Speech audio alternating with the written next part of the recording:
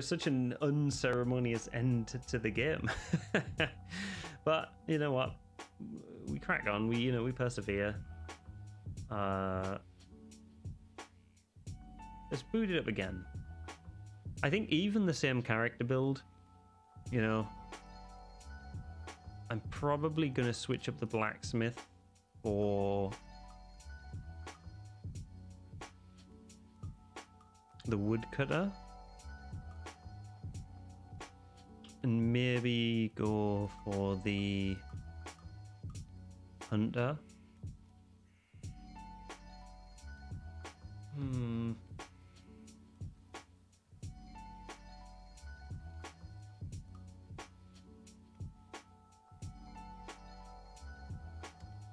Could do minstrel, woodcutter, hunter.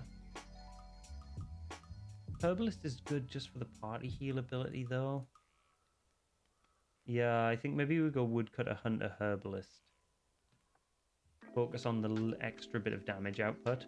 All right, so we're not too, we're not too bad. What are we? 1 hour 50 in. We've hit a slight snag. I'm not gonna lie there. Well, let's explore the surroundings. Everyone. 75% chance to get an item and you mess it up. But we'll jump into this fight anyway. We're going to get a couple of XP, but it's worth it just for the... Well, it's just worth it for the extra XP. We really want to focus on leveling everybody up as much as we can. Get everyone better items. I think that's probably where I went wrong, is that Strella was still using a starter item. We'll collect it to sell it, but we'll not do anything else with it.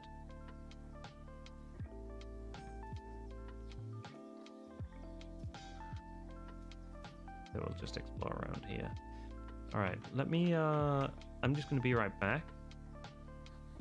What's my intermission scene like? That's okay. It's okay. Right, I'm going to be back. So yeah, so we hit a bit of a snag. Let's call that part one. Part one, which was us getting our butts handed to us. We're going to try a different tact. Ideally, we don't want to lose any lives, so we're going to play super cautiously. Focus on leveling everybody as much as we can. Glass rod is breakable, so we're not going to go for that. We'll just go for reduced chaos. Perfect. Acolyte is on the way. We can slap them. Head to wood smoke, or head to wood smoke and then slap them. Strength based, we're going to leave it. Let's see if we can jump into combat. That's it.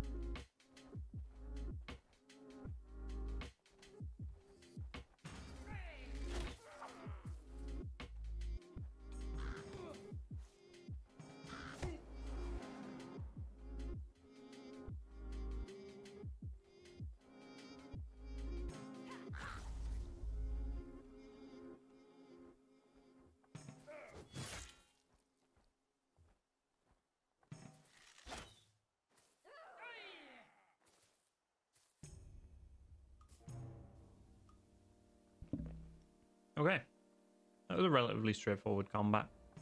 We can go ahead here. I mean, the fact that we're also using a two-handed weapon now means that we can start using some of these, which are really, really useful. Let's go get you this Sanctum. The immunities, again, save us using a load of herbs.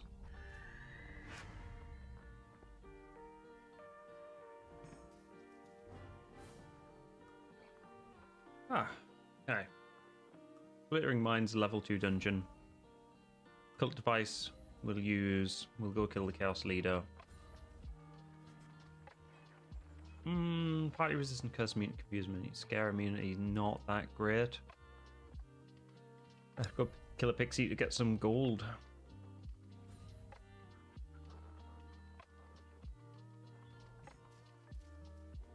Everyone should be in range, so we'll fight this fight.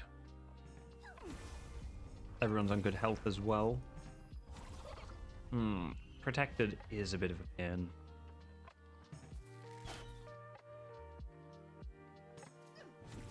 And damage down is also a bit of a pain.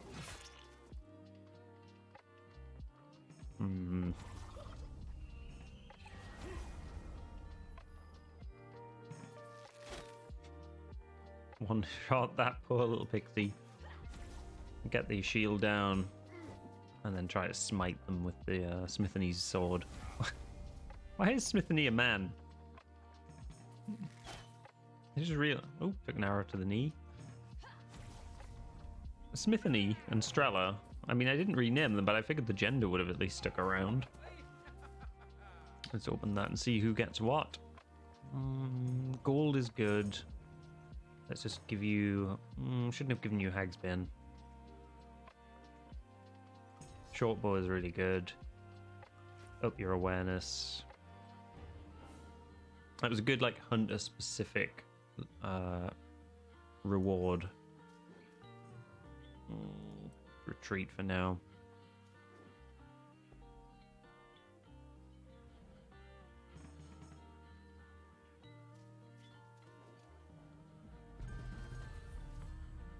That's good.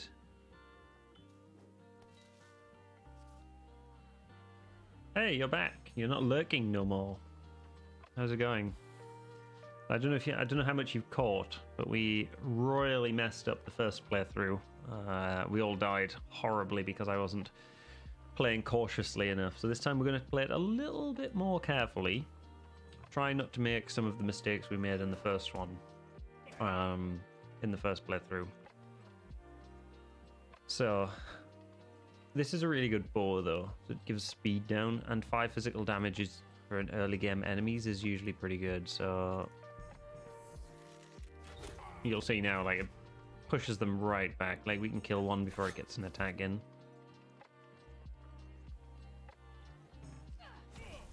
Do a ton of damage.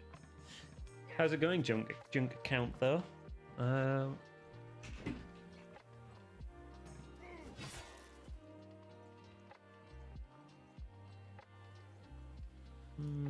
This one's going to get an attack in first, so we'll just speed down.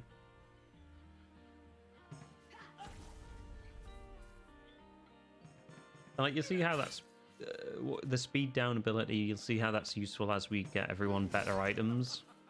Ah, good to hear. It's all good. You had a good weekend. Have you done any streaming or anything like that, or have you just been like watching streaming and chilling out? Speed down. Yeah, missed. That's okay. Smithany's losing a bit of health.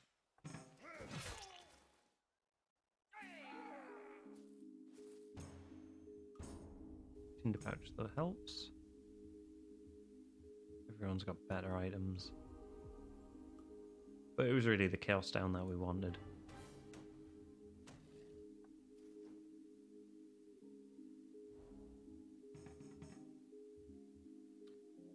Talent-based cult device.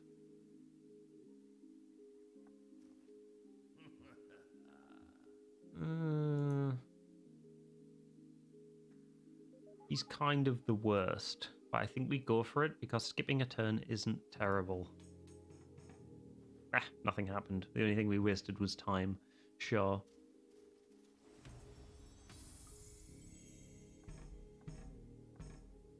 I think it's worth using all that just to minus the chaos.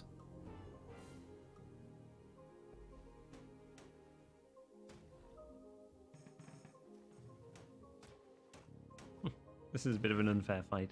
Yeah, glad to hear everything's all good. Glad to hear everything's all good. Did you get up to much this weekend? You're not in the...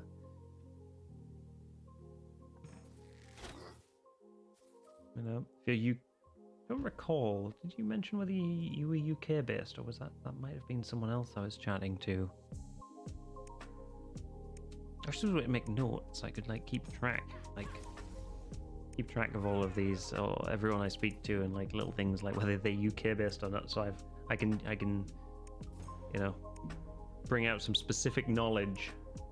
But if you are UK based, are you excited for tomorrow when you can finally book restaurants and bars and pubs? You can finally book somewhere and actually meet up with people outside of your household after 15 months, 13 months, 14 months of being in lockdown.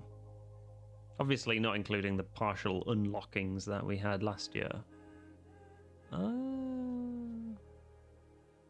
Let's go for the Burnt Tome. The Burnt Tome's pretty good.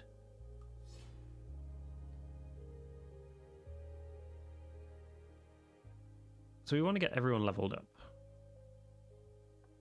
ASAP, essentially, and uncover all of these tiles.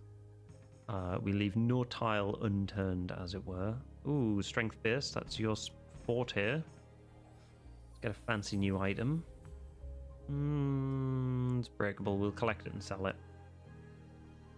Let's try and get this. I don't know what happens if we fail, but we didn't.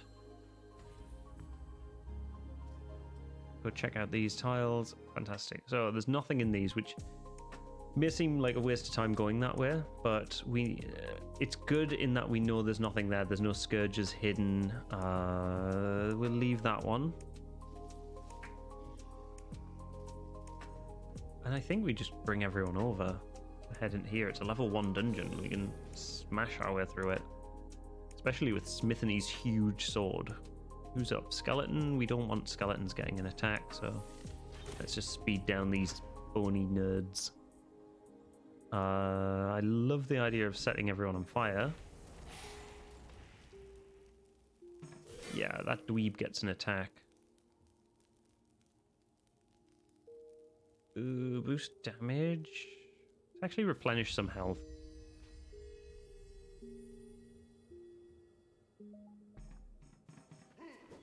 Try to take down the jelly cube.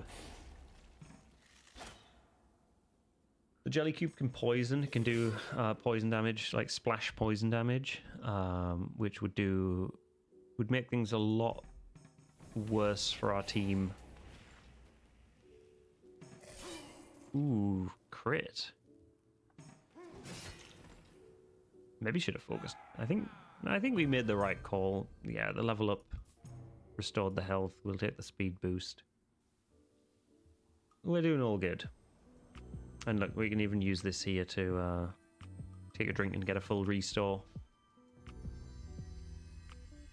So we're in an even better position for this next fight. It's generally a safe bet to take down wizards and pixies. Any magic users, bards in particular, are problematic. So we probably want to speed down either the warrior or the shaman. I don't like the shamans. The fact that they can reduce your focus means we probably don't want them to get an attack in. I think we just try to... Yeah, fine. Oh, come on. Alright, yeah, see, this is exactly what we didn't want to happen. Start taking, like, a bunch of damage. Yeah.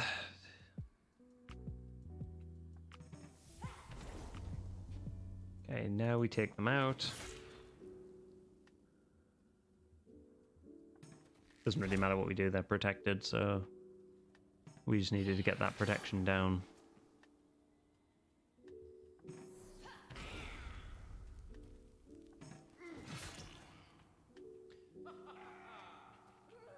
Yeah. We'll collect it, we'll sell it. That's a good armor. And we hopefully should get some good armor from this as well, or some good items for somebody. Book of Lore is okay. I mean, that would have been great for Strella last time when we were an actual music-based character. Damage reflection will equip. Awareness is really good for Strella.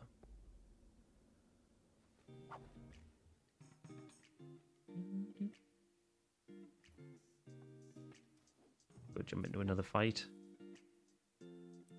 Everyone's on good health, so we can do with trying to level everyone up.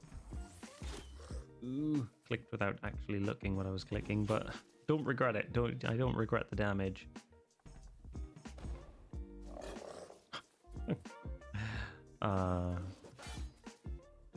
Gross.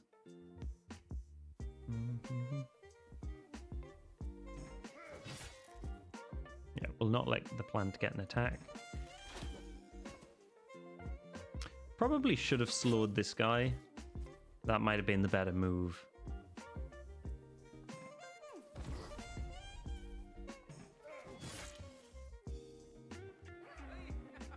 5 XP is not bad, actually. Already got a splint mail vest.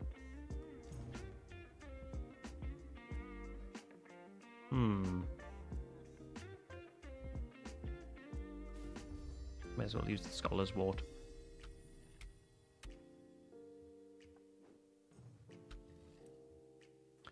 Let's retreat for now.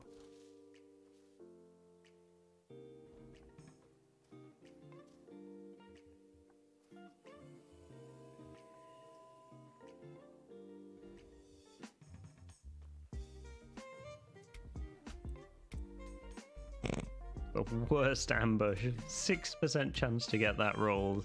That set of rolls. Okay. Come on, don't attack Omicron. And we are all good. Getting the absolute worst rolls here. Something has set our luck to 0 for these 2 games.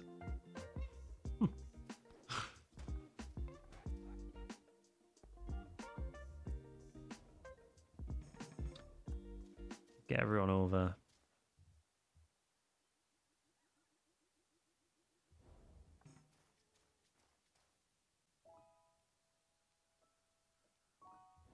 I think we just stick there, regain a little bit of health, if I'm honest.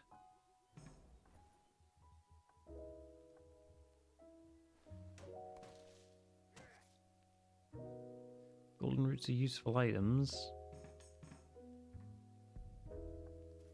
Let's go jump into combat, though. We want this done. We'll get the gold. We head over to the shop. We buy some nice, fancy items.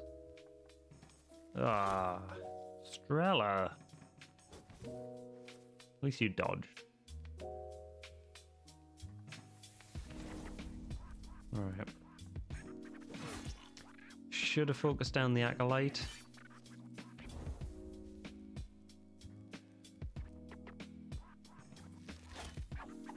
But we'll take them out now so they don't get an attack in. We've got a chance to kill the Chaos Leader unless they... Oh, no! Oh, why? Why do you pick the weakest? It's supposed to be random. These are supposed to attack randomly, and they just randomly attack, supposedly, the character on the lowest health. Right, well, we got to res them. Just so that they get the XP from the fight, because we don't want them to keep falling behind. But that's it. That's going to be the last life we lose in this playthrough. I'm going to be a bit faster and looser with the... Let's go for the heavy bow. Yeah, the Chaos is down now. But we don't want to really progress over there.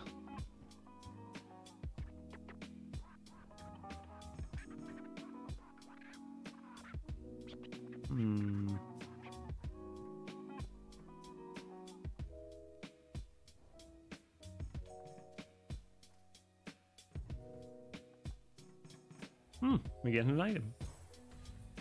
I'll collect that.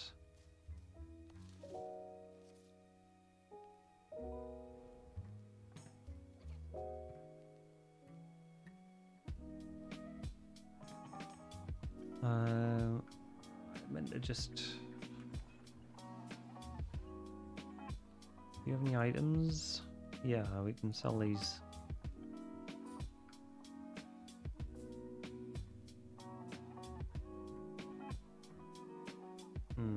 That was not really...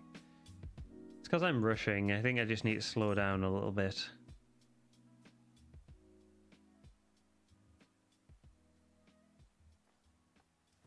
Yeah, we'll all end our turn here. We'll meet up. We can head back to Orton. We have to head that way anywhere.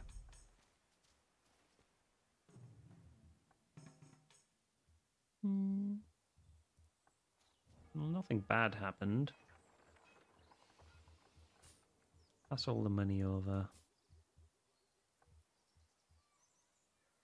Actually, give it all to Omicron. I think probably Omicron is the best person to have it. Because they should be buying the beard.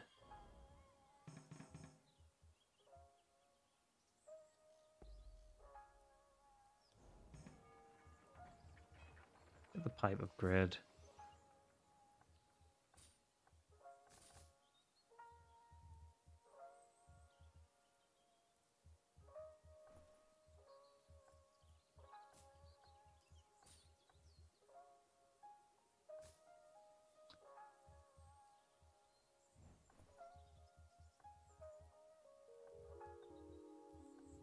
Pass these items over and we'll sell all of these as well.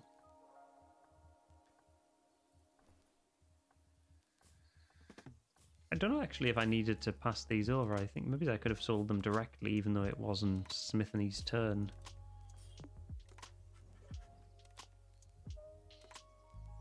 Okay. Ghosts are okay. We can deal with ghosts. See if I can engage us all in combat, right? We've got 2 to deal with. But we'll get more XP.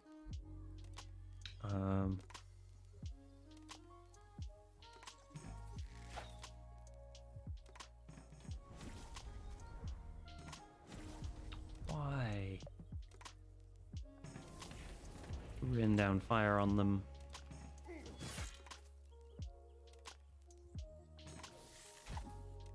Tried to do the one shot there. A low chance to hit, but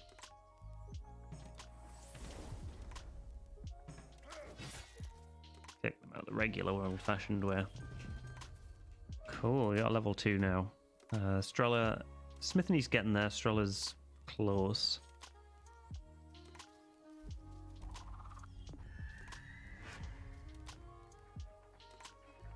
We've explored this, so it must be in this area here. You head there, Margaret. All the Godspeed you can.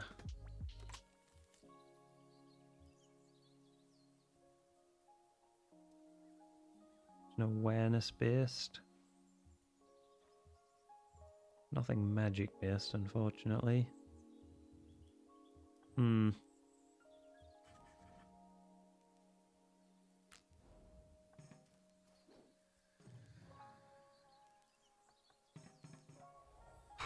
That was lucky. Oh, 2 cave mushrooms as well.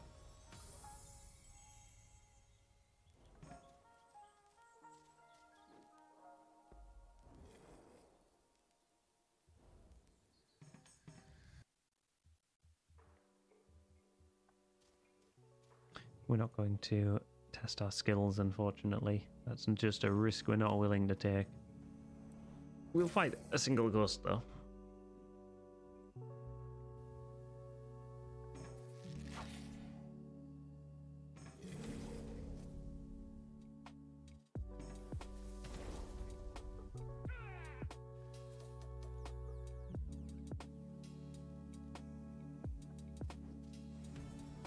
Ah, there's our lost supplies. That's all we wanted.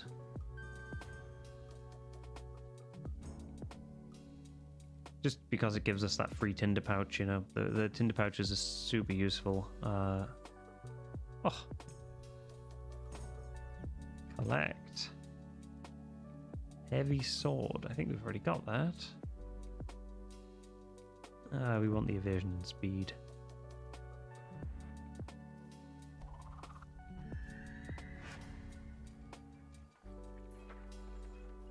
We're all in good health.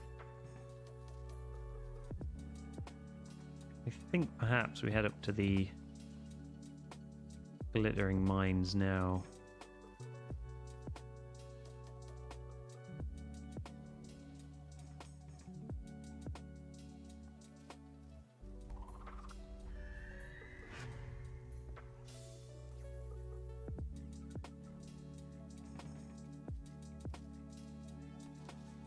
Oh.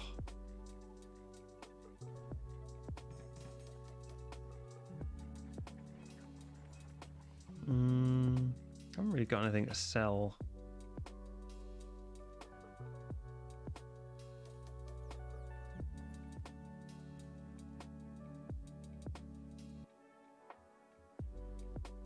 I'm not sure what I'm supposed to do with that case of mead. It's fine, we'll get the party in here, we'll deal with this. So yeah, rushing through a little bit. We need to slow down so to not lose any more lives. The worst thing we can do is lose lives as much as we did in the previous game.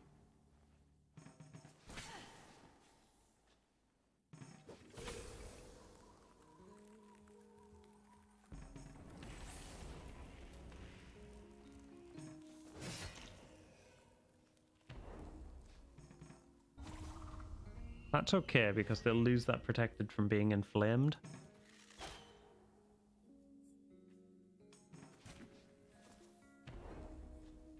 Oh, they didn't, okay.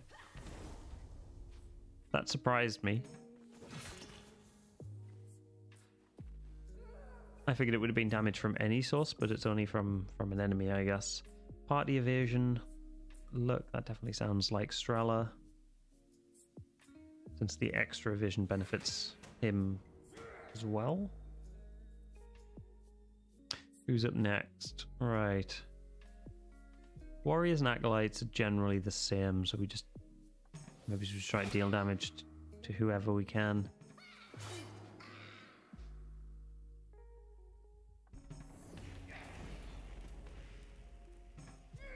Ugh, that's a lot of damage.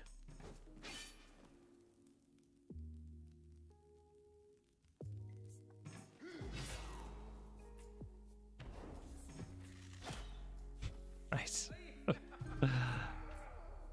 Oh, okay, level up. That's what we wanted. We'll just collect it and sell it. We'll equip that. Collect that.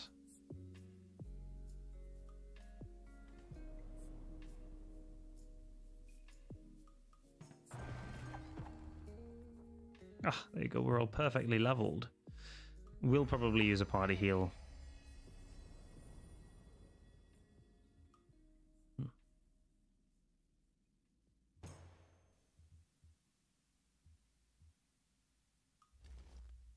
Ooh, what was that item actually? Awareness up.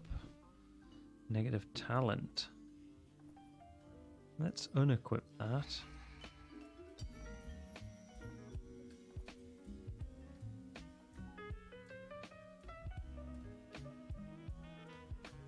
I'd say we want to equip that one instead. We're essentially looking to buff these stats. Once we get them above 90, we're golden. You know, it's essentially, you can think of it as the chance that we've got to hit with an attack of their specialty.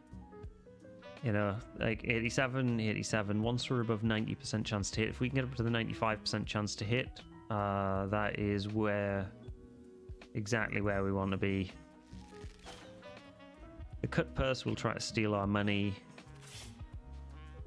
They've got an attack which steals, like, loots an item. Not anymore, they don't. But now we try to focus down the jelly cube. Setting things on fire is generally a pretty good approach. Ah, immune to poison as well. I take it back. This is a good party. Talent, nobody's talented here. Okay, down to level 2. We don't need a rest. Everyone's in good health and good spirits. We crack on. Golem's going to be a pain. Mosquitoes, I just think they're just gross. The sound they make, and you hear that kind of high-pitched whine. They can only be killed with a perfect attack. I think we try and perfect and kill them, just to prevent that little bit of damage. that wasn't very friendly. Oh, justice. Good that we got a bit of damage in on the golem. So we should be okay. We need to get a bull which has arm penetration.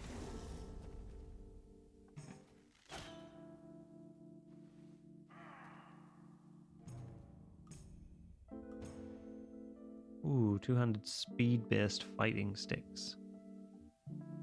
I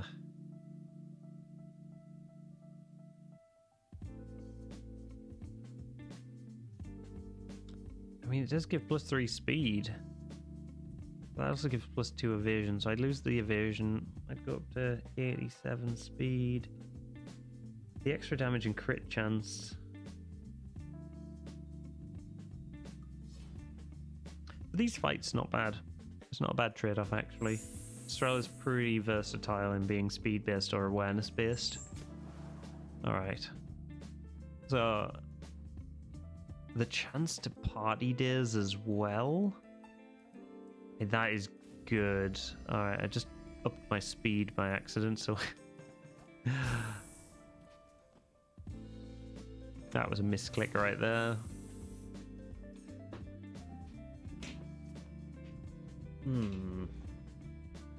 Try and set the world on fire a little bit. Who's up next? The bat? Yeah, I don't really want the bat to get an attack in. You know, protect against damage where we can. Just daze both of these. Really?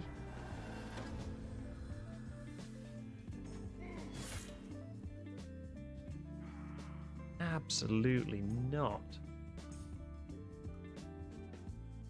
We're still okay for health. We've got a few rooms left to cover.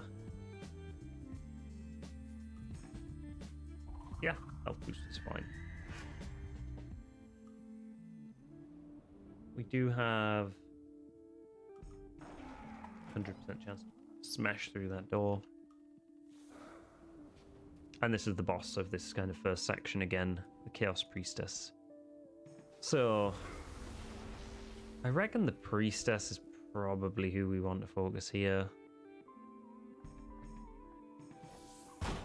We'll just daze them all. The other two are immune to daze, but I think we can really focus down the Priestess. They're not immune to fire. Ugh.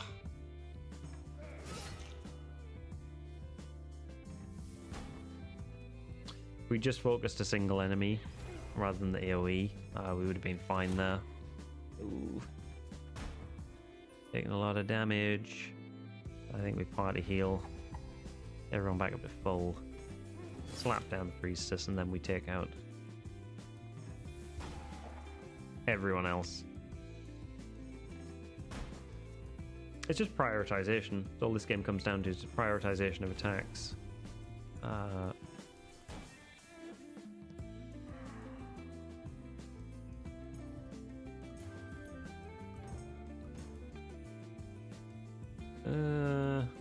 I mean, it's better than nothing, but the Explorer's Cloak is better. Portal is intelligence based, so we really want to put that over onto Omicron.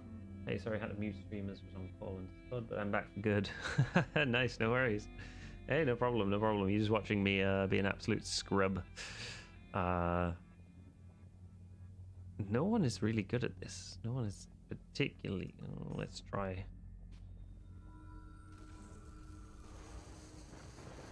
The stream is going. It is definitely going. The plan is to try and complete this game in one stream. That may or may not happen, given the fact that we died after an hour and 50 minutes.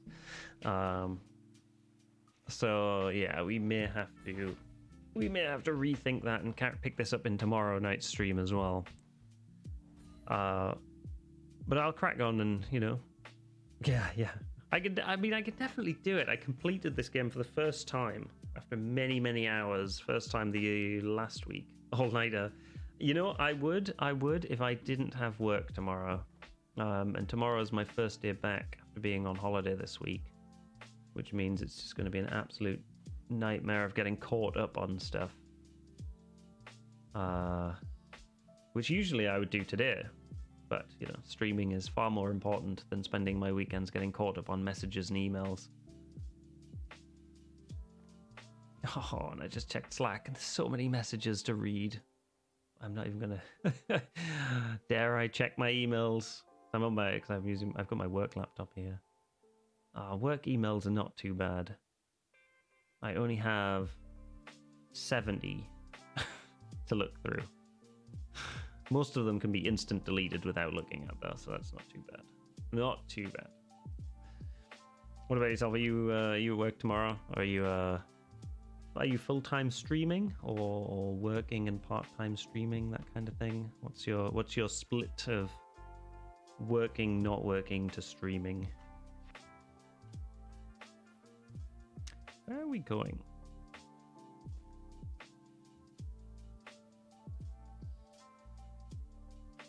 Nah, I go to college, but I'm breaking it. Oh, man, look at you. Look at you, man. Yeah, sometimes I do miss my university days. It's a simpler time. You know, you kind of have one thing to focus on, which is just, you know, your degree, and then everything else is like, you know, everything else is peachy.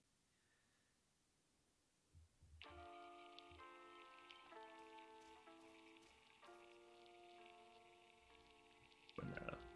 You done much today? Today? No. I woke up super early. Actually, what did I do? Had a terrible night's sleep last night, and I woke up at like 2 a.m. For no other reason than I think I'd went to bed at about 9 p.m. on Saturday night. Woke up at 2 a.m. fully rested. Went back to sleep. Had a really weird dream, where I basically noped my way out of that dream. I don't usually dream, but I have distinct recollection of falling asleep and just being like, no, this is a dream, I'm waking up. And then I immediately woke up and it was then 5 a.m. It just kind of weirded me out for a little bit. And then I fell asleep till about 8. And then me and my girlfriend decided we were going to go for a walk and go to the park and have a picnic, because the weather was quite nice. And despite it being kind of 14 degrees and sunny, it then snowed a little bit on the way back, which was a bit strange. It doesn't usually snow in London. Yeah, that was pretty much it. Went out, had a picnic, came back, had a bunch of beers in the house while watching some TV. I was watching some YouTube videos on coffee making and how to get the most out of my AeroPress coffee maker. Yeah, not a whole lot. Yeah, really chill. What about you? How was your weekend?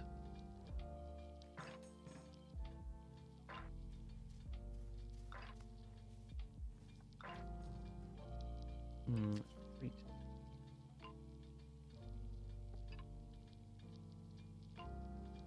Rugby at 9:30. Spent most of the day thinking about searching how to upgrade my PC. Then spent 5 minutes searching about it and got bored.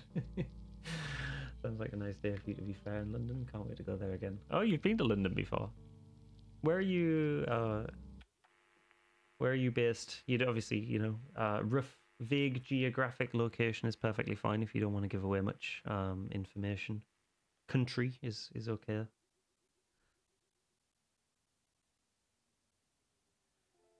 Yeah. Been twice from Coventry. Yeah. I know Coventry. I think I've got friends from Coventry. I don't leave London much, to be fair. I'm not from here originally, from up north, up in Sunderland. Yeah, but I've been in London for, I think, 6 years now. Yeah, between 5 and 6 years, and I just don't think I could live anywhere else. Or at least I've always said I don't think I could live anywhere smaller. I've lived in small towns and I've lived in like villages, and Sunderland is technically a city. Not that I would ever recommend visiting that particular city. But I don't think I could live in any. I don't think I could live in a smaller city than London. It would have to be like another capital. But there's just there's too much going on. Just you know, too much excitement. Well, rugby sounds cool. Do you play for a particular? Do you play for a team, or is it like casual?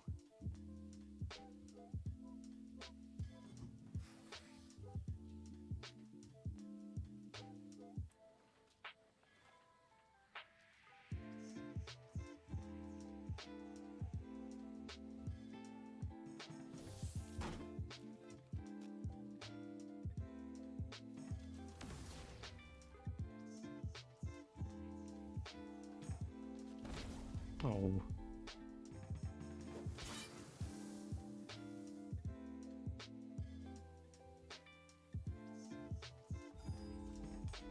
The local team, but at the moment I'm coaching. Alternating first team.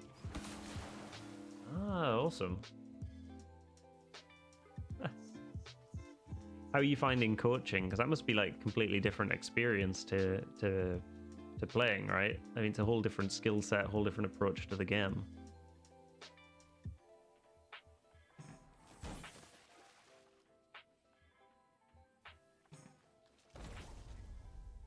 Ah, and of course, you're UK based. For some reason, I just assumed it was weird at first, but I'm loving it. No, that must be cool. It's nice kind of taking that opportunity as well to kind of get that experience in like leading and managing. That's pretty awesome. But yeah, no, I thought when you said college at first, I was like, oh, US based, that's university. But no, yeah, UK college is obviously different. Ooh, that's good armor.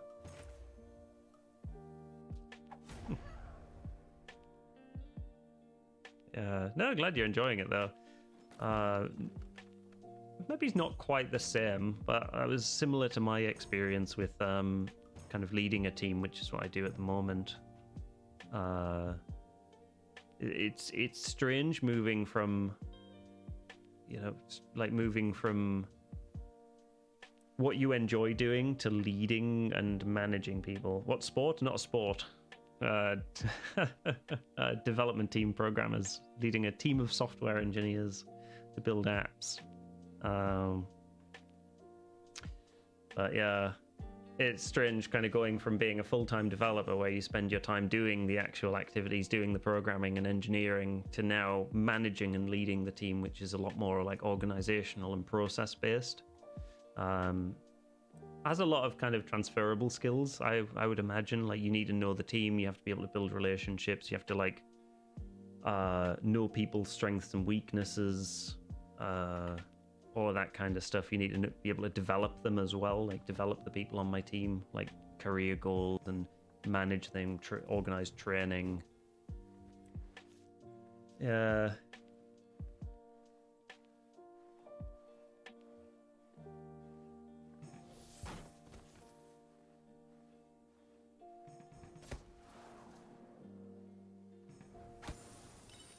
Oh, robbed.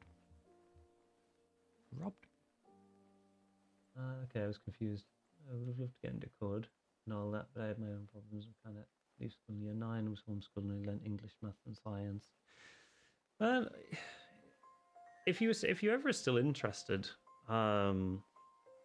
there's never a bad time. I mean, I didn't do a single bit of programming until I was like 18, when I first went to university, and enrolled on a programming course. That was my first intro to it. And now I've been doing it for, I think this is my 11th year of professional. Well, hold up. When did I go to university? 2010. That was a 3-year course. It's about 8 years professionally and 3 years academically. And there's still more, there's still more to learn, but it's one of those, it depends. It's something I recommend to people, like, getting into or learning. If, geez, what kind of stuff do I program then? Well, I make apps for sports. Well, I make apps for sports teams, music festivals, venues, So the company I work for and the team that I'm a part of, we build the iOS apps, the iPhone apps specifically for places like Tottenham Hotspurs Football Club, the O2 Arena in London. When I first joined, we were doing all of the O2 Academy venues. We've done things like British Summertime Festival. What is quite cool, we do the app for, what is it? It's the Indy 500 venue in the US, which is like a 400,000 capacity venue, which is absolutely nuts. And they're really keen on getting people to like download the app before they get there. So like having 400,000 people needing our app to actually get into a venue is pretty awesome. But yeah. So I specialize in doing the iOS apps. I've done Android apps. I've made Android apps in the past. It's not really like it's fine. It's perfectly fine. It's just I prefer doing iOS apps.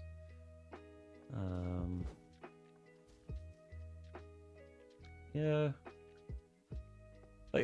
I'd recommend like if you're ever curious. I mean, my academic background is in games programming. That was what I really loved. I really wanted to do computer games programming, and maybe's in the future I would, or find a way to do app development for a games company, which is not that far-fetched given that you look at things like companion apps for games now.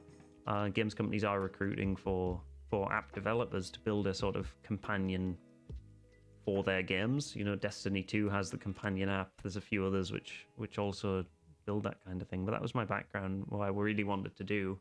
But then just kind of got a bit burnt out from it. University can do that, I guess. There's always that risk. You study something so intensively for 3 years that by the end of it, I didn't want to do it anymore. I'll definitely have to look for online courses to do in spare time. Two things I would love to do is computer-wise would be programming and digital art. Yeah, me too. I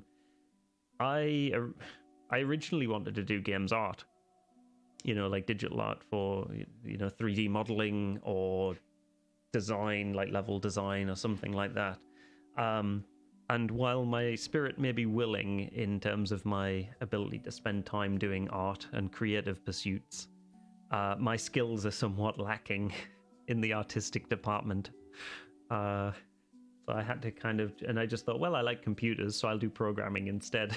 And it kind of worked out okay. But yeah, I recommend it. Like I always recommend if you like problem solving, that's the biggest thing with programming. Same here, I can draw very good stickmen. Yeah. Hey, I love those like old, grew up watching those stickmen, flash animations. They got me through a lot of years. But yeah, I always recommend programming to people who like problem solving, because that's essentially what the days involve, is just how can we do something better, or how can we get this thing to do the thing we want, or how can we build this thing that's going to take 5 weeks in 3 weeks. That's my problems at the moment. We've been given 180 days worth of work to complete in 130 days. And it's like, how can we do this? And I'm like, well, I'm going to need more people. I'm going to need a bigger team if I'm going to do this.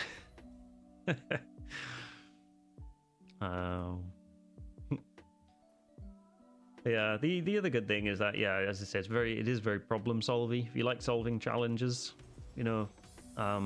once you learn one programming language, learning another is very easy. And just because if you start to try and learn one, just make them stay up all day for all nighters without any breaks. No, I run a very fair ship. I run a very fair team. If anyone has to work, and I'm very, very strict enforcing this, if any of my team work any later than their prescribed hours, I make them take time off the next day or very shortly after to make up for that. If they stay 2 hours later to pick up stuff, they start 2 hours later the next day. Add on a 5-minute break. Yeah.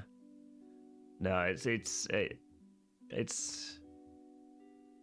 one thing I've always loved and one thing I've kind of always been proud of. So I've been in this same company for 4 years now, and I started as just a developer in the team.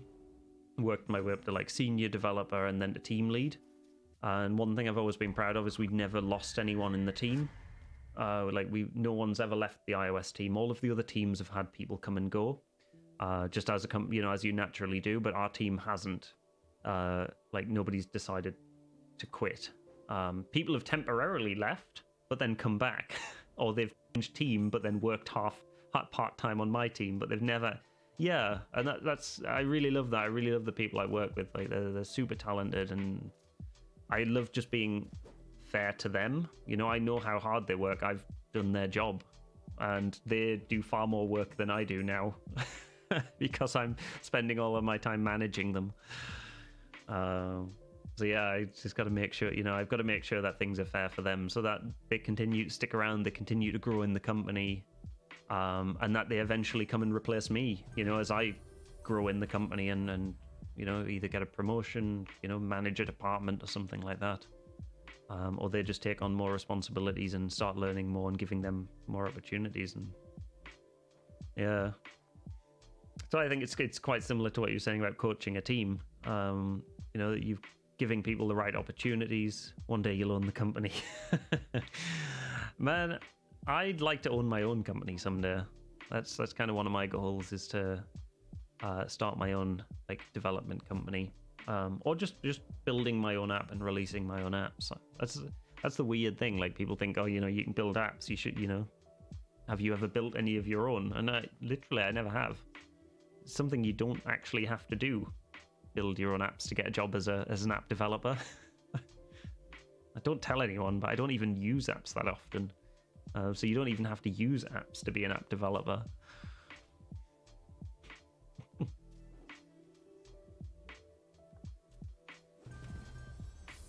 Ooh, catacombs. Yeah. No, we're going through quite work's pretty good at the moment, pretty okay at the moment. We're going through a decent phase of growth. Have you ever come close to saying F it and nearly made... Yeah. Every other week, there's something that bugs me at work.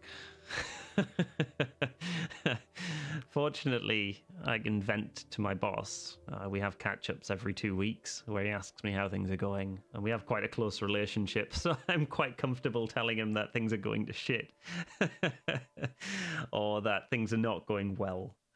Yeah, that's the thing. I've always got ideas. I always half build something, but I'm in it for the technical challenges. The minute I solve the technical challenge with a personal project, I just end up giving up on the project, because the interesting thing, the thing that I want to learn, has been learned. So there's nothing new. The rest of it is just oh, where do I put these buttons, or what colors should I use? And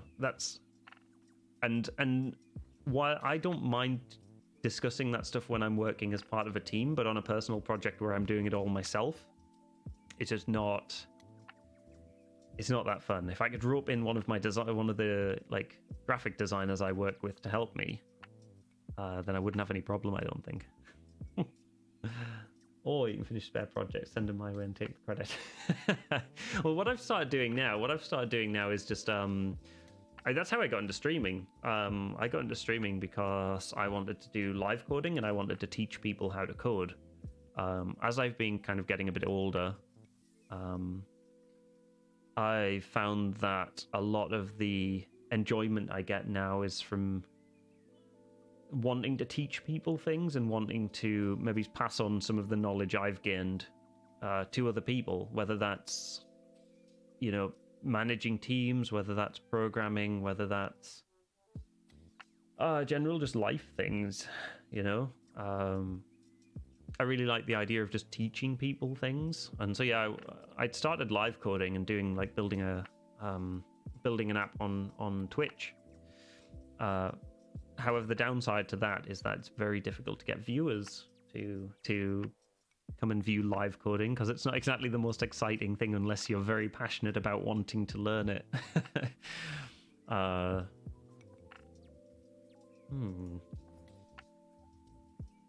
buy these boots. But what I'm thinking of doing instead of doing it on Twitch, is putting it on YouTube. So I did like I think I did 5 streams. I was doing them Tuesdays and Thursdays initially. So I think I got through about 3 weeks of doing it before I realized, look, nobody's watching this. Nobody's actually looking. So the project was finished, like to an okay standard. It definitely needed some work doing to the interface. But I released the source code for free. Like, people can take that code and do whatever they want with it. They can take the app and release the app under their name. Yeah, I was going to say put them on YouTube, and you can promote your YouTube on Twitch while you're gaming. Yeah, that's now the plan. So what I want to do is revisit the app that I built, and re-record it, but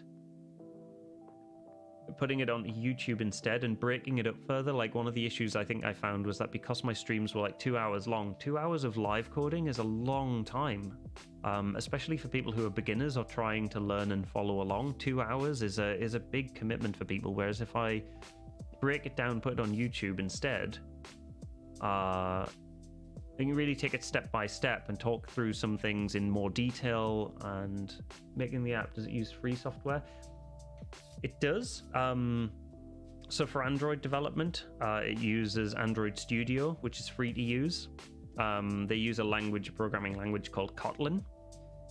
On iOS, it uses a piece of software called Xcode. The only prohibitive factor is that the software is only available on Mac. So it does mean owning a Mac, or you dual boot, like you partition your hard drive and run a version of Mac OS on your Windows machine on that separate partition, which is the other way to get around having to buy a Mac. Yeah, other than that though, the software is free. Apple have been quite good. They were usually, when I first started development, they required you to buy a developer license, which is like $100 a year, in order just to test the apps you were building on like a real device. But they've changed that since they changed that a few years ago. So you can build it and run it on your own devices without having to actually need this license that they make you pay for. You only need the license to then release it. But the other good thing about mobile development is if you ever did want to make a mobile game, something like Unity, if you make your game in the Unity using the Unity engine, which is super intuitive, uses scripting languages which are a lot easier to get to grips with, you can then export those projects for Xcode or for Android Studio. So then you can actually convert your game into an actual mobile app, and release it on those platforms very, very easily without much work.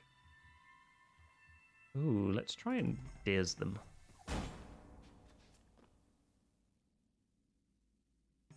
But yeah, essentially the software is free. The other advantage nowadays, Kotlin and Swift, so Kotlin being the Android programming language, Swift being the iOS programming language, they're very, very similar. A lot of work has been going on over the years by the respective people who, like the teams that build and update the programming language, and they've made it a lot more accessible and a lot closer together. So if you know one, it's very, very easy now compared to what it used to be like to translate those skills over.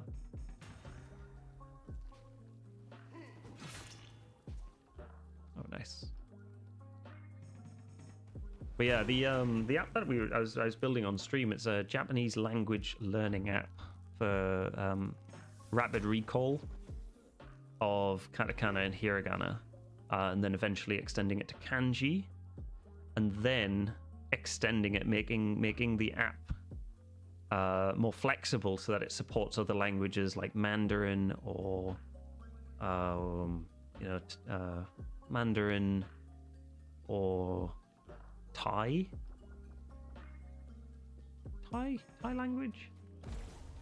What language they speak in Thailand? It is Thai, isn't it? Thai language. It just sounds weird to say, because you've got obviously you've got Mandarin, you've got Japanese, but yeah, apparently it's just called Thai. Interesting. Traditionally used to be called Siamese. Interesting. Learn something new every day. But that was the plan originally, and it still is the plan. I mean, the source code's available for people to take that app and run with it, and it works. You can learn, or at least you can practice hiragana and katakana using the app. Obviously, my Japanese skills are there shouldn't be any issues with the app in terms of learning the language. I wanted to extend it to teach people, eventually teaching people how to construct Japanese sentences. Because that is, I've got a book somewhere on like Japanese sentence patterns, and it's super easy. Like Japanese is a very minimal language. You can get a lot of mileage out of very few words. And so I wanted to extend it so people can actually practice constructing sentences and doing it that, and like learning that. We're learning by building these sentences and then maybe using, integrating some sort of chatbot system. So you could just talk to a bot if you didn't have anyone to speak to in person.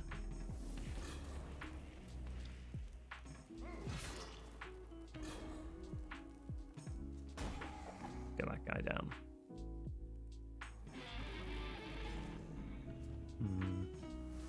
So that's kind of my other thing, like this. Oh, I need a party heal. Yeah. That's been kind of one of my other side projects. I've neglected it a little bit due to like house moving and streaming and stuff like that, but learning Japanese is something I've always wanted to do, and to kind of get to a conversational standard. Like let's give those there.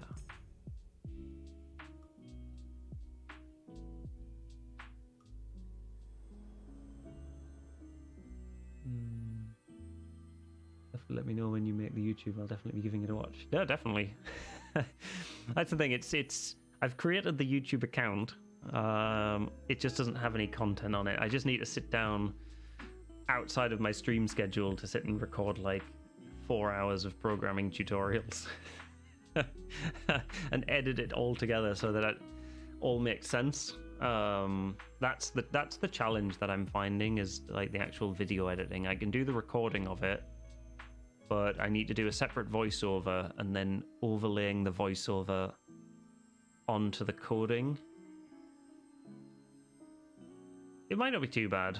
I'll definitely find a way to do it. It'll just take some time. And then maybe it's even releasing new things weekly. Like, the thing I really loved about doing it was that everything that I build on that project will be publicly available. Anyone can take it, and I don't mind. I have absolutely no... That's exactly why I want to do it. I want people to get interested. People who are interested in coding, I want them to be able to take a project and start playing around with it. Yeah, exactly. Just have to mess around with it until it works. Yeah. That's exactly right. It's finding the time, though. It's so much going on, which it's a nice problem to have. Don't get me wrong, I'm not complaining about that. But just so much going on that I've just got to be way more efficient with my time. Ooh, talent based. Nobody's talent based, but that armor is generally better.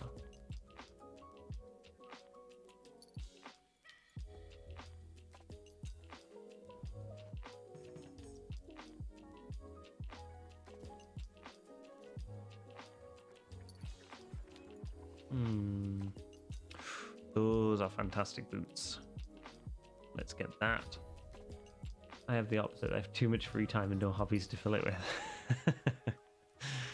Yeah.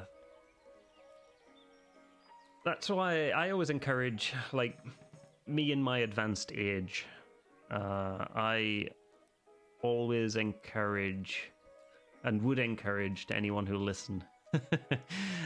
Discover a love of learning new things, and that can be absolutely anything. Whether it's a language, whether it's just random hobbies. Like during kind of lockdown last year, I taught myself how to like brew beer from scratch. I'm really big into like coffee and coffee brewing as well, like tweaking things to try to brew the perfect reproducible cup of coffee. Well, that's the thing. I don't think there's any problem with that. Like, there's having the having a short attention span. It's perfectly fine to jump around a bunch of different things. That's what I love, finding new hobbies. Like, Japanese is something I've jumped, like, gone on and off of over a number of years. So it's a bit of a hobby that I kind of come back to at occasion. But I love having just tons of different things that I can switch around. Like my home brewing, beer brewing, I haven't been doing much of, just because I don't want, there's equipment I need to buy to make it more reproducible, and I don't want to make the investment yet into it. But then, yeah, like the coffee brewing, I've started getting, like, recently, like this weekend, I've started reading and learning more about coffee brewing and things like that. This week, I've got a bunch of tutorials I want to watch on management, digital content creation, and public speaking. So there's all different things. Like, I just fill my time with constantly learning a huge variety of things. It doesn't matter whether I'm not interested in becoming a pure expert in it. You can get by quite far without that. But just having like a vague, like a general passive knowledge of a lot of things is I think makes people a lot more well-balanced, a lot more well-rounded. Plus that natural curiosity of just, not dismissing something because it's not your specialty.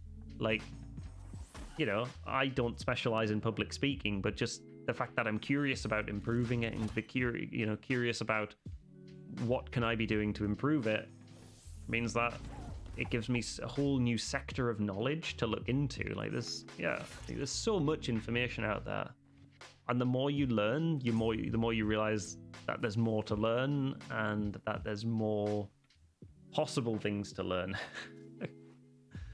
And it just never really ends, and it's quite nice in a way. You're never bored, which I think is something I desperately try to avoid, is just being bored. I hate being bored.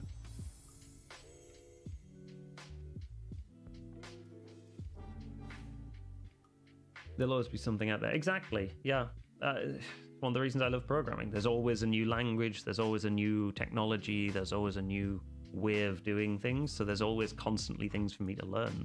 So it's kind of a nice choice, like career-wise. That's why I've enjoyed about it. But yeah, I mean, I was never always this way. I'd never, it wasn't really until I started working with my boss, or he was my colleague a few years ago, and then became my boss. But he's like a super motivated guy, like really, really motivated, and really, really big on self-improvement. And it was his influence, working so closely with him over the years, that really kind of instilled that in me. And I don't think I'd trade it for anything now. Like, it's, yeah. What am I doing in this game? Oh, collect.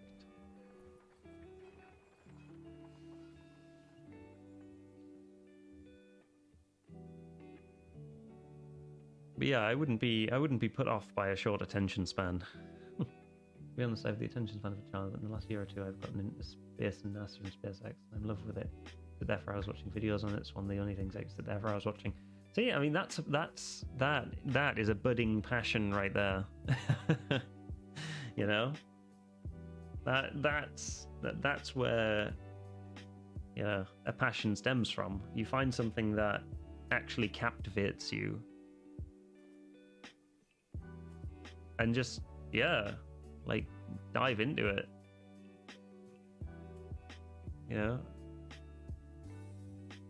As much as I said, it's nice to have a general sense of knowledge, like a general, like, kind of knowing a little about a lot. if you're a person who has a deep passion and wants to learn a lot about like a very specific subject, then that's also a great thing.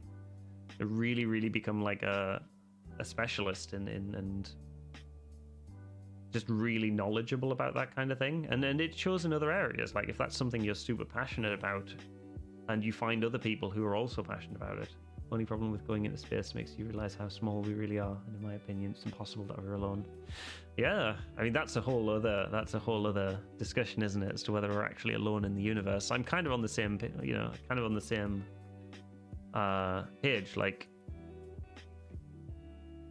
just you think about it, like we can't possibly be the only planet to spontaneously develop life there in an almost infinite universe, or what is this, what could potentially be an infinite universe. There has to be another planet out there with life on it.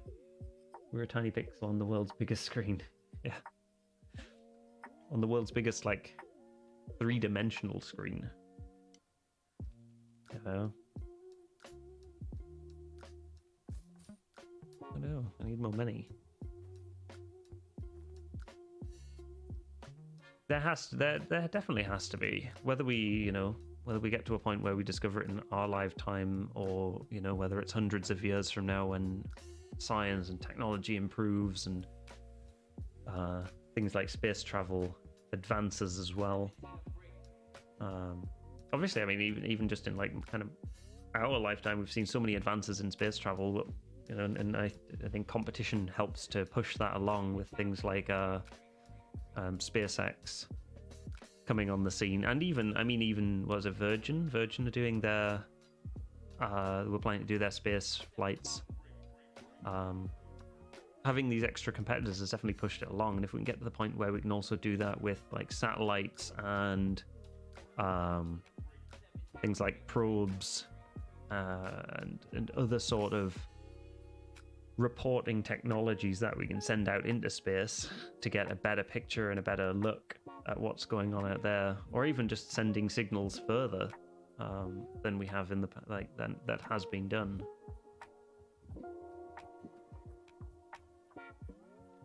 Then maybe that increases the chance of finding life out there.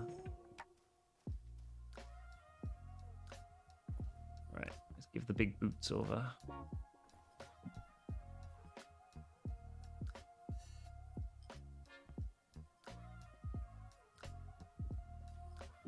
Oh, there they are. I forgot to scroll down. Whip.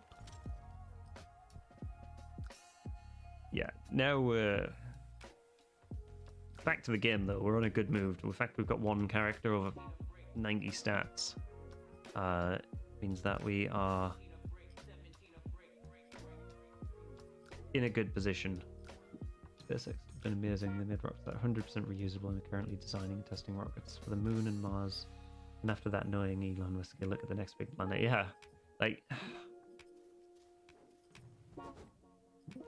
I'd love to see, and I'm really excited for when they do the first manned mission to Mars with actual like getting to the point that they can land people on Mars and bring them back up again. That's going to be absolutely awesome to see. That's such a huge step, and so much will be learned. Yeah, and the fact that they're reusable rockets as well is such a big deal. Because the amount that for NASA and their rockets, like,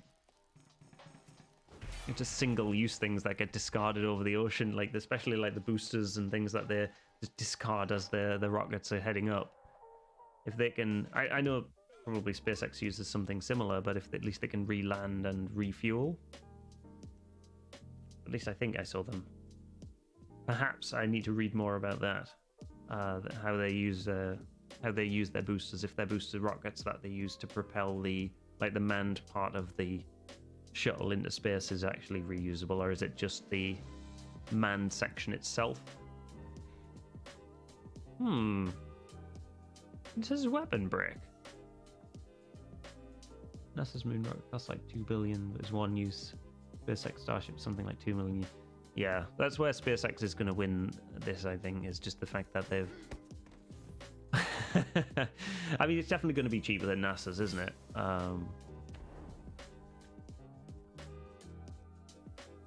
And the fact that they've done so much, like, I don't know the exact number of tests that NASA's done, but SpaceX have been doing a hell of a lot more tests.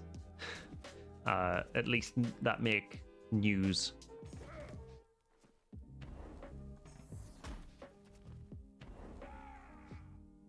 Alright, I need to figure out where Smithany's weapon has gone.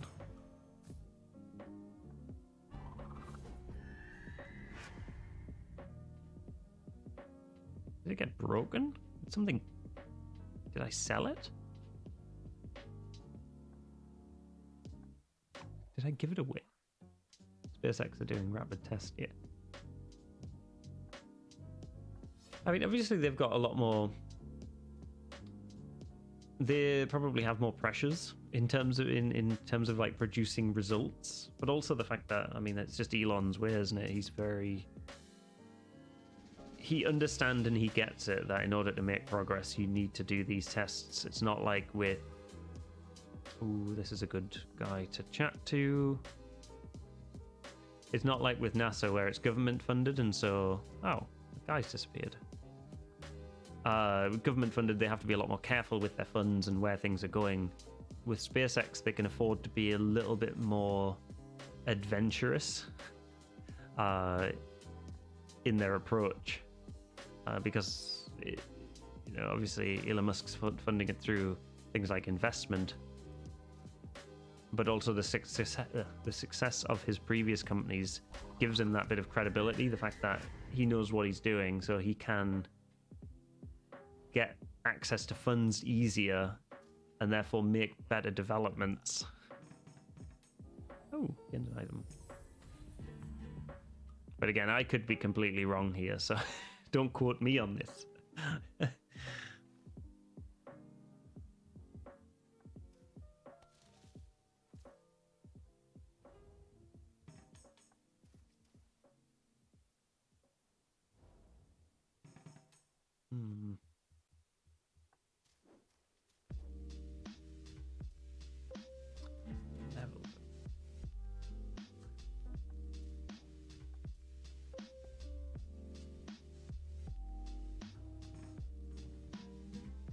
Ooh, that's probably the worst fight.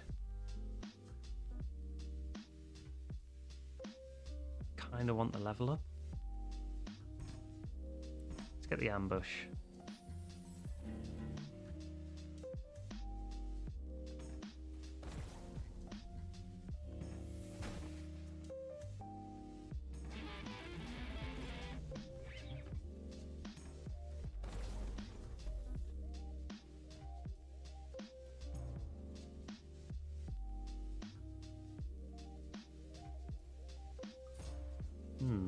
Good necklace. Getting some good items now. Trying to think if I've got any like things that any like books or anything like that I'd recommend. One that I've read recently, which is quite good. Well, I say read. I usually prefer listening to audiobooks because then I can actually just go out running or something and put it on while I'm out running. Is Who Moved My Cheese? That's a very good audiobook. One that I recommend. It's quite, I mean, if you were to buy the actual physical book, it's quite a short one.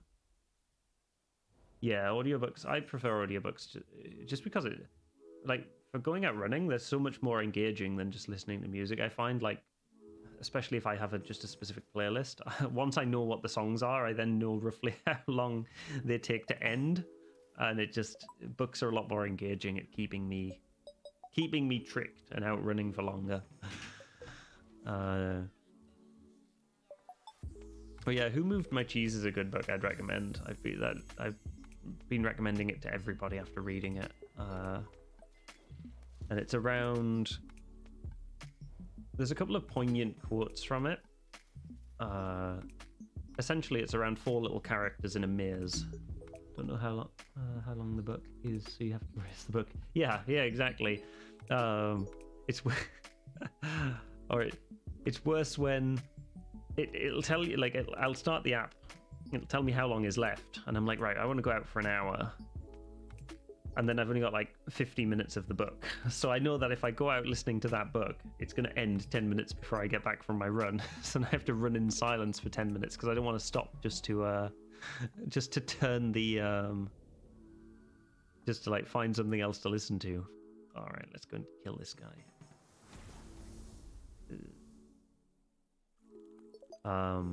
But yeah, it's essentially like the book itself is essentially about identifying. It's about like 4 little characters inside of a maze. They're all looking for some cheese. They're like, you know, they're mice essentially in a maze looking for cheese.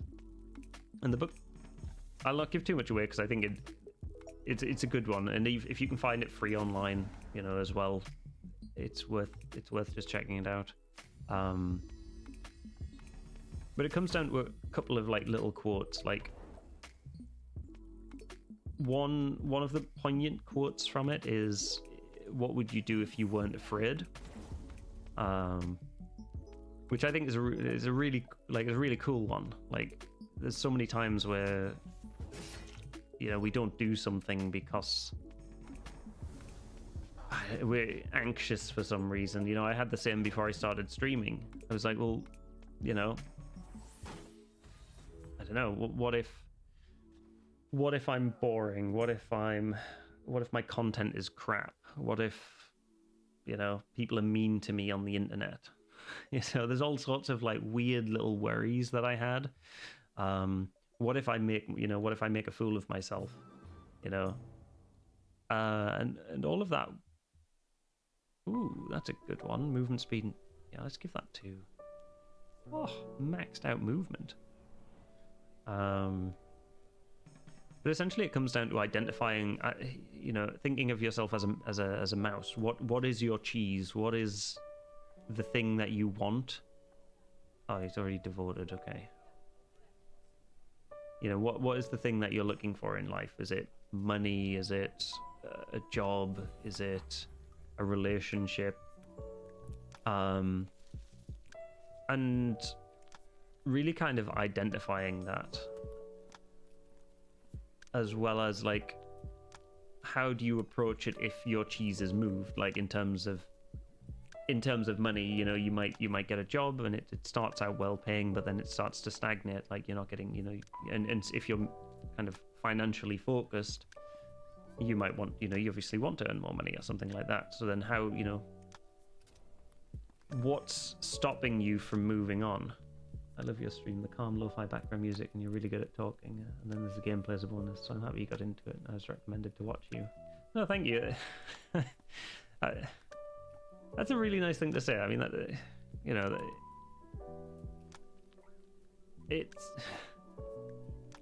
that's kind of what I wanted my stream to be.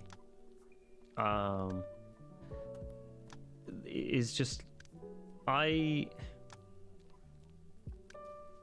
was always, so I touched upon this in my last stream a little bit, is that I was always a little bit unsociable growing up, in that, and I don't mean that in a way that I kind of avoid people or you know, kind of push people away, but just that I didn't really have the confidence to talk to people. And through kind of you know, things in my, you know, reasons in my past, which maybe I'll eventually dig into at some point and then discuss at some point. Not that I'm ashamed of them or anything, you know, not that it's particularly bad or anything like that, but just, you know, it kind of detracts from the you know, it's a tangent which I will spare you all. But that's what I'm finding, like, more about myself, and you know, kind of this reading books like that where it prompting you to take risks or take chances where really there isn't a worst case scenario. Like if I'd started streaming and if my content was bad, or, you know, people would say, you know, people were mean to me on the internet or something like that, you know, what is the worst that can happen? Like, sure, I'd be a bit sad for a little bit, but You know, if people are mean to me, yeah, I'll be a bit sad, but I'll get over it. If my content is bad, then I can look for ways to improve it. I can research, I can look into other people who are good at streaming and see what they do and try to like take tips from them and you know, stuff like that. There's always ways like just mitigating these things, like mitigating these fears with a bit of like logical thinking and like actually thinking through what's the worst that could happen by doing these things, you know? Like for example with like, I don't know, jobs or learning new skills or picking up new hobbies or anything like that. Like at the end of it, all you've done is spent a little bit of time, but you know, even if nothing comes of it, you've learned something new. So yeah, but yeah, I always thought of myself as a bit unsociable when I was younger, and I'm realizing I don't necessarily think that was the case. I just think that because of things that I'd went through, I didn't really have the social opportunities, shall we say, to really kind of be, you know, to live the way that I wanted to live more sociably, I guess. But you know, I've learned that from lockdown. You know, that's been something I've learned. That's also been a kind of prompt, is that not being around people face to face, has kind of realized that I actually like being around people face to face, and I do miss talking to people and chatting to people. Ooh, let's train and go for +2 strength. I actually think we can take this Lich's Crypt.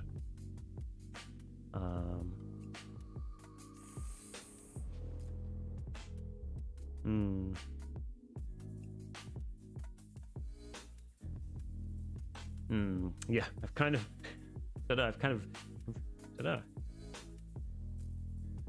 I need a prompt. I need a topic to chat about. I've kind of just peed it out there.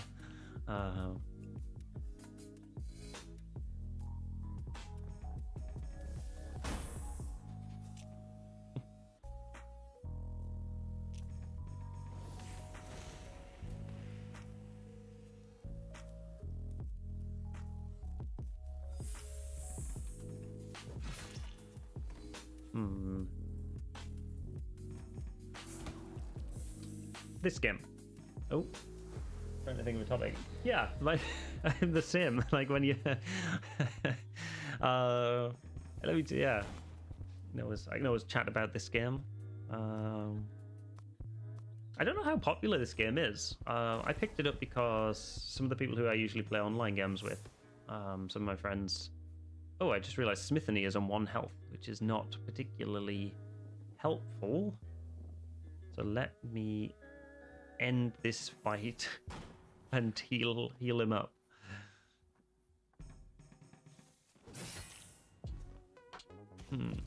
Oh, get Smithany back up.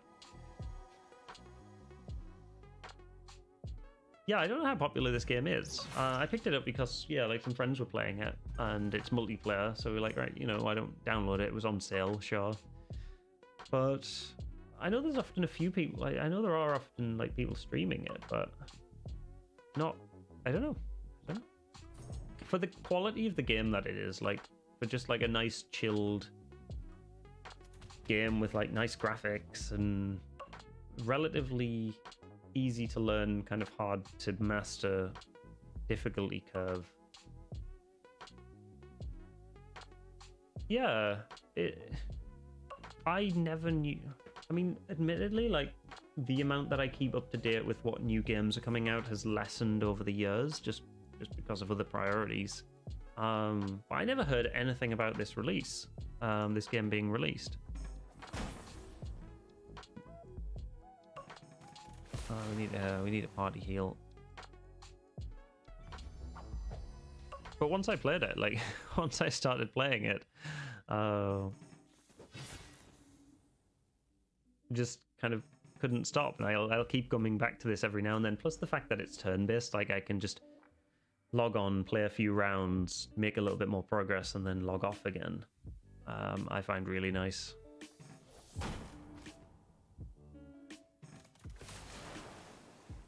Um, yeah, I was actually playing like No Man's Sky. I want to play more of that. It was torn between playing that or this today. I found my login credentials to, what was it? Elite Dangerous, because I've got a copy of Elite Dangerous, and I know they recently put out an update, which basically turns it into No Man's Sky. But I loaded it up earlier, and I think I'm just gonna have to start a new game with it because I'm completely lost. my ship is like, again, I haven't played this game for at least, I haven't played Elite Dangerous for at least 7 years. No. Yeah, it would have been about 7 years. So coming back to it and trying to remember how far into it I am. Maybe it's less. I'm gonna say maximum 7 years. It's trying to come back to that and figure out where I left off, and not to mention all the controls involved in that game. Is just a bit of a nightmare, so I'll maybe stream that another day. I'm stuck to Xbox games at the moment because my PC only holds small games or medium games on low settings. Same with this one. I have to turn down, like, No Man's Sky that I've been streaming, I have to turn the settings down to bare minimum just to be able to stream it. This game is obviously fine on low settings. It doesn't really matter what settings this game is on because it looks the same regardless. This is probably a mimic. Oh, no, okay. Ooh, resistance.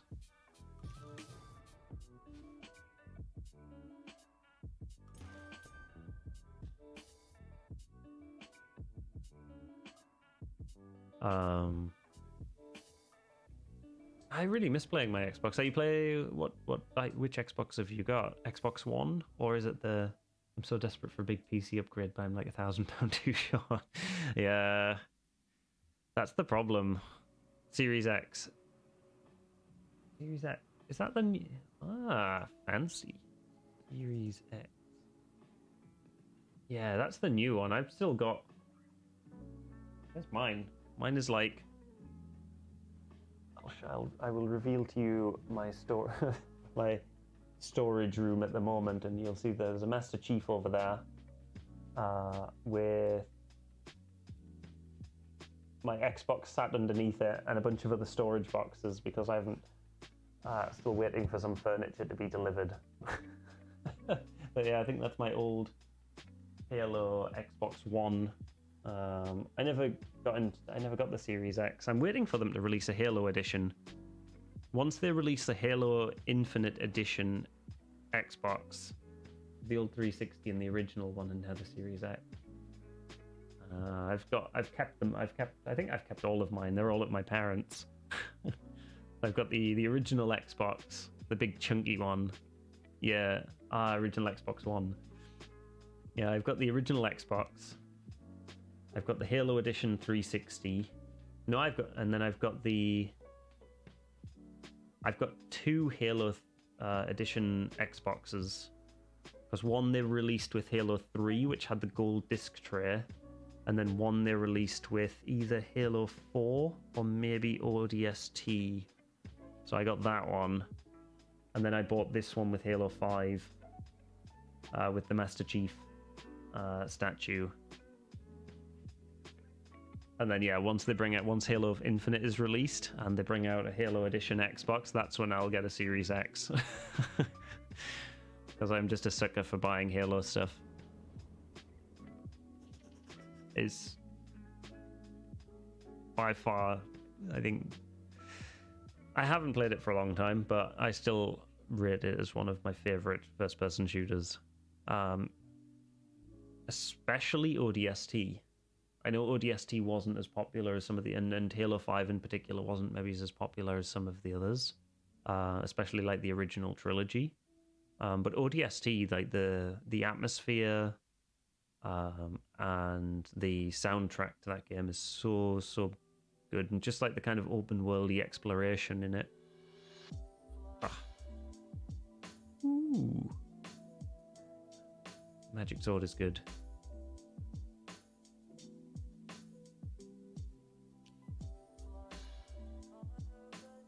Why does this guy have such good magic items?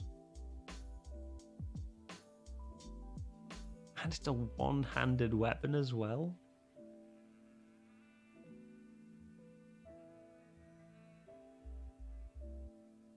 The way the Series X stands, they might as well just put components in the Master Chief figure. yeah, just make like a giant ass Master Chief statue with the Xbox Series X built into it. Hey, I'd still buy it. I'll pre-order that. Actually, I haven't checked in a while. Halo Infinite release date. Does say 2021. Doesn't say anything else.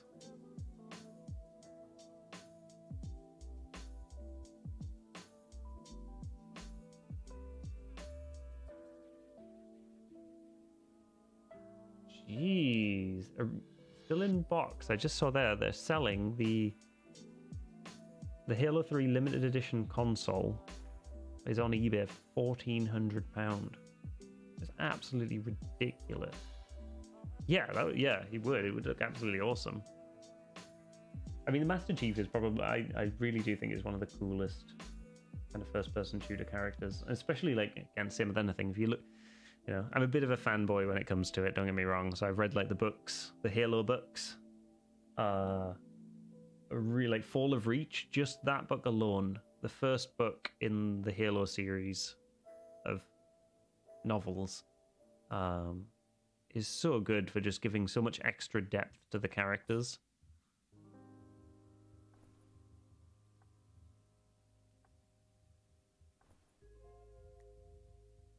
But yeah, I'm looking forward to when they eventually release the Series X, and I do really hope they do a Halo edition of it.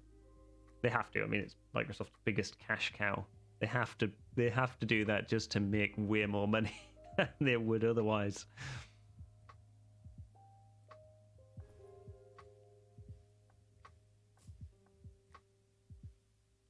I can equip the shield.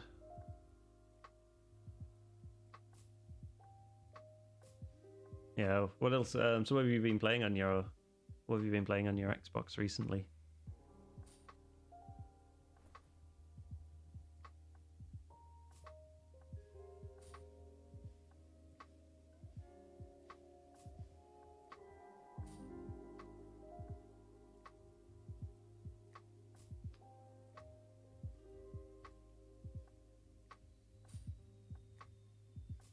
Minecraft, Fortnite, GTA, and Forza. I love the Forza games. Forza games are some of the best driving games. Depends who's on and what mood I'm in. Yeah. I do love a bit of Minecraft. I haven't played Minecraft in a long time.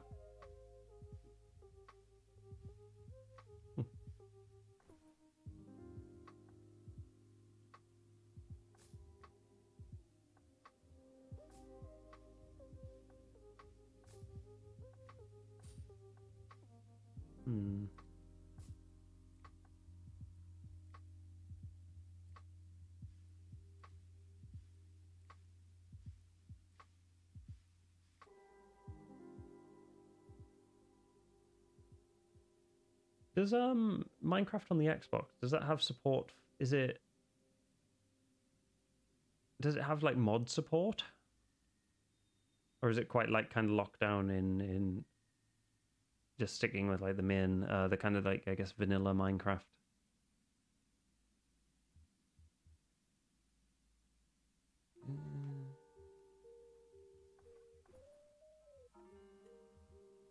No mods.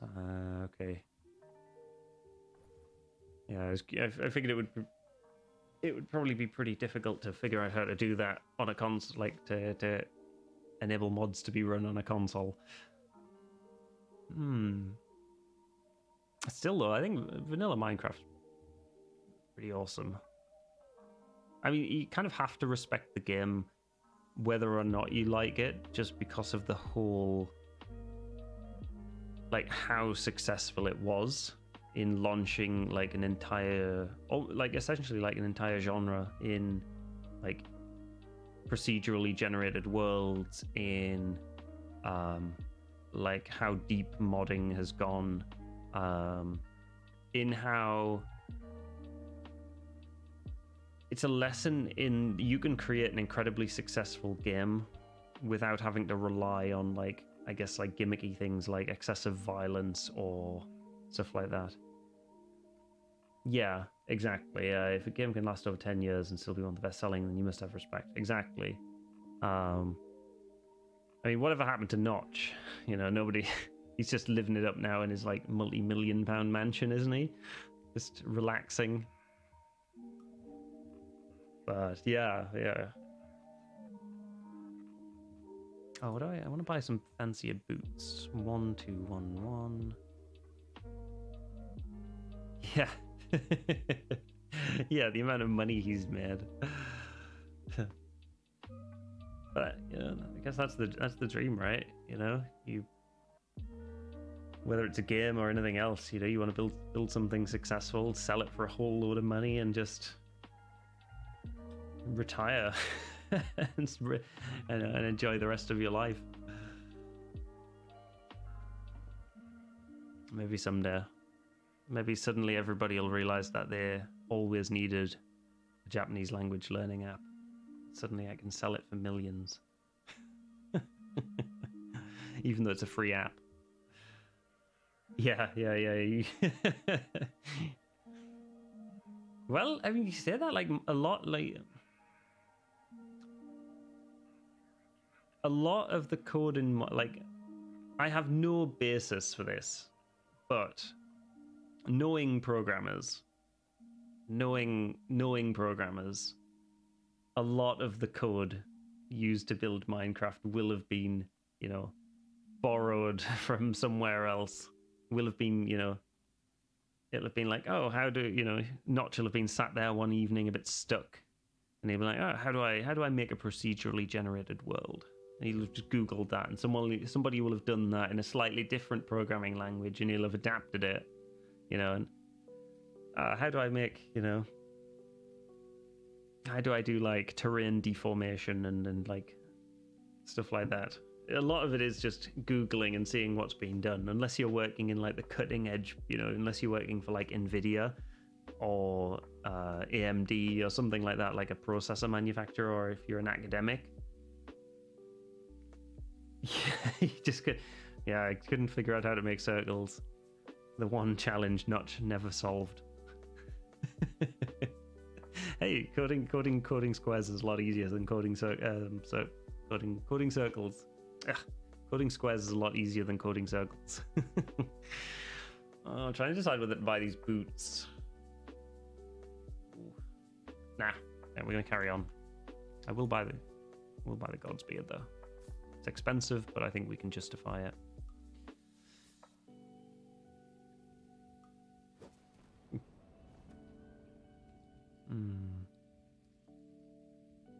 This is not a nice fight.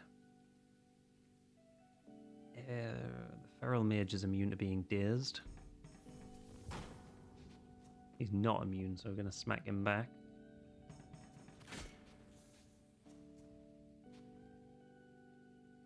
Alright, we're going to do a ton of damage to this thing here.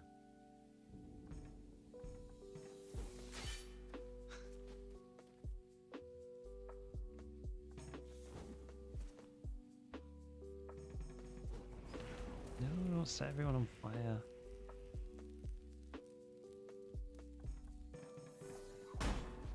My text is slowing down. I got on one side, it's online learning website on the other. Yeah, no worries, no problem. I'm probably making a bit more progress now, though.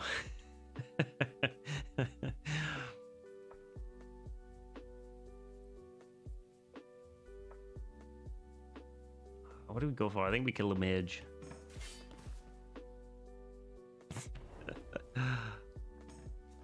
Now, I want to at least wrap up this dungeon. It is getting a bit late, so probably finish up at midnight, so I can get some decent sleep before work tomorrow. But I'm streaming again tomorrow, Monday, Tuesday, Wednesday. No, Monday, Tuesday, Thursday, Sunday. Those are the strange mix of days I've picked for streaming on. Oh.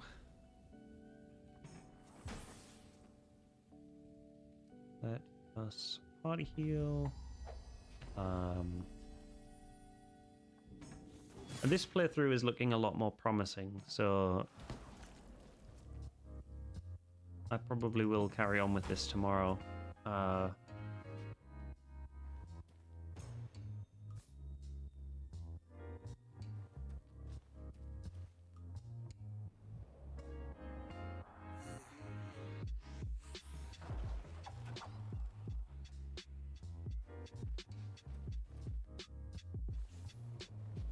Alright, okay, we're up to the boss now.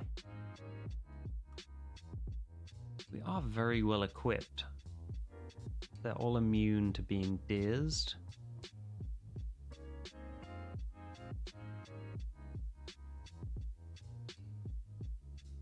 I mean...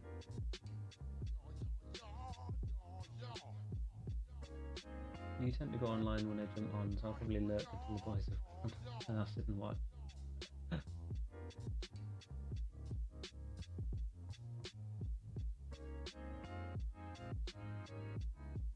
Sounds good. Sounds good. I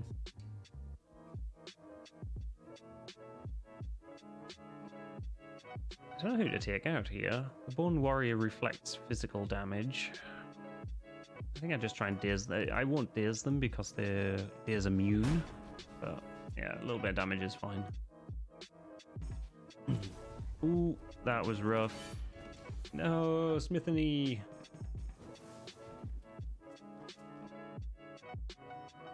Okay, we're gonna have to... I actually have probably a better chance of taking out these guys. Yeah.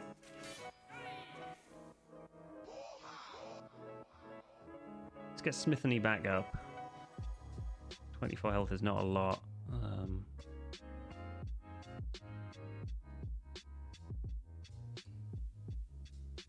It's Beard.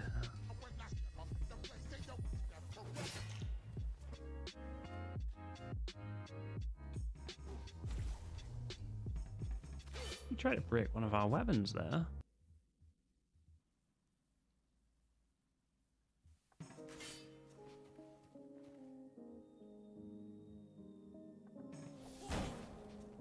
Ah.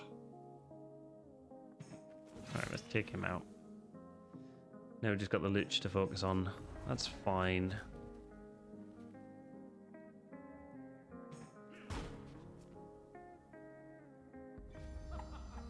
Everyone back up to full.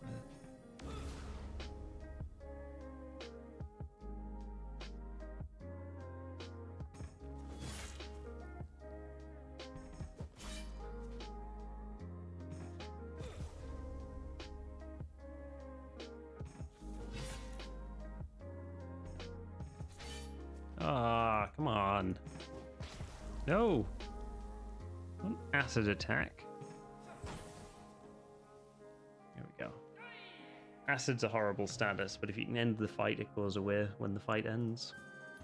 Harm resistance, attack damage, XP multiplier, and intelligence.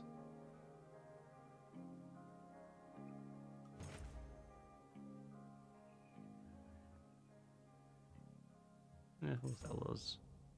Quarter packets are valuable. Well, we got through this dungeon. Let's see what we get from the chest as well. So we got we've got pretty good loot there as is.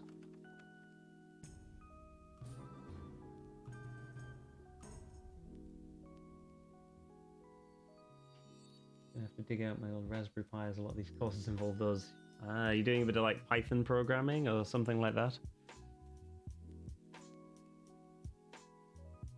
Raspberry Pis are cool. You can do quite a lot with them. Probably better than that.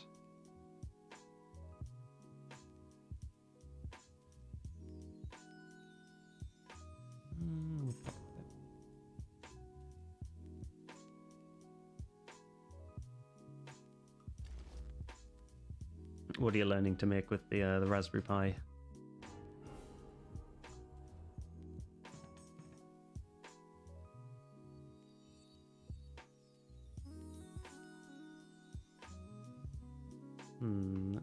kill this guy.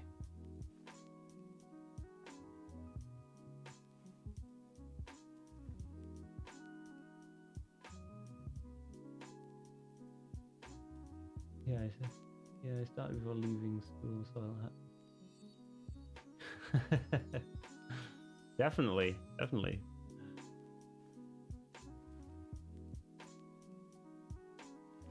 Yeah, they're good for all sorts of stuff. I think when I was looking at goodness knows where I put my Raspberry Pi now. I think my dad was using it. I really wanted to turn it into like a media server so that I could have like it connected to my Wi-Fi, and then all of my devices could connect to it, and I could almost use it as like a private Dropbox essentially.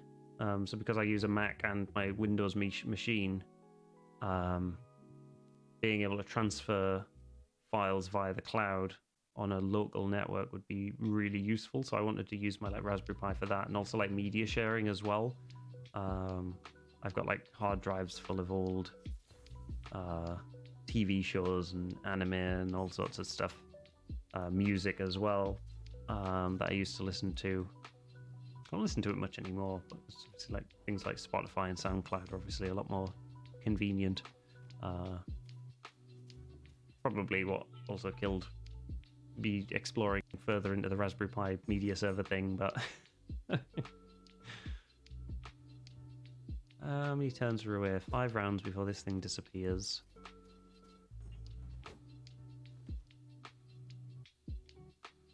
Let's get some more XP.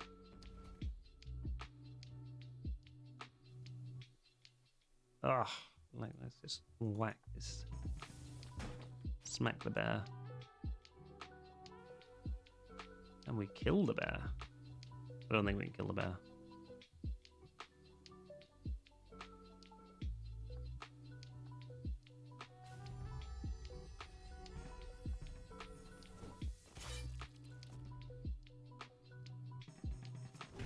Oh no.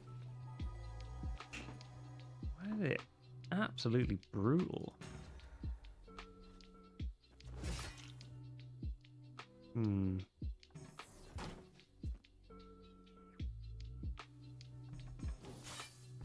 Nice.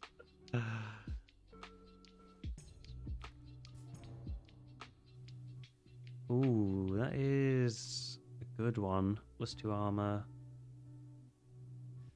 Lose a bit of speed.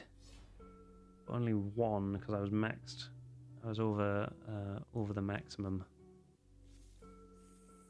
Alright, poison's worn off as well now, so that's good. Annoying.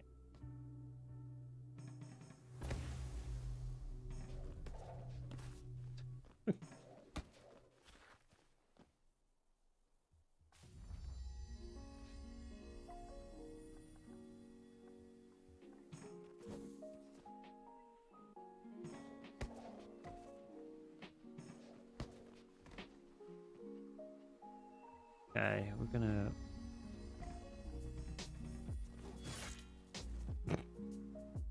Oh, a little hat flew off. Yeah, we're gonna have to party heal before we go into this combat, I reckon, but we'll be fine to get till we get there, I think. Yeah.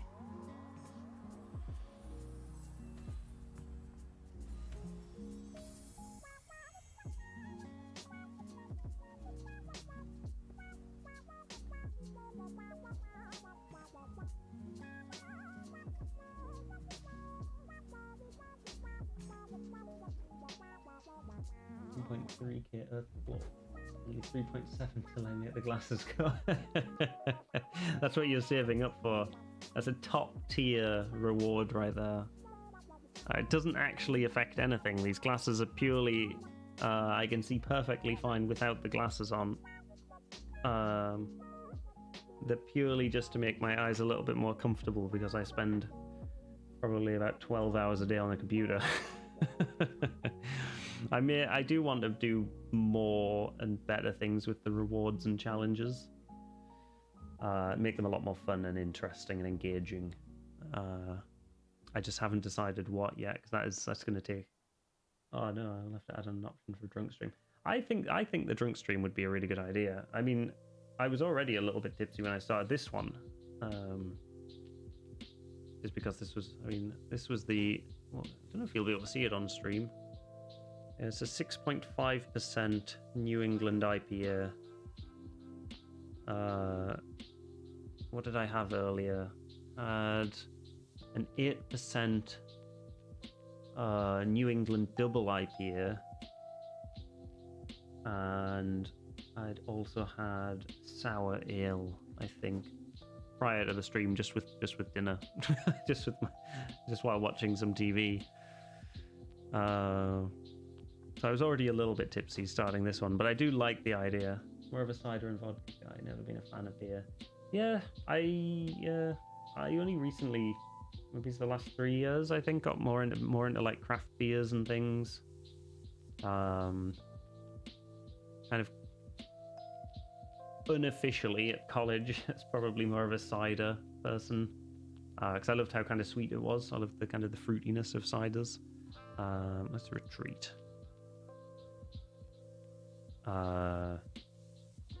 Kind of 18 to 21 would have been yeah, let's retreat.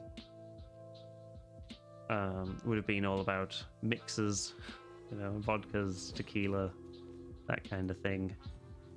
I still do like my spirits. More of a gin person, you know, like a gin and tonic. Yeah, my favorite spirit-based drink would be gin and tonic with a splash of Angostura bitters, which just gives it such a more like herbally, medicinally feel. Just a bit of everything in a shot glass. Yeah. No, I like that. I was thinking about this. I was thinking about the drunken stream and like how I could do it in a responsible but also a fun way. So I was thinking of buying some like top tier, so you know, some like premium alcohols. That would be a lot of channel plops, earth plops. You know, like maybe a fancy bottle, a particularly fancy bottle of champagne. Maybe yeah, something like that. Like 500 earth plops would be like a shot. There could be some for like cocktails. Yeah, downing beers. Something around like, you know, cracking open a nice champagne. I did think about that for doing with, like, obviously I did my like for hitting affiliate. I thought about like maybe buying like a yeah, you better save those plops. There's a I might just rename them. I'd name them plops because I like Slime Rancher, which is like a really cutesy little game, and they have their little things that you trade in the game are called plots. And I was like, no, I can't call it a plot. That's too similar in that it's named exactly the same. Let me call it a plop, but I might just call it a plop instead, an earth plop. Who do I? Yeah, let's try. Nice, we sneaked up on him.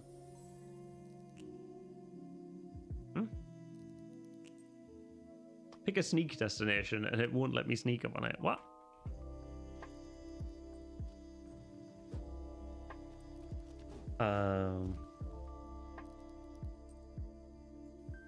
But yeah, something like a drunk stream would be quite cool. I'd like that. I think I'd like a drunk stream if I can find people to partner with as well. I know a few of the people I play games with they stream. One of them streams quite a lot, but he's quite a cool person to chat to. Like he can have a conversation about anything, and he's like really knowledgeable. What's the word? A very good orator. Someone who speaks good. And I've got a few other friends, and just people who I've met from streaming, who've said they'd be interested in like doing a collaborative stream or like a co-op stream or something. So maybe I can rope someone into that. Might make it a bit more interesting. I tend to play by myself or with the same 3 people on a squad. Yeah, like if I'm not streaming, I usually play with like the same couple of people. Friday nights, if I'm playing games on a Friday, usually there's a few more on, and we'll do like party games. You know, like if you've heard of Jackbox, or just stick something ridiculous onto Tabletop Simulator, just as like a like a digital board game software essentially, which is quite fun. Yeah, the Jackbox games are great. We play them. We play them at work sometimes. Oh no, I forgot to heal. Come on, you got a party heal now. There we go.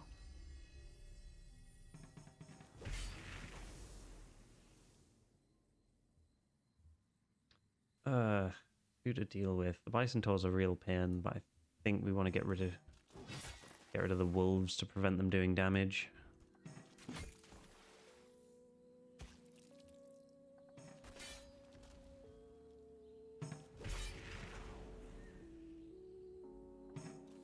There we go. Nice. I mean, the mace is good, but it's only one-handed. I don't really want to use a one-handed weapon.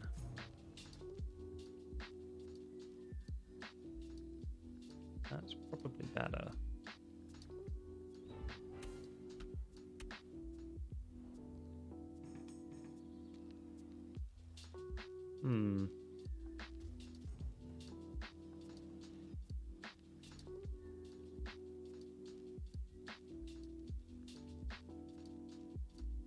Yeah, if I can... Yeah, maybe I can... I don't know. I'd like to do... I want to do a lot with this stream. That's the problem. I've got too many ideas and not enough time to action them all.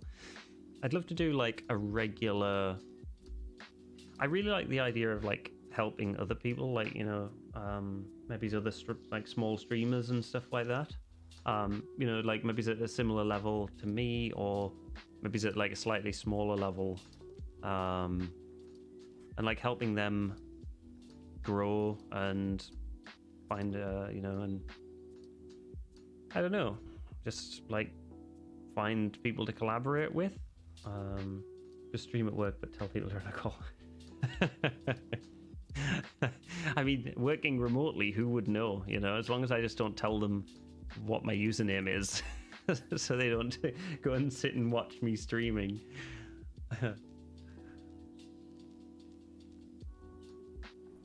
Yeah, I would at lunch. I have been tempted to do that, because obviously I work at my desk and stream at the same. I work and stream at the same desk. I have been tempted to do that in the past, like just maybe use my lunch break and do a lunch stream. But those would be like just super ad hoc, you know, as and when I've got time, because I can never guarantee. Like, one, I can never guarantee that my lunch breaks are going to be on the same time, and two, I can also never guarantee whether I get a lunch break or not. Sometimes it's just super busy. Let's sell the mace. The mace is good, but we don't want it.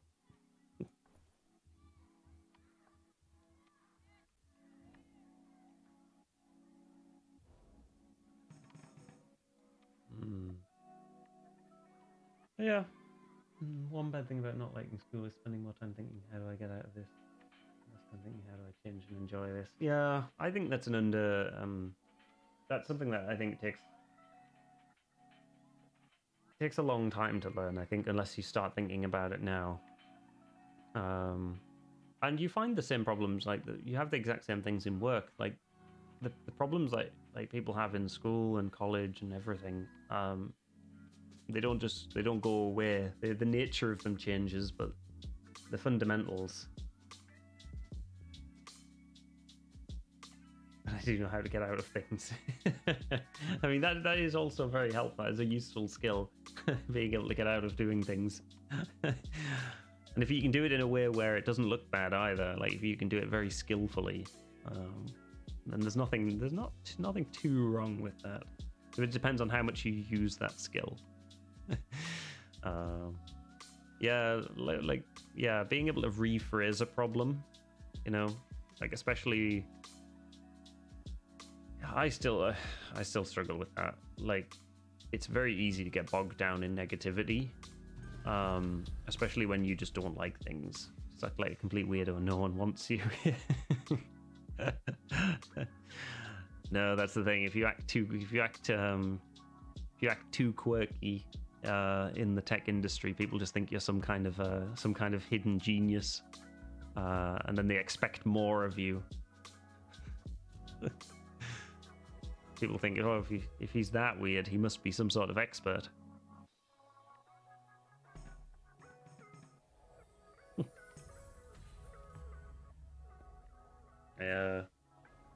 Yeah, what was it on rephrasing things? Like rephrasing the problem to make it, instead of like, you know, say for example, you're having an issue with a particular person, like,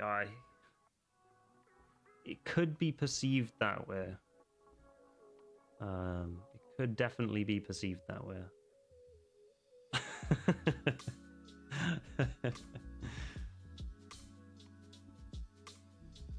Hey, you never know. You might be. Isn't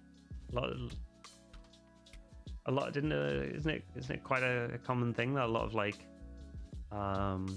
of scientists, I mean, unless you're really passionate from a young age, a lot of scientists didn't really come into the field until later on in life.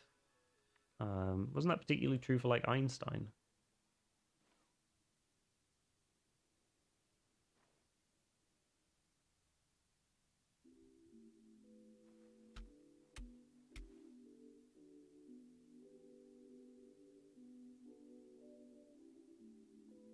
I was just trying to find a summary. Very difficult to find a summary of Einstein's life. I just want like a timeline. When did he start science?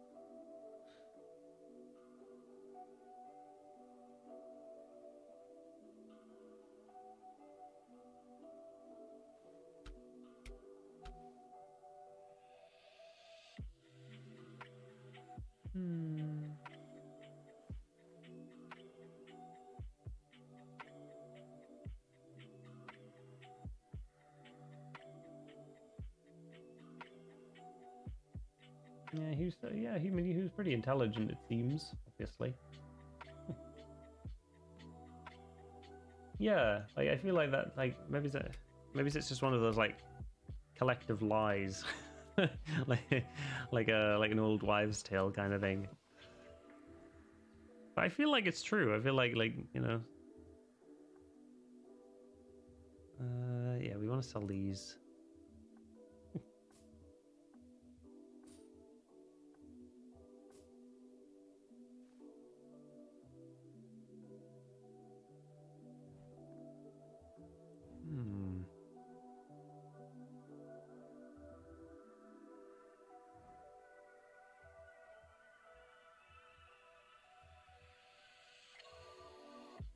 Yeah. All right. Yeah. I think I'm gonna call it there for tonight. I think though. Yeah. I'll be back on tomorrow. Don't worry. I'll be back streaming tomorrow. Let me see what time my schedule is tomorrow.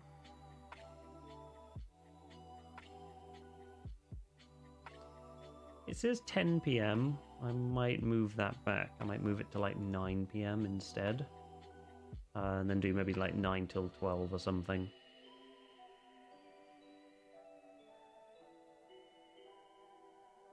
But yeah.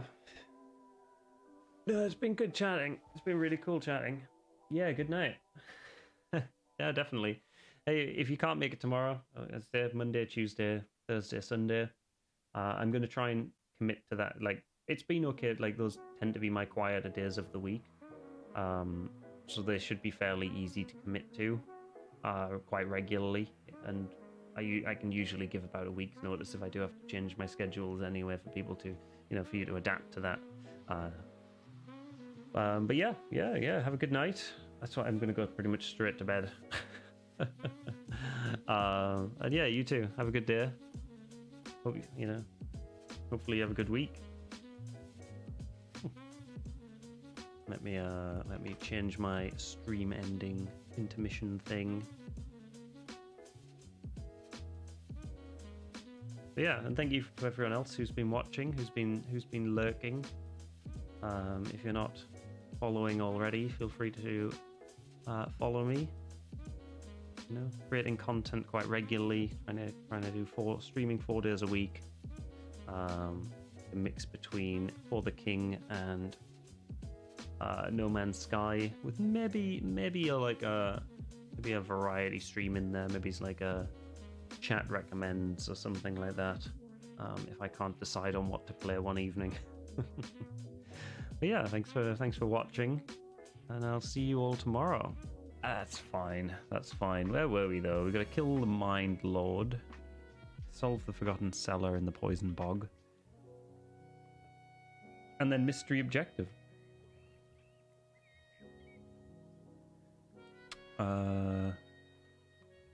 Yeah, let me just get my bearings. Okay, so we've got all of these. We've been down to Parad. Have we bought we haven't bought the God's Beard from there though. What about the quest? We have done the quest but haven't bought the beard.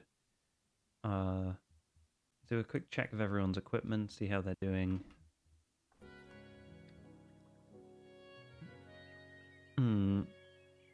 I think the Lich Crown should be pretty good for this one. Everyone's stats are pretty good. We need slightly more awareness for Strella. You know how it is. I kind of want to get everyone's up into the 90s. And we need to do something about all of these.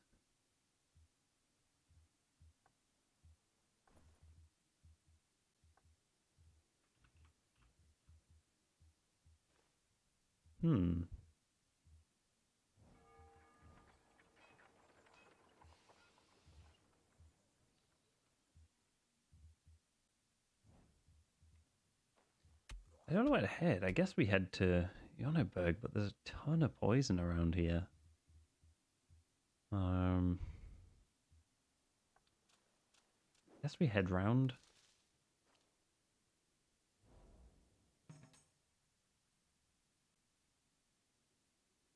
Check some things out. Oh.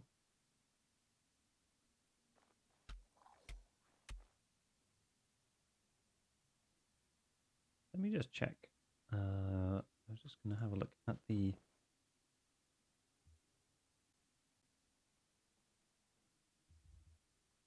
Also, where's my music on? Why is it? Huh. Alright, I'm going to change the playlist.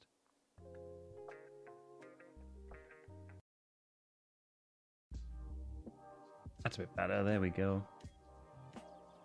That's much better.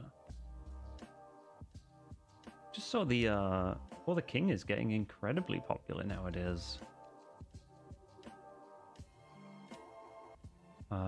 Where's my stream at?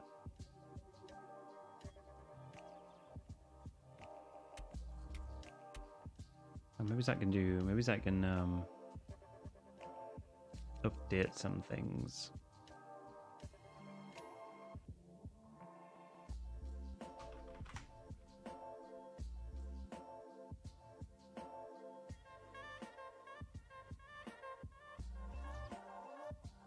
There we go. Just updating stream titles and whatnot. Doing all those little things. A little bit of faffing around. Yeah, it's the problem with this game is that you always end up forgetting in between sessions what the actual plan was. Where's the Mind Lord? Right, Mind Lord's there. Forgotten Cellar. That's the single acid slime. Let's just work our way down. Who is this? Magic Merchant. Yeah, we didn't want anything from the... Estroil is pretty good, but we want party. If anything, we want better items, and then we want party immunities.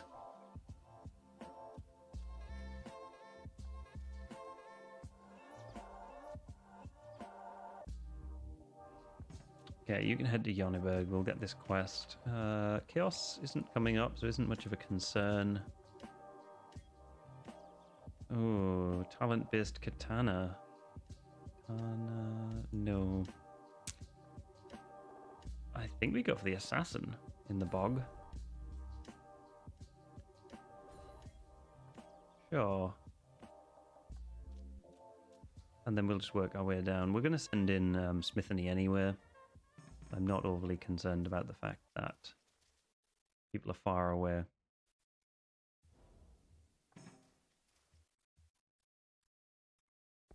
And if that's a dark rival, we've even got a ticket. Or at least someone's got a ticket, which we can use quite usefully.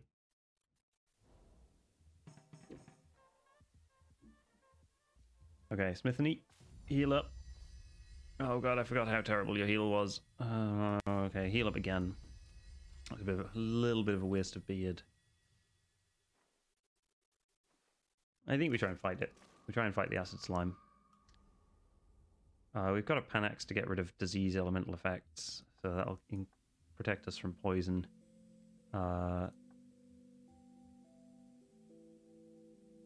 Boost armor and resistance, but cause confusion. We've got plenty of speed. Let's boost our attack damage.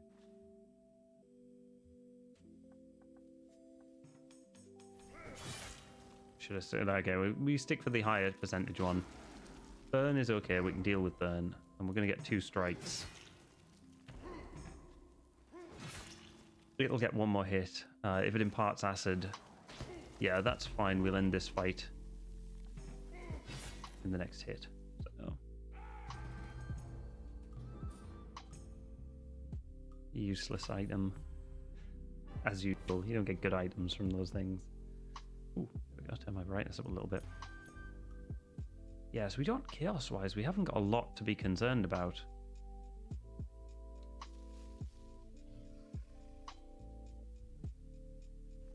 I would like to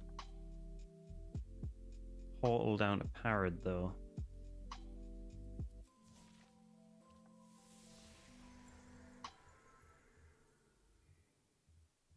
A buried artifact is not a bad thing to go for.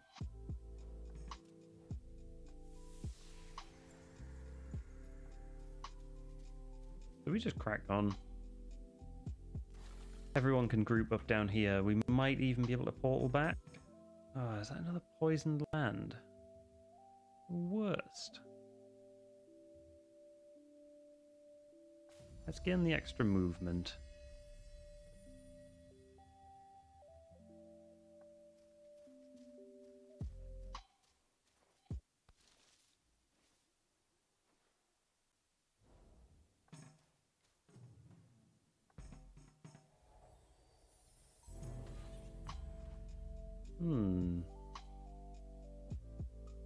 We could do definitely with a better sword.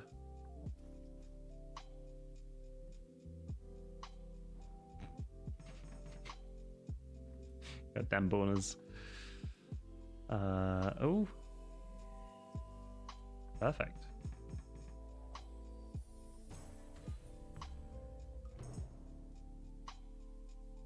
That's exactly what we've got, but that's a good item to sell. It's worth a fair bit. Yeah, we don't need that. We will get the... we're going to have to sell some stuff first.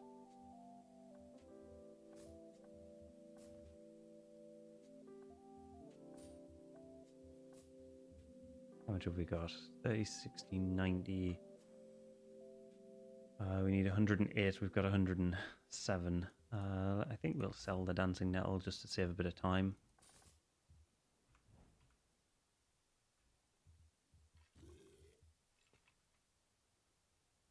And then start making our way back up here.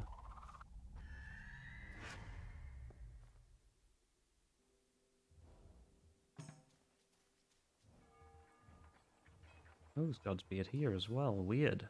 We haven't bought it. Yeah, I'm not too bothered about the enemy taunt ability. It's not that useful. Enemy taunt in this, at least not with the character builds that I've got. We will get other Panax, because 36 for a Panax is pretty good. We're not bothered about the magic portal. We just want to go and buy a boat now, I think. Let's get an item. That...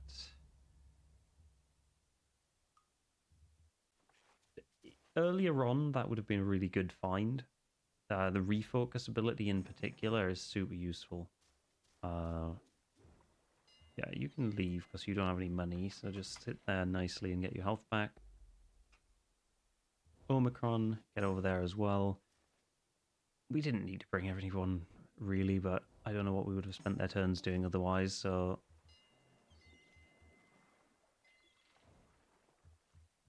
We want to buy the big boat and just get everyone going.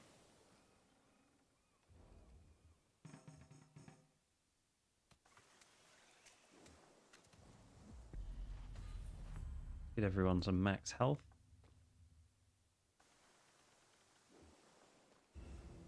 Yeah, we'll take the crit chance as well.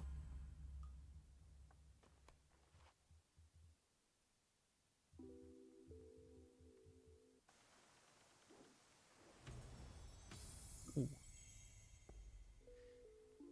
The chaos might be good to get, I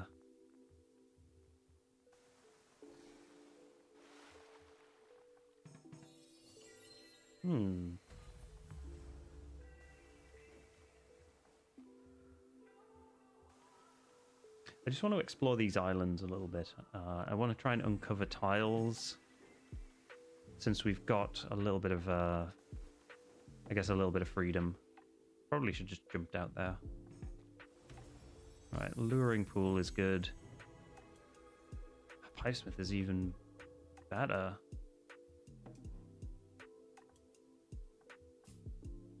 Yeah, you can have all the money.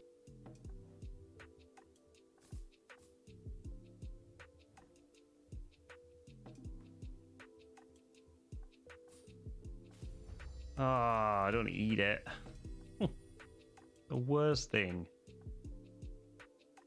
Goddamn greedy guy. We've got 18 Godspeed, which is absolutely insane. Yeah, I don't actually mind this guy waking up because at least then we can find him. I really want to avoid fights with boats. Well, let's go scout up here and see what more we can uncover.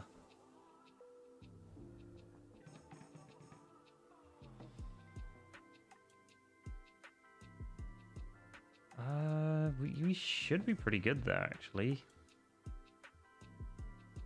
Terrible chance of ambushing. Yeah, let's wait. We'll let Strela do the ambush. Leave the boat. Just to really get that first hit. If we can get this first hit.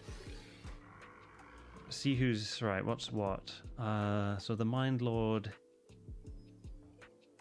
Oh, it doesn't actually matter too much. We can cause mass bleed. Two of them are immune to bleeding, and two of them are immune to stuns. So that's not incredibly helpful, but... Since we've got 2 physical damage, I think we focus down the Mind Lord. So ultimately, yeah, we just focus on damage. We'll get him down straight away. Guarantee the hits just to get those, well, just to get the extra damage in. He's dead now. Whoever gets next hit.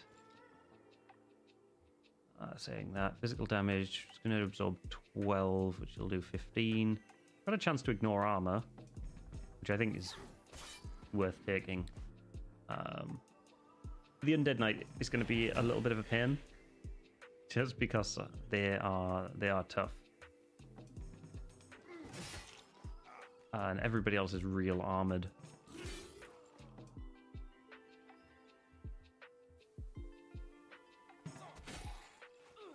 But that's not too much of a problem.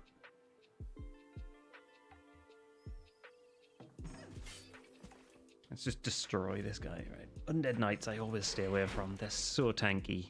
That 12 armor. Let's even try cleaving, just to get the extra damage in. He's immune to bleeding, so there's no point. I think we just go for the regular lunge. Oh, they're all physical damage attacks. Omicron at least has the ability to ignore armor.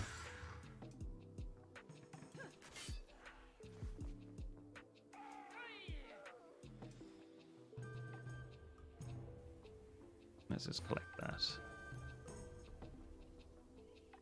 No one's talent based, so get rid of that.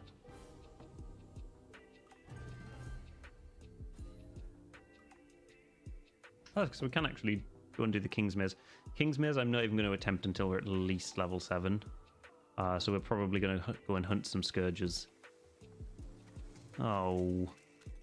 Fine. There's 3 of us. It's only a level 5 crab. Not immune to bleeding, so... Oh.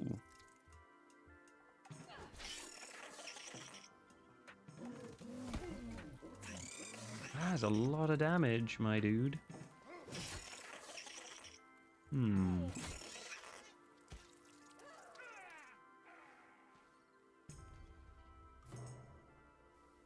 Ooh, that is good for one of our weaker characters. The confusion isn't the worst debuff.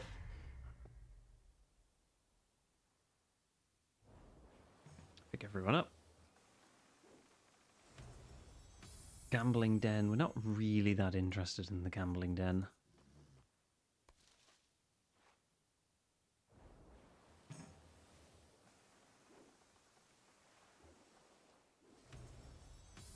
But that is what we were looking for.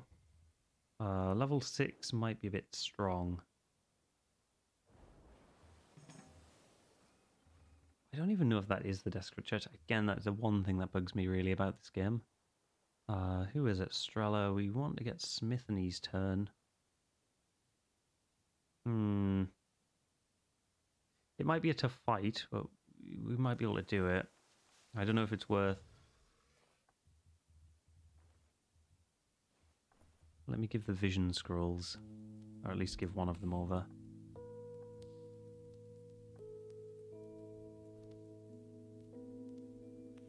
Just to save us having to walk all the way to the top there. Okay. So, that's the one. That's the one we want. We don't want to waste time with this. But we do want to head straight over here.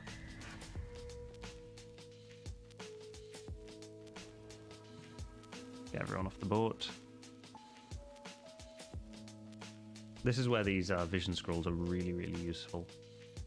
For hunting down Scourges, because Scourges can be such a pain. Let's get that.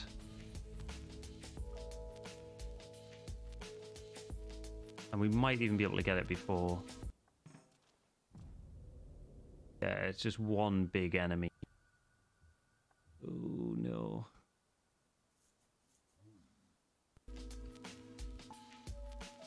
I was hoping it would have pulled everyone in.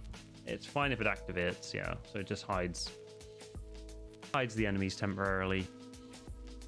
Right, you can wait there as well.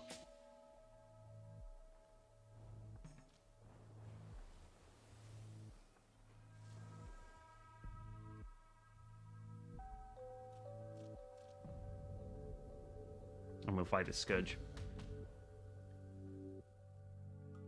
It's generally better to take out the Scourges when you can. He is pretty much immune to everything and has a lot of armor.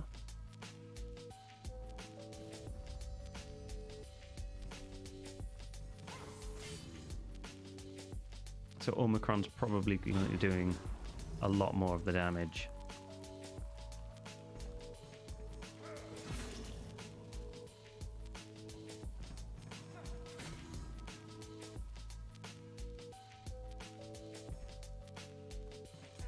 Oh, I should have guaranteed it, just to get the extra hit in.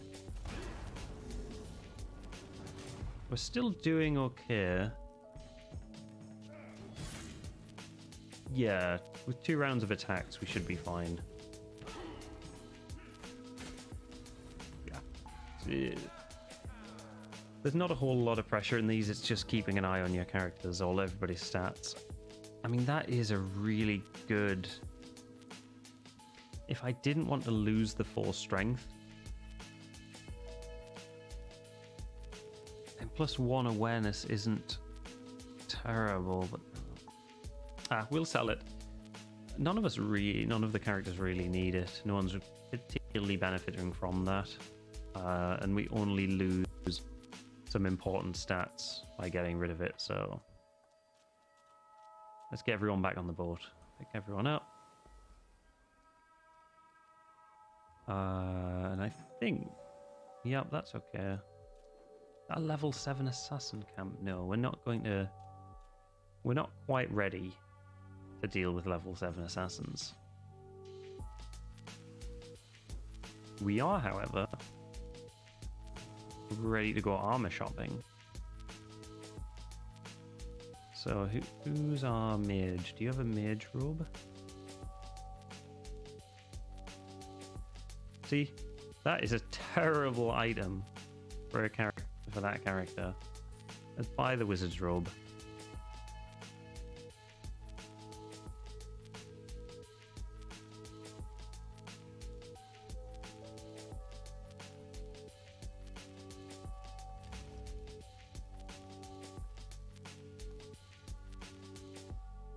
We'll sell all of this. We'll sell the skull. It's not that great.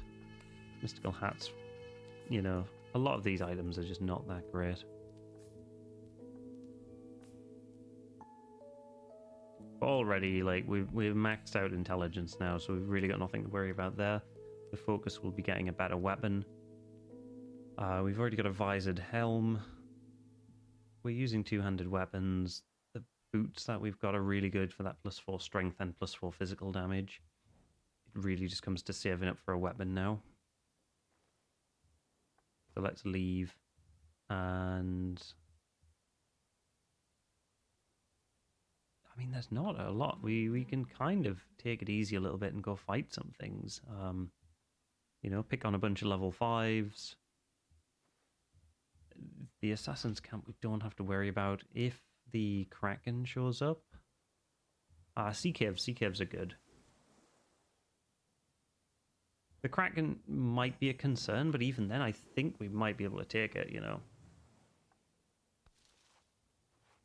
Oh, we even found a golden root. Nice. Alright, let's slap our way through these nerds. They're not that strong. 2 of them are immune to bleed. Let's focus down the guy with without physical armor. Yeah. Okay.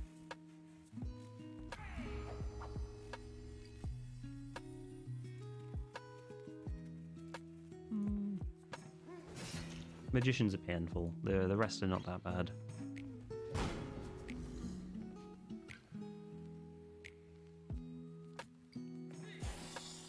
How did it dodge?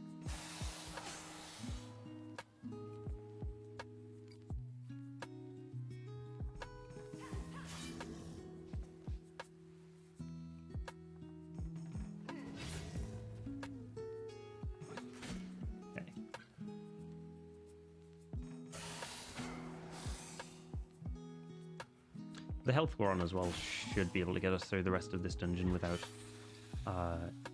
needing to use any more beard. We really want to keep as much as possible for the late game. Town guard armor is pretty okay.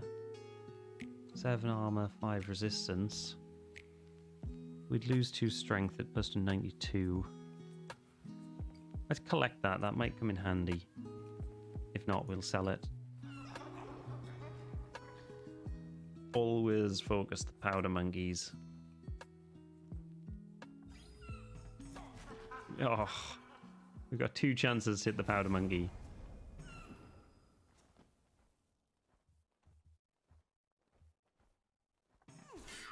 Okay. Oh, nice. We even do a bit of splash damage. Powder monkeys explode, doing full team, like full party damage. They're not particularly deadly, but they are annoying, especially if they've got like a poison barrel. The poison will get you more than the actual powder monkey damage, like explosion damage. Ooh. Oh, we got a level up. Who's this level 6? Omicron. Health and vitality. Sure. I'm not going to turn that down. That would be really good for Strela. Yeah, just the health boost is always handy. And that was it for level 4. Like,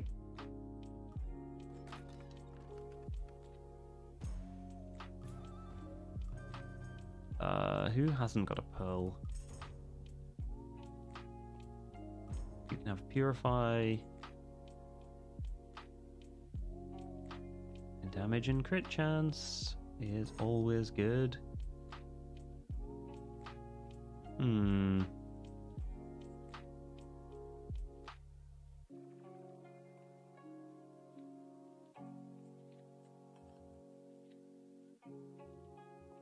One awareness, we may as well bump up and do a bit of extra damage.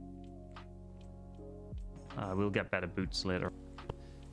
Alright, where to head now? We kind of want to go back here. These catacombs. They'll be really good. We should get some decent items from that because it's slightly higher level. Because this is the plan. We just got to level up. I think we really want to be about close to level 7 before we even attempt the King's Maze, just to kind of guarantee we get through it taking as little damage as possible, because it can be painful. Dodgies. Alright, that's fine. At least he's not trying to steal our stuff. We will guarantee the hits, just... Ooh, that was a lot of damage.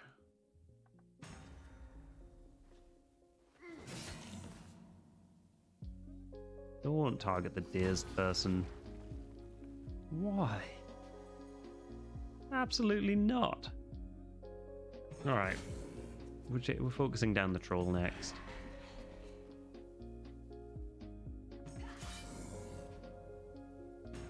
I don't know why it really wants us to take out the Undead Knight, but it's not going to happen.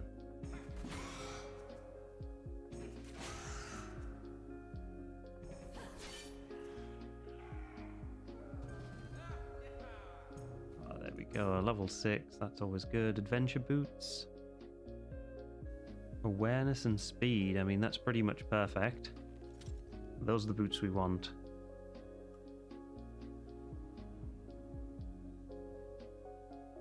I have no tools to open this. Okay. Sure. All equally annoying.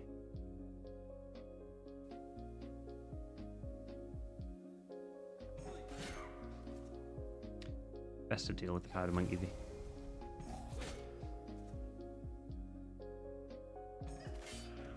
Oh, I got a lore store update. I must have got a new item for killing the powder monkey. Let's just deal damage to whoever. These ones are not as critical. I mean, 42 damage. How? It must be a perk of the weapon, but let's use that.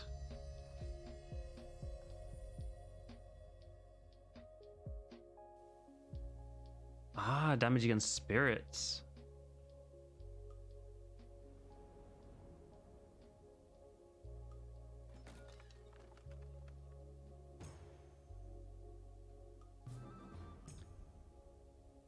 Two armor, 2 resist, 20 health vitality. I mean, it's not the best. The intelligence on the Lich Crown is probably what we want to keep.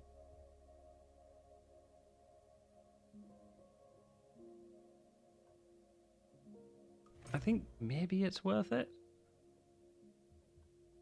Plus 20 luck.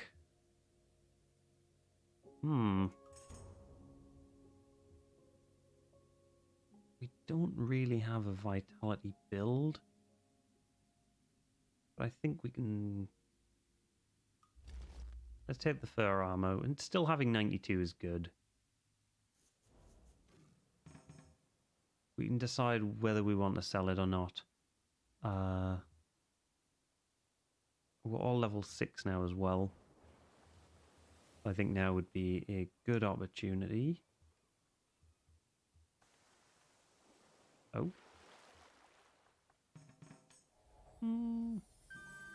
Oh. What is that? Certainly of great value to someone. Okay.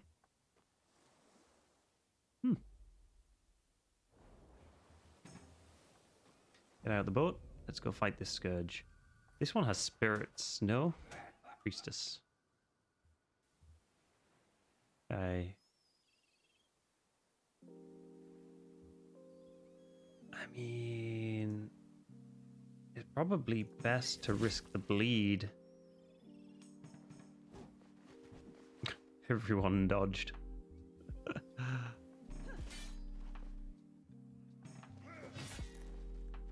Okay, I mean that was about as good as we probably could have hoped for, really. They're just straight up murdering.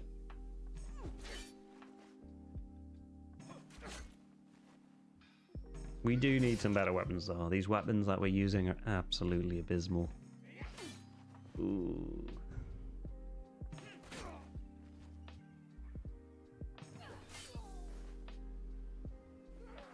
Like, nobody has... all of the bleeding effects and things like that are not really super useful. Pick up the party, let's go. Omicron on 2 health is a bit of a pain. I think maybe we have to head over to Devil's Wharf.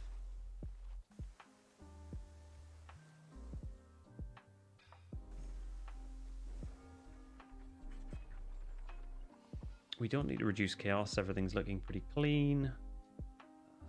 Master Thief or Master Thief, because Master Thief is going to be on land. Yeah. Swashbuckler could end up being on sea, and if you're on sea, you'll end up fighting against the opponents that can deal ship damage, and ship damage is very expensive to repair. So we do not want that to happen. We will, however, sell a bunch of stuff. So we'll get rid of this clouded mirror, get rid of the black cat, get rid of the wig. I think we get rid of the town armor.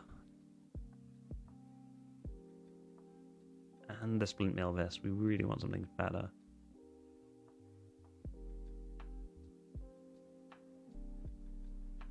What's that? Weapon snipe.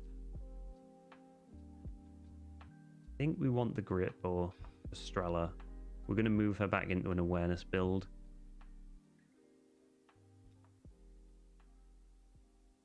Though it doesn't have...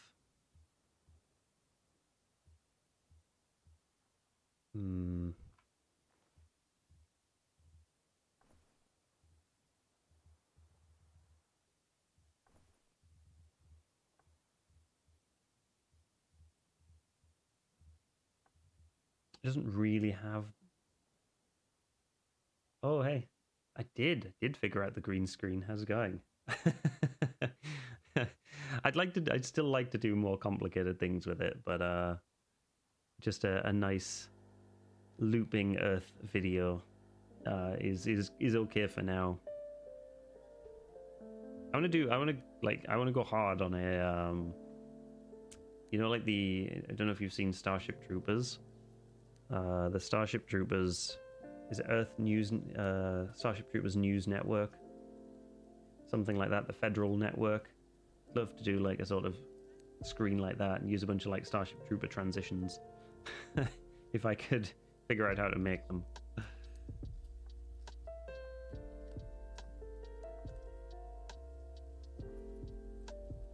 Yeah, how's it going? What have you been up to? Obviously you got your modem sorted out. How are you on time on Thursday? Will you be a bit sooner before the game? So I'll need to test out some micro scripts. Yeah, I can be. Let me actually, since I'm here, I can check my schedule. Yeah, I'm free from like 7 p.m. BST, which is like what is that, GMT +1.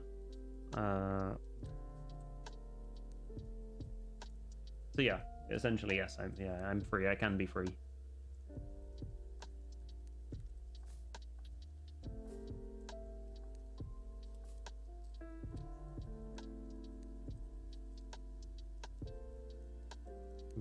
Just for anybody else in chat who's wondering what we're talking about, we're streaming a game of Twilight Imperium on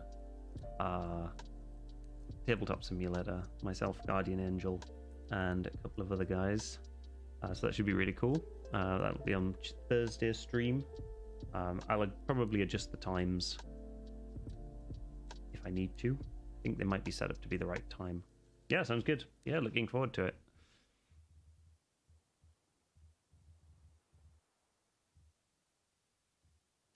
We've got a ton of money here. Tabletop version is super complex. I can the Tabletop Simulator version or the actual physical version? Oh, the Tabletop Simulator version. Yeah, I can imagine it would be really complicated. I might download it. Maybe after this stream I might download, like, try it out and just have a play around so I'm not going in completely blind.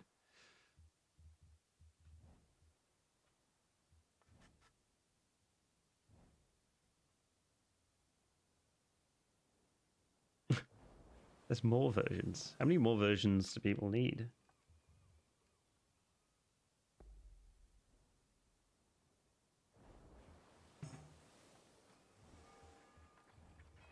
This is what we want, Dragon Pipe.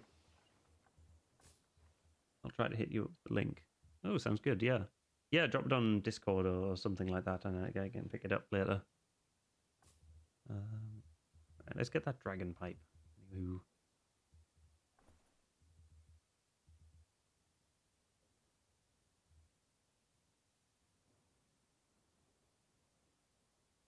Some more people tried making it. Well, it was made through the workshop on Steam, so more people tried to make it. Okay. Not like, yeah, no, of course. Yeah, it makes sense that multiple people would have a go at it. Because it seems like the perfect game to be on Tabletop Simulator, especially the fact that you can, like, save your progress and stuff, which is a lot easier than doing it with the physical game.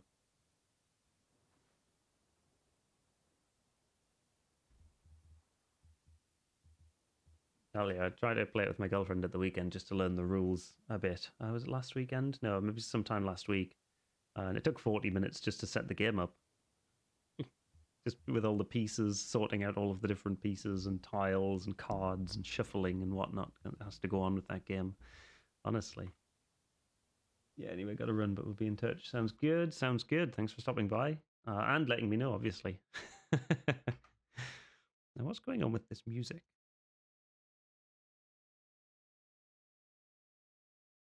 Let's get these chill vibes going, you know?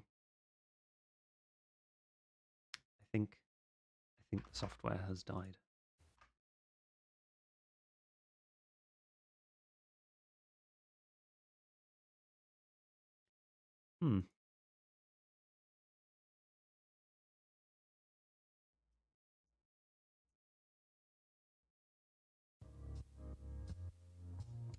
Weird. No, it was just stuck.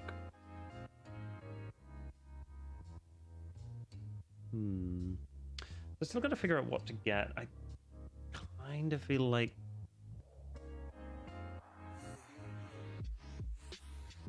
we will definitely want to start getting things like maybe moving back into magic damage.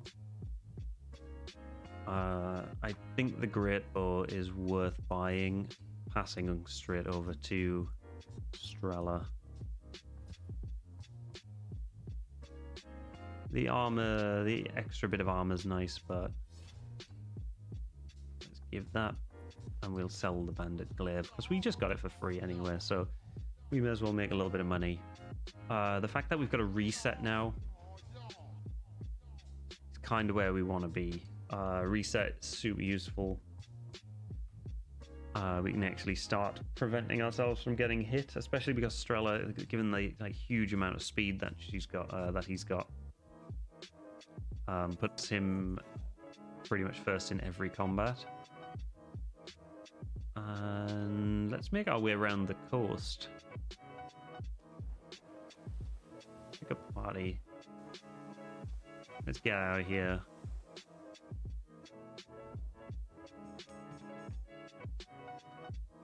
I mean, the cult device is fine. Is that a speed-based cult device?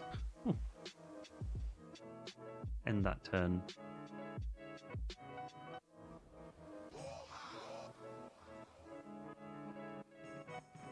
Oh, nice. Really didn't feel like taking 15 damage there. We'll start getting our lives back. You know, start getting our life back together. This is just simple, pure gold. I do 60 health back. And I should distribute. Oh, what? Yeah.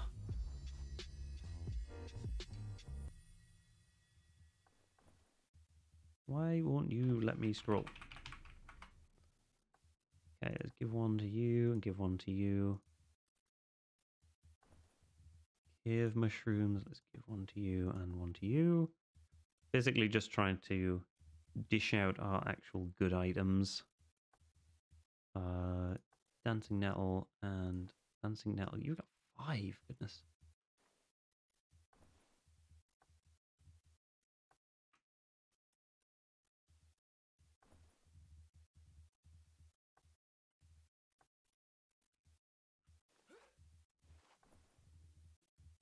In fact, you've got 2 Hagsbane and nobody else has any as crime, so we'll move those. You are not good with the teleport scroll. Alright, that's a good redistribution there. And I think now is a good time to try and... 81% chance and we mess it up. 3 Master Thieves. Not to be confused with Master Chief. Eh? What? What?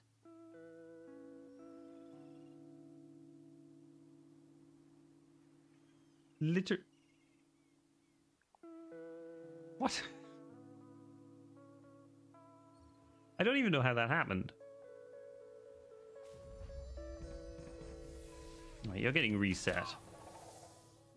Get out of here. Focus him down. Absolute nerd. Get our money. We'll try to at least get some money back.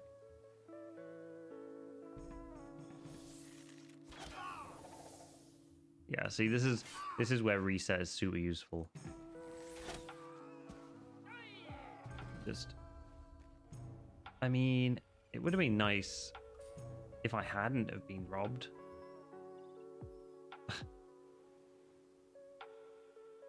But you know, it is what it is.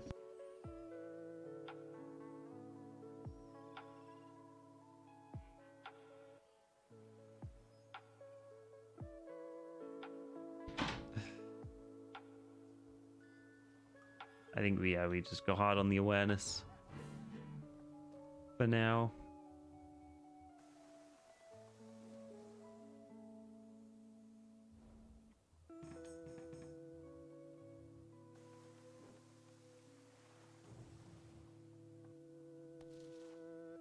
Oh, an X as well.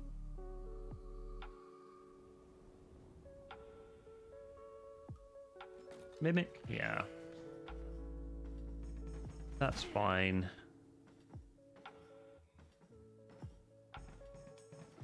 Oh.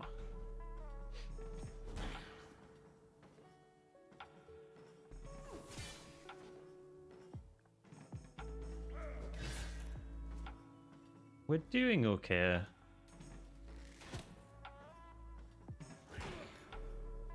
We still have enough health to easily get through this fight without having to rely on any panics. Who needs a teleport scroll? You can have a teleport scroll. Already got Boots of Might. It should sell for a little bit, probably not a huge amount. It sucks that we lost that kind of 200 odd gold. That was a little bit annoying. Who do I not want to hit me? The Bone Mage is probably the most annoying one. Come on. 93 evasion. Awareness. 2 people immune to frost though, which is always handy. I want to focus down. this guy. Ah, he couldn't have just crit.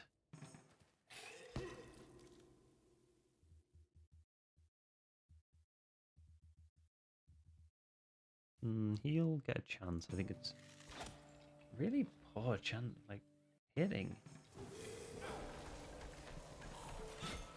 Health-wise, everyone's okay.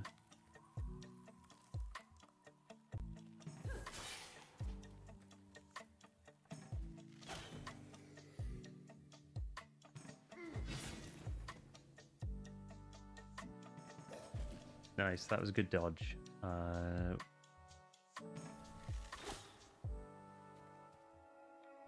forgot she gets extra damage against spirits, doesn't she?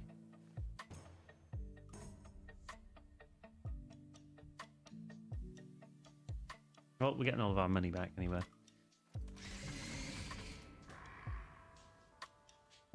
Right, you. Come on, please. Oh. Like an 80% chance. Nobody's a spirit here. I think we've got a party heal. Just to keep everyone in the fight.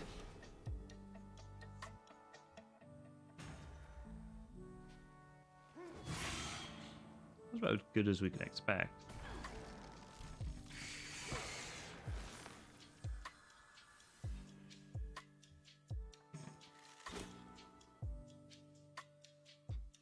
Petrified's a bit incredibly annoying, but it is what it is. We'll get out of it. We need to get probably. Let's try. Yeah, nice. We've got to reset.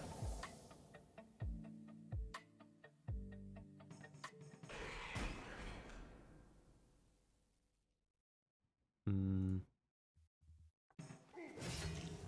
think we focus down the golem.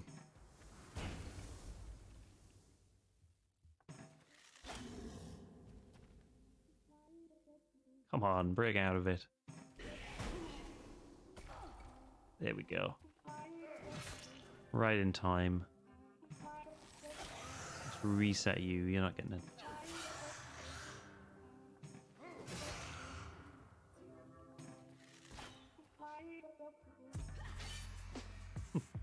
That's how we wanted to do it. That's the kind of players we need. I'll use that. We'll collect and sell.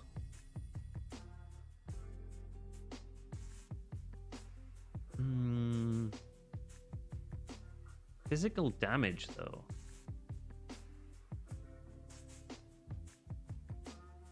I collect it, but since ours is pretty much exactly the same as that,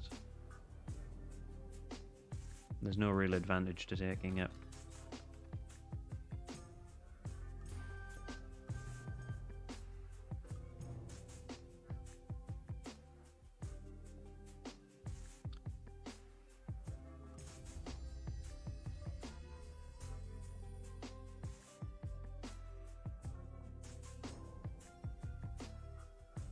We've got a ton of stuff. Items-wise, we're doing really, really well on items. I think it's worth going down to the... Pick up the party. Let's go and activate the Kraken Ward.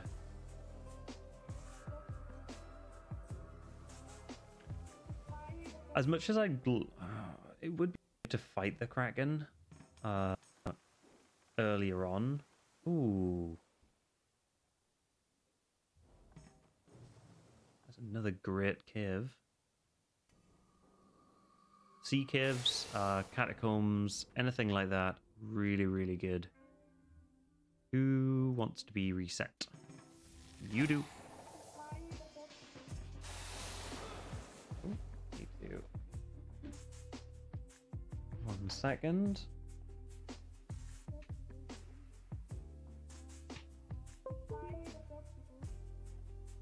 Yeah, need to plug my wireless headphones in. Okay, we can deal probably a decent amount of damage here if we ignore armor. That's a good amount of damage, so we can take out this guy. The diseased corpse is a bit of a pain because they do this. Chaos Fever, but we do have Panax. I want to try and reset this guy. Yeah, he's a nightmare. I think we focus him down. Getting achievements like for days. Right, we can deal with another one. Yeah, that's fine.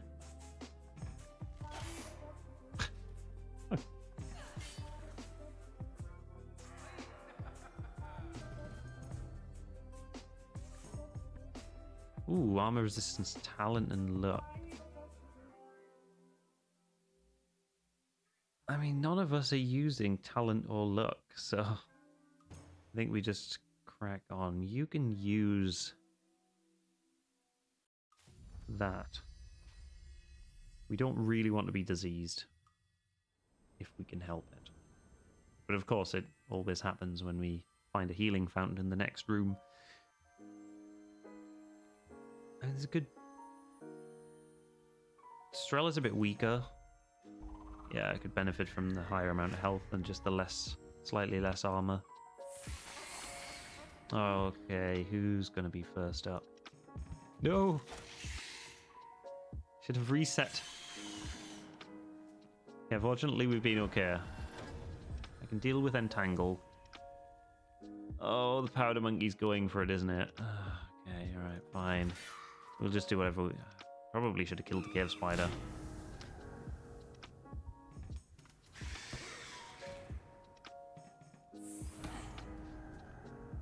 Double poison is not friendly.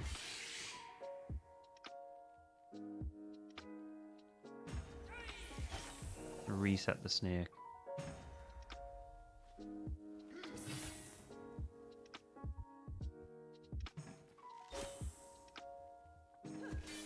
There we go.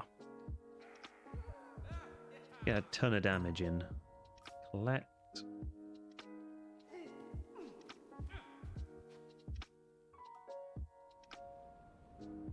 Unfortunately, that's the end of the dungeon, so it's not like we took a whole load of damage there. We'll still take a little bit more just from being poisoned. Precious Pearl is good. Talent. Again, we don't really need. Anyone can have that. And we'll sell the Bandit Helm. You know, we're getting a good amount of gold here. Pick up the party. Let's carry on. And into another sea cave.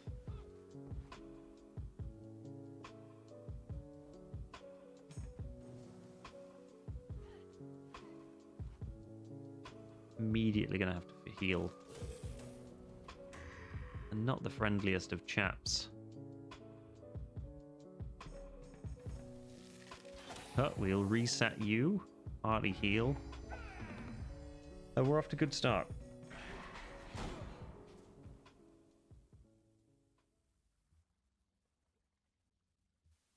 I don't know what the blue jelly does. I think it causes wet, which removes immunities.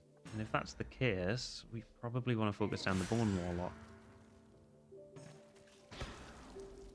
Okay, we're double poisoned. Still fine.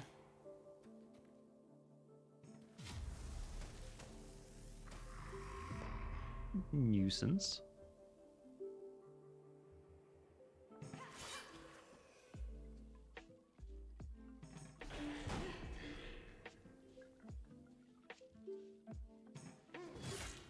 Focus down the jelly since it's got 0 like physical armor resist. Absolutely crush it.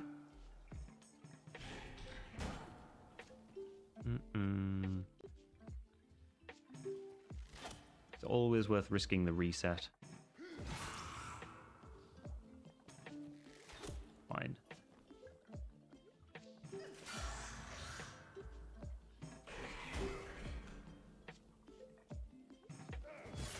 Everyone's still in like good health. I mean, this is the advantage of having good armor now. We get a ton of orbs as well. Like the minute we get to a town and can sell all of this crap. Oh, what a cute little bug. I think I've seen you before. The angriest one is probably the enraged ghoul. They tend to do a load of damage. I think we can focus it down. Ah, typical dodging.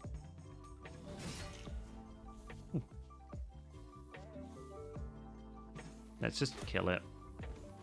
Again, one less source of damage.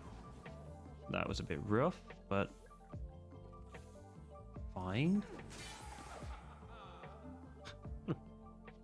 Try to reset.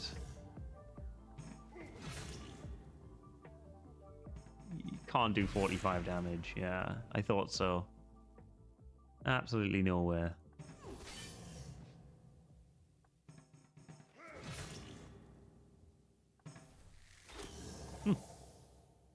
That's why it's always worth doing the reset.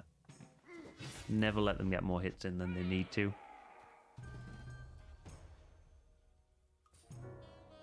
Ooh. And that is exactly what we needed. You know? Survived long enough and the game just provides it. Ah, even someone to sell items to. Here, have these ridiculously expensive boots. Look at that. Like, if we had... These are good items. You know? We are making bank.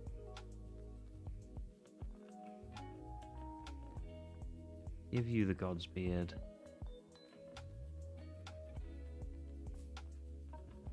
We don't want the rough anymore. I feel like I'm going to keep the prismatic fish.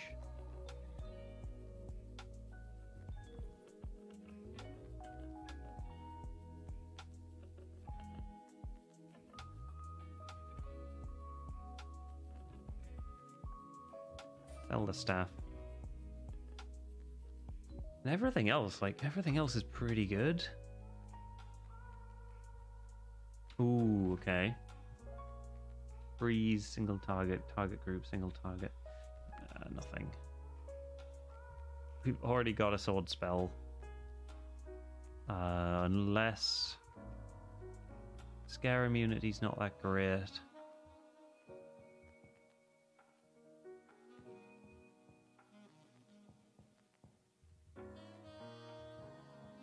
And that God's Beard is a little expensive for my taste.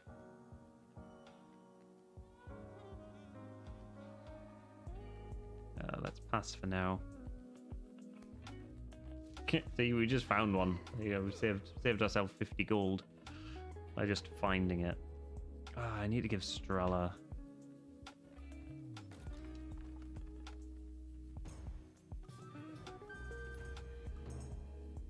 Ooh, magic damage and crit chance.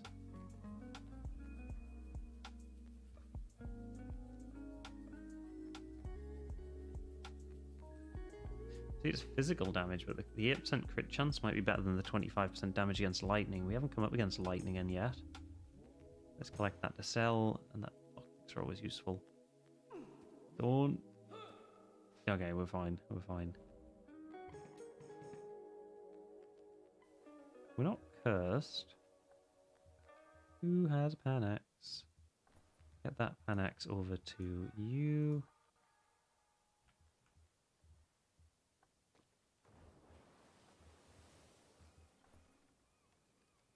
I wish you could use the party heal ability when not in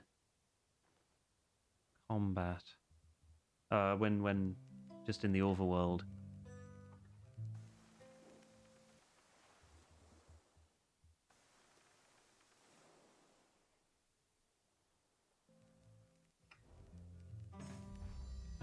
Fine.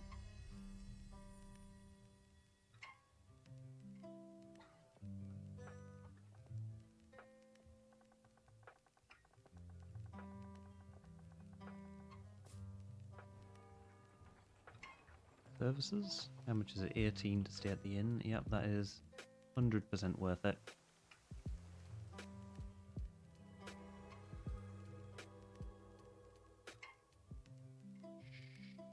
Sure. Okay, that cost us absolutely nothing. That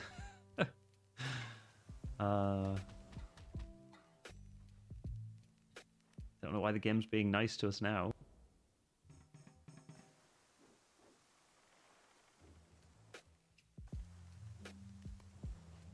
Oh, look at that. We've even got another statue there. Oh, it's already crumbled. Fine. Poison damage we can live with. Come on, everyone. Really? Yeah, no. Remember, always a run away from boners. I think that's just kind of valuable life experience, like, you know, like kind of life thing.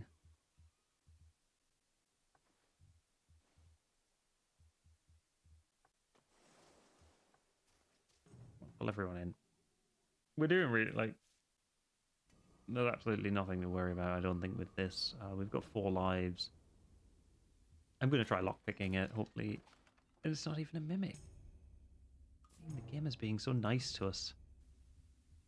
We can have a herb. Ooh.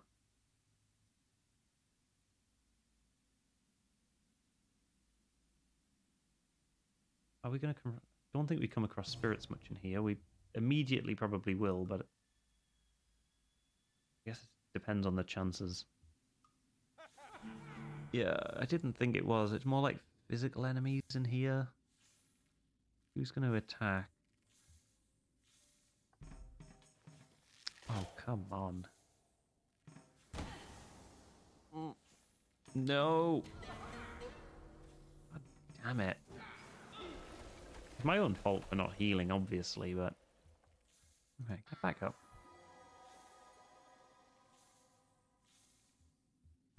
Use your turn to party heal.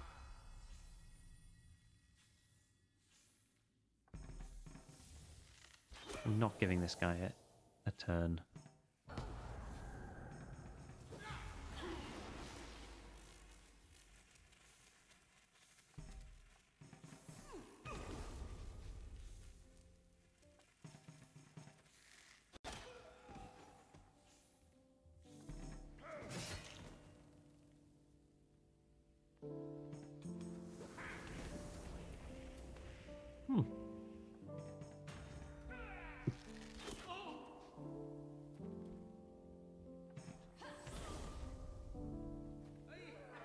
Okay.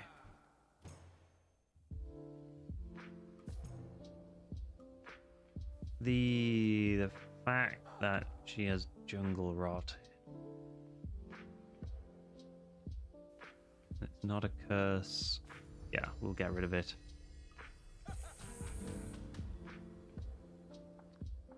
Okay. Anyone who buffs is immediately annoying.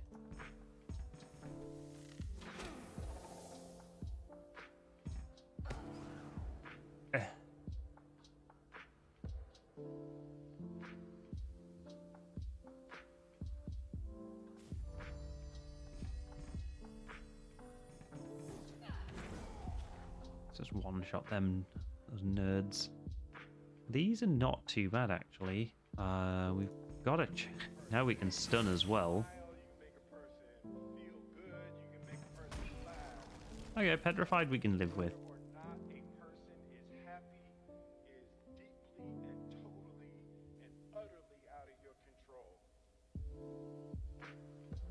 Wow, well, I can even reset? I mean, we fizzled, but the fact that they both can reset now is pretty awesome. Right, you're petrified, that's okay. You're immune to stun, so we'll just focus on taking the snake.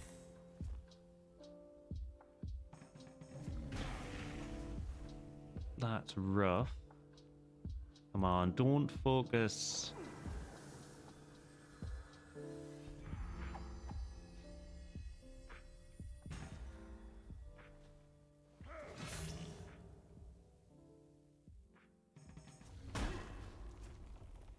What the hell?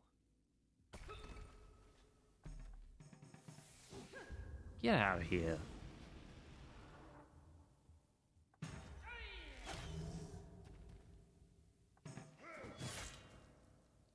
Absolute cretins. And that's a good amount of XP that we can get. Ball scroll, you can have that.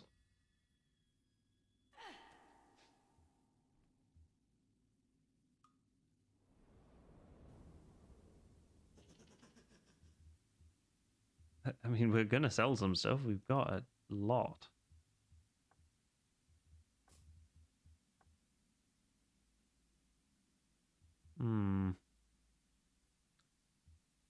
Maybe the shock immunity is good.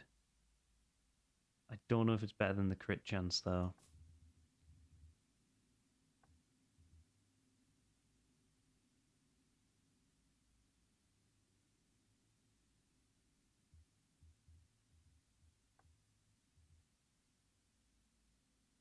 %50 damage against spirits.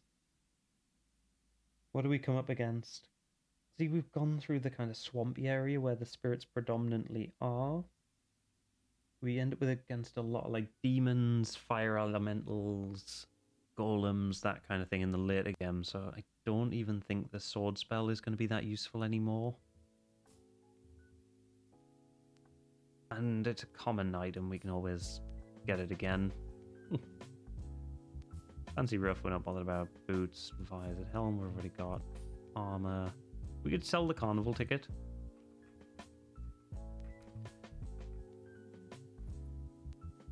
You know, if we needed to. Let's see what he's actually got.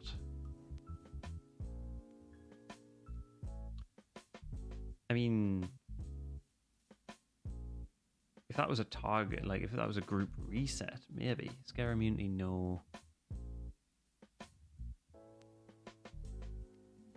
Curse immunity is not the worst. No.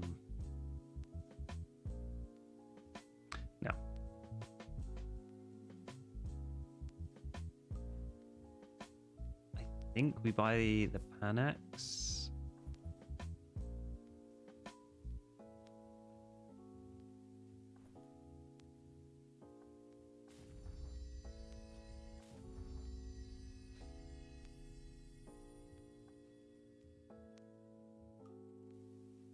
We carry on through.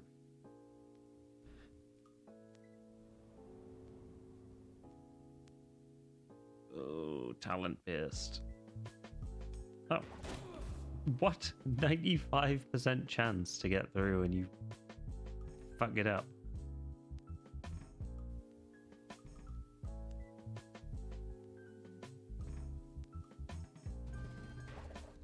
Leveled up. Yeah, that's fine. We'll survive.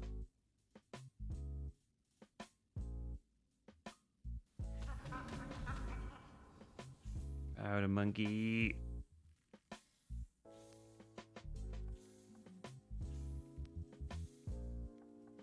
Come on.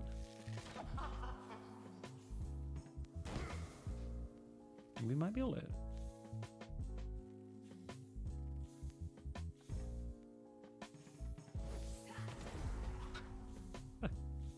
So much damage. Okay. I think even with the armor, get that down. Ice Golem, not hugely concerned. The fact that we're immune. Always try to reset where we can.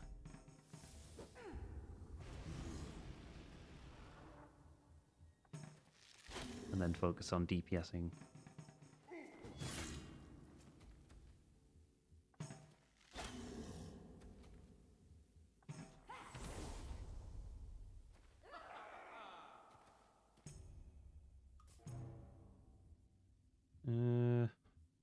Collect and sell it.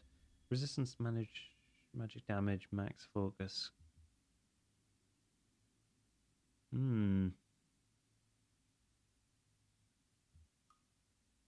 That's something we'll check. We'll check to see whether or not equipping that. Yeah, the fact that it puts the intelligence down. If we had above the maximum, then we probably would have swapped that out just for the extra focus. Damn poison powder monkeys.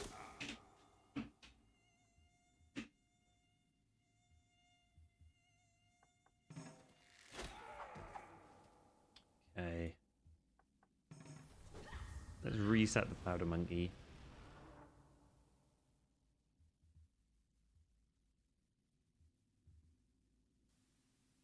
Ooh.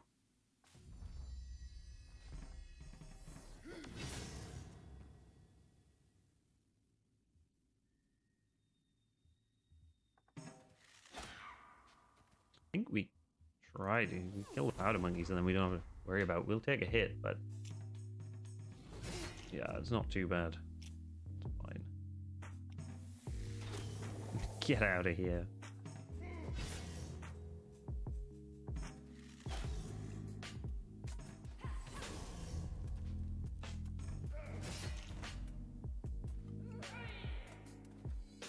So yeah.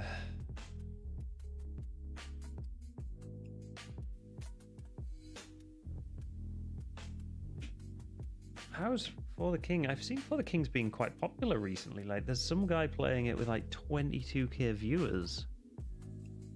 I mean, maybe that's enough. Like, the game is a couple of years old. So it's pretty cool to see like some like people with a like that is a lot of followers, you know. I mean, that, like a lot of viewers. That is nuts. I mean, hopefully that'll actually like re-spark interest in this game. So it's cool to see, because it is a good game. Like, it's a very challenging, you know, challenging turn-based like roguelite game. You know, definitely one to pick up. Ooh, who do we take out? Let's just try. Always try for the reset. It will do damage. I mean, they're only doing 8.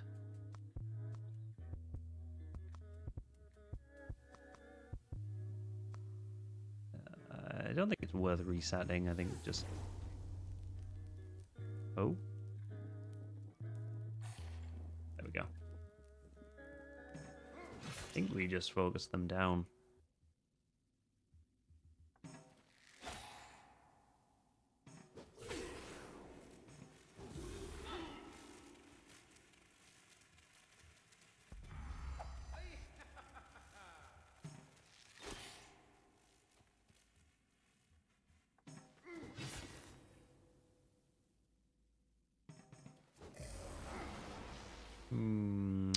Annoying, but fine.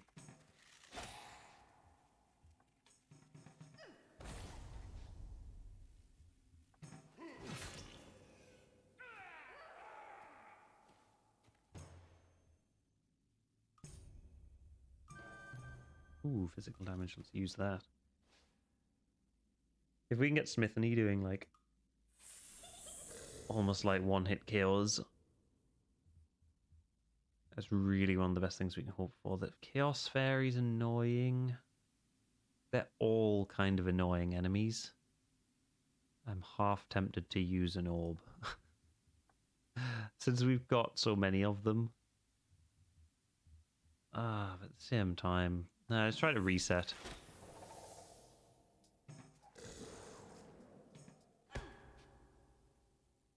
We'll just get the magic user down. Then we will... The ghoul's going to be up next.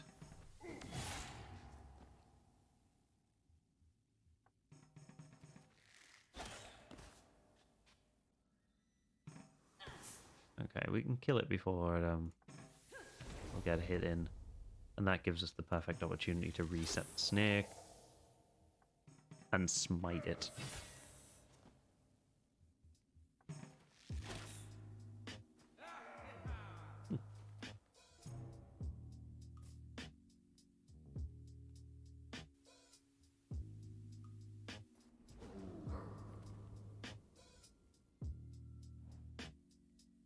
So this is the end boss. This is not the end boss. This is the boss of this. I guess what is the second section of the game, the King's Maze.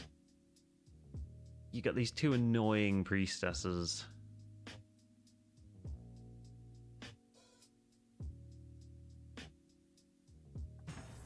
Nice. We reset one of them. That's good.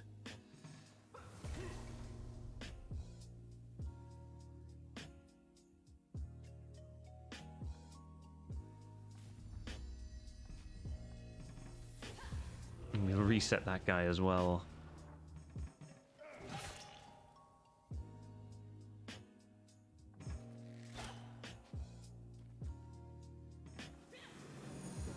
That resist. Magic resist, it's fine. So magic resist.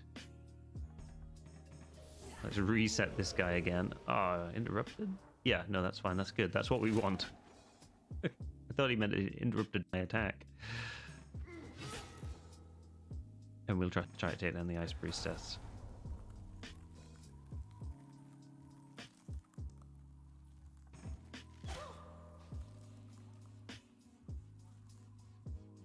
$33.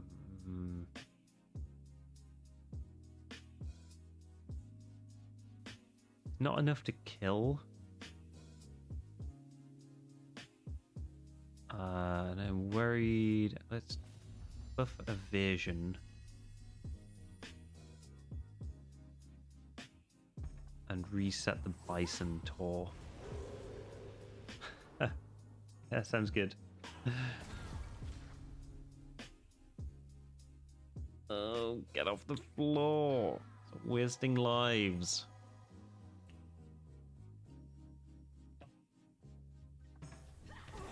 Get over there and take them down.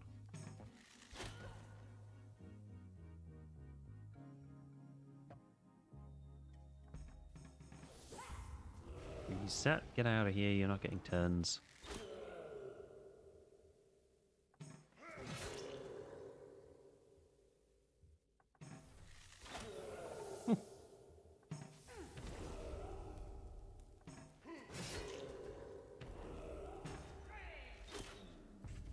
Okay, that's what we want. That's what we want to see.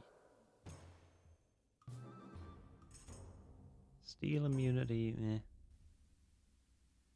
If that has a reset, oh, target group reset. Okay, this is exactly what we wanted. Fire damage, better damage as well. Some more expensive armor to sell.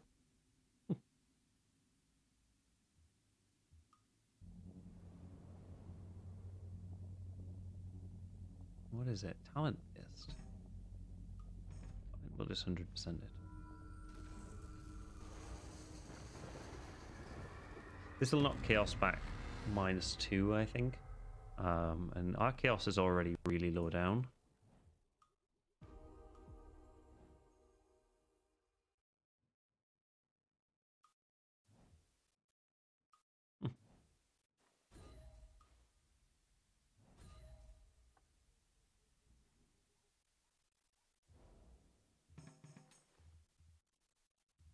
So I think we've done this area now.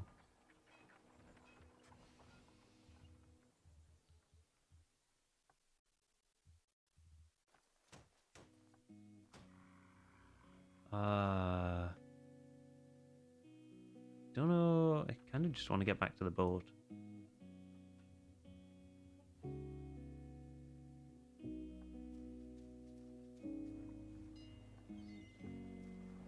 Pick up everyone. If we start making our way background, we're going to need the boat to get over there. The Kraken Tower should still be active.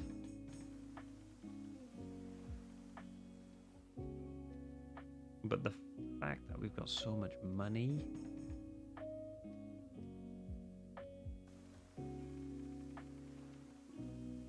So much money and movement speed. Is a really, really good thing. Some unexplored tiles.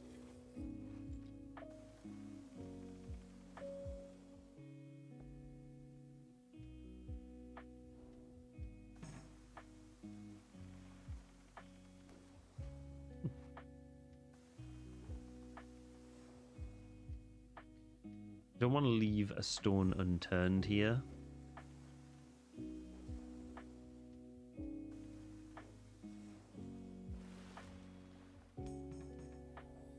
I get anything? Got another one. I don't know what that fish does.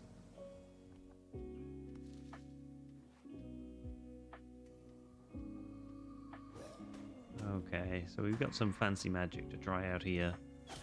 assuming we survive. Who's up next? You, nuisance man. You're never getting a turn. So good. None of you are getting a turn ever again. Okay. Let's kill you. And then let's kill you. No, we'll just do a lot of damage to you. Ah.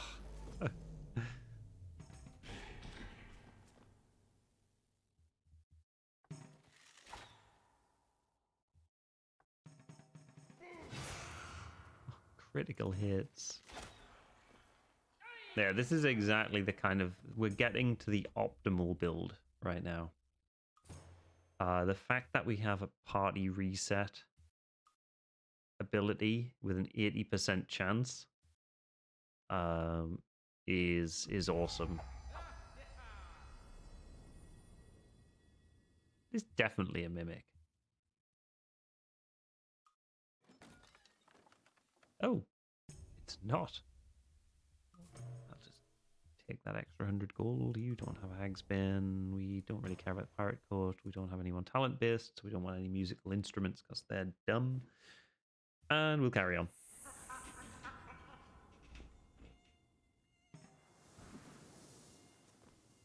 Same as what we were doing before, we're basically just leveling everyone up.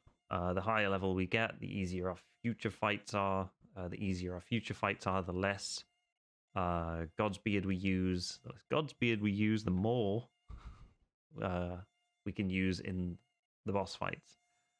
I don't want Snaky to have an attack. But he's getting one anyway. It's fine. And I think we risk the party reset. It's just insane. He's not getting a turn for ages. The mosquito's getting two, but he gets... Come on. There you go, kill him. We definitely need to...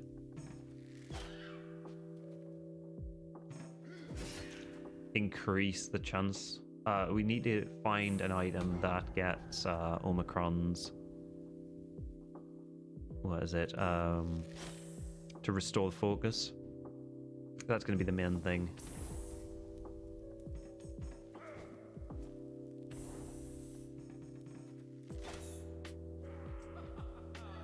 Okay, we're at the end of the dungeon. Hardy resist is good. You need XP. You need XP. Well, Smithany is the weakest of our, the lowest level of all of our characters.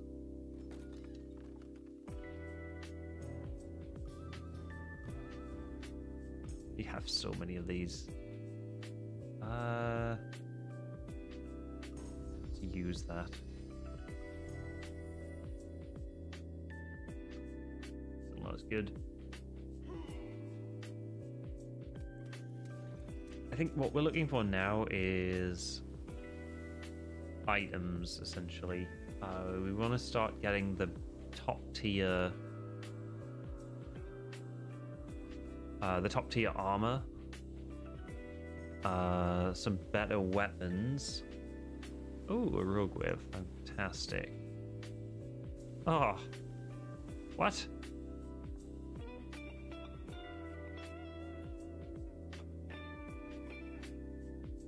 Whose belt item? Oh, is this the belt? Don't know.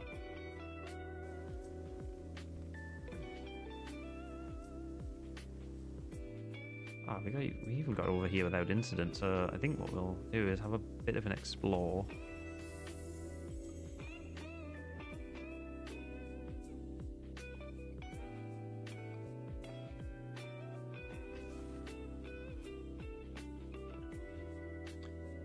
That is nice. Who's up next? Strella. We've got a cult device. A fire cave.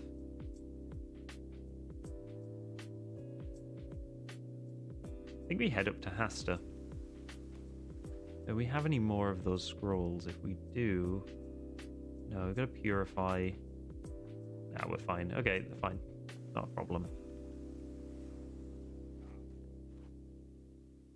We're near Zinni.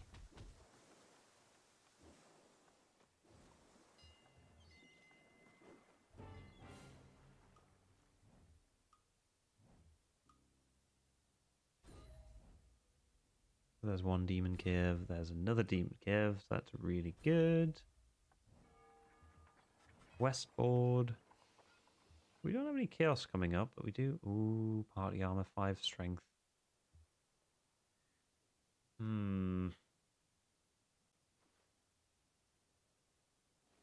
Do I go for the party armor and the 5 strength? Or do we go for more gold? We're pretty okay for gold, actually. I think... I mean, that's a really good shield. Right, what have we got to sell? We must have a bunch of stuff. Who's here? Unfortunately, not much. Yeah, see, 70 per piece now is getting expensive.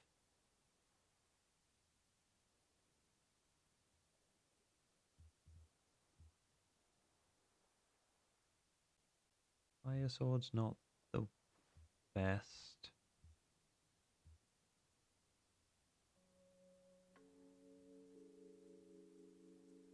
We do want to start getting the shadow armor. Because then we can free up other slots for better items. Okay, fine. You start heading there. I probably should have headed that way. Who's up next? Omicron?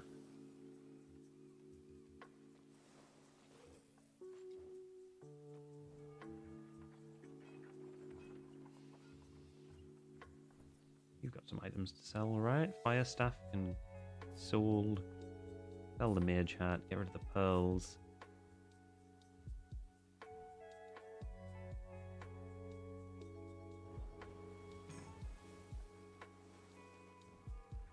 Here comes money, man. Also a huge amount of items, man.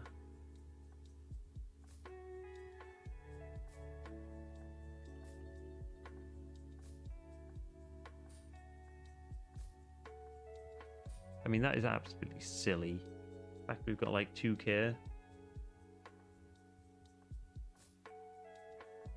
Let's give it all here. Like, the wizard hat is common, so it's not that good. What's Strello wearing? Adventure boots, awareness, speed. We definitely want to get the armor and evasion.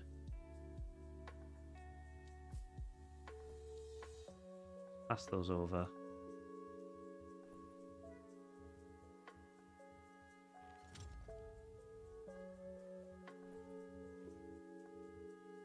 Get rid of those.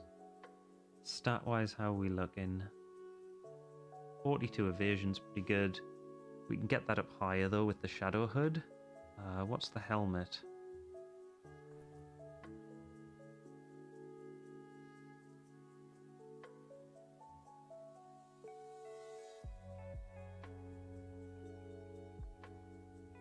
Unequip. Yeah, get rid of that.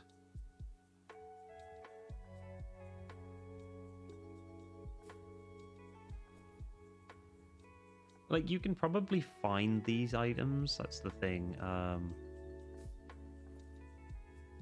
But it's chancing that.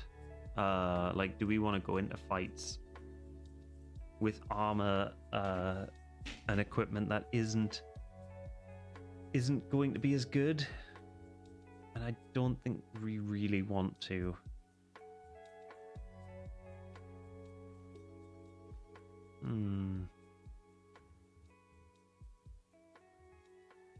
There's nothing else really we want, though.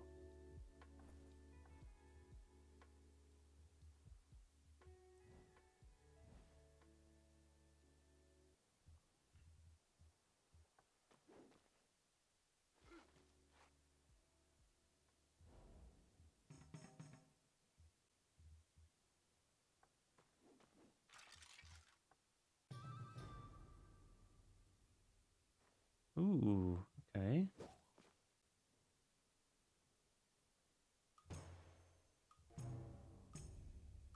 Ooh, that was a good drop. That was one of these random occurrences. Right, catacombs straight in.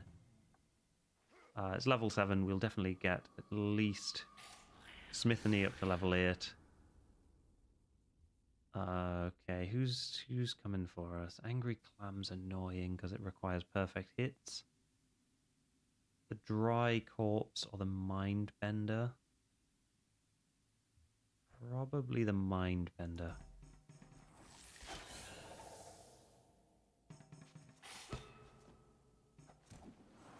Yeah.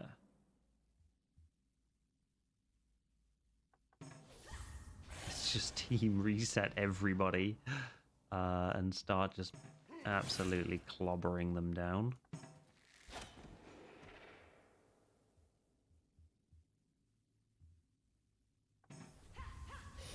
Yeah, they're never getting a turn again. But this is exactly how you've got to play it, especially getting towards the later game. The game gets incredibly hard and unforgiving. It seems like it's exploiting the game a little bit, but it's really not. Yeah, it evades any non-perfect, so we'll just... That's fine. We might take a hit here. Nope. Good dodge.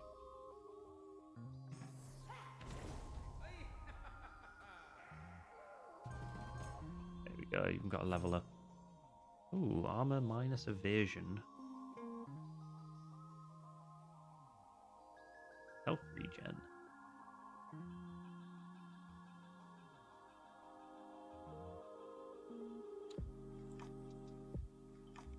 We'll collect it. We'll sell Maximus.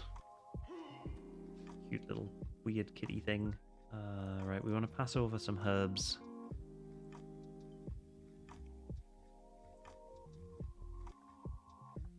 Get over there.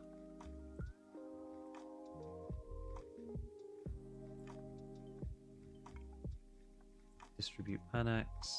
Purple herb's fine. Hagsbane is okay as well. This has to be a mimic. I mean, we can't open it anyway, apparently, so we'll just carry on. A really hench-looking owl. What do we want to do? Probably want to reset the exploding monkey. Team reset everybody. Focus down the magic user.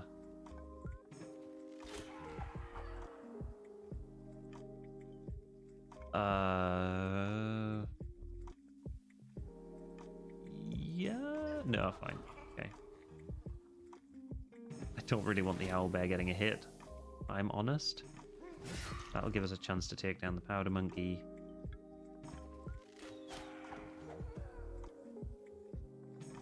No, fine, you've missed your chance.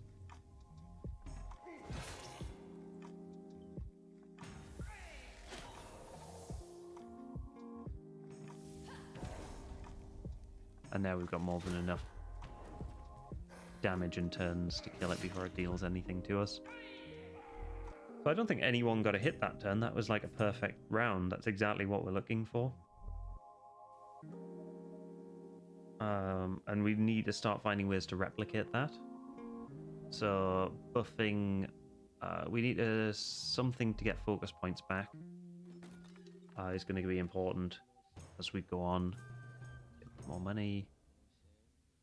I mean, that's like the highest talent and luck armor. Oh god, we're getting a full set. Poison immunity. Not the most useful. We probably want fire, ice, and shock party immunities. We can get later on. I'm just exploring up here to find scourges.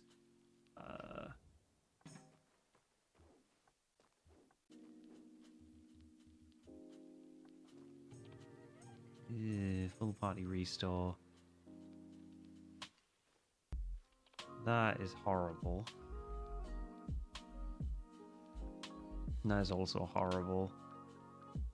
I don't want to play any of these. What? Oh, come on.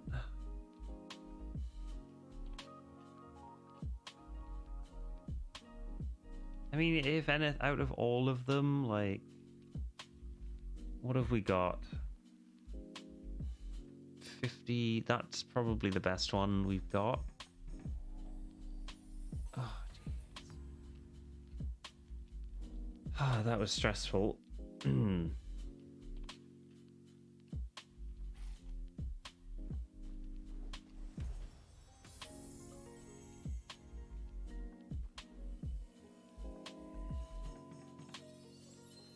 Nice, +1. The life pool, that's exactly what we wanted.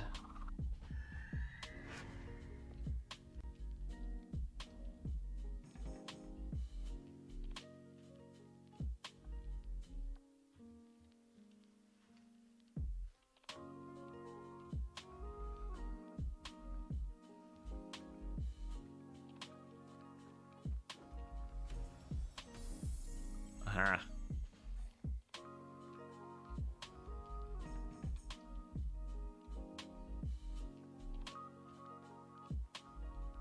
Get rid of all those annoying curses.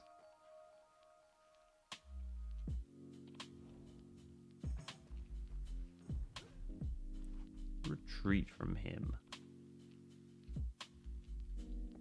I don't know if this is Bandit King or if it's someone else.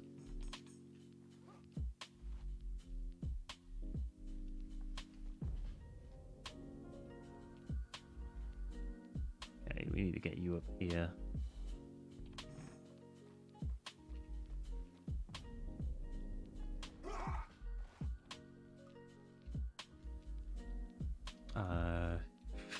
Any of them?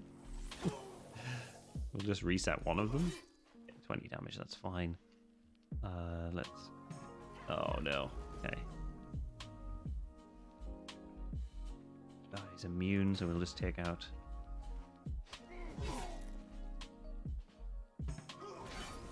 Ooh, that's a lot of damage.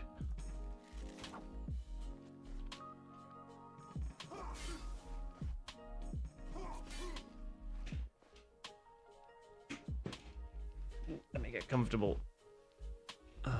We probably still try to go for the reset, I think. Always worth going for the reset.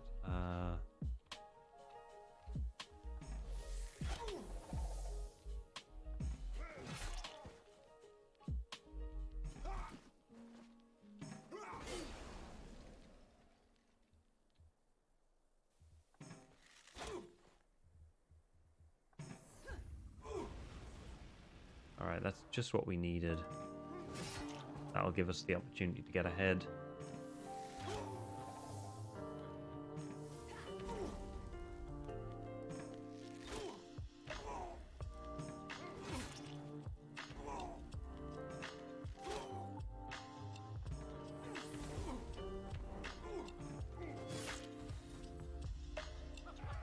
How much? 30 XP? Pretty good.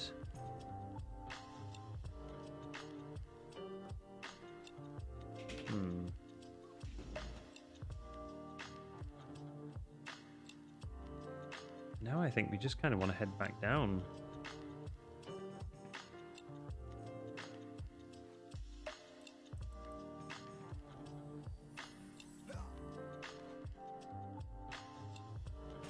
Okay, you're getting reset, that's it. We're taking you out this time.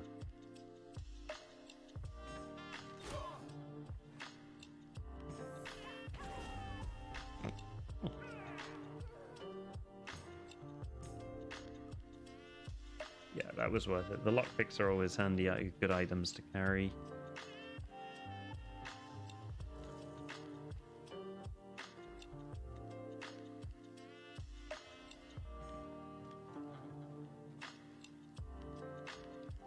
Still have to find out where this other scourge is, though. Dry corpse.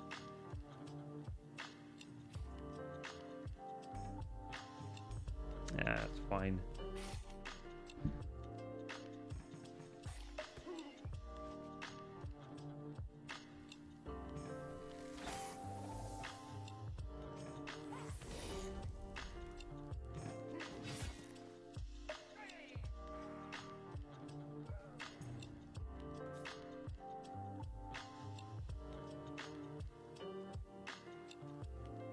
Nice. Nothing that way.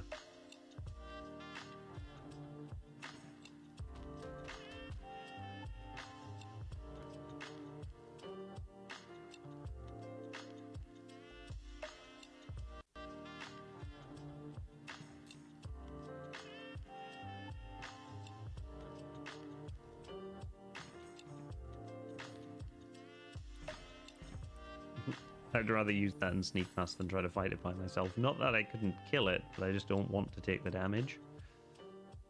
Okay, you can have a wander over this way. Oh, lure. Where can I get to?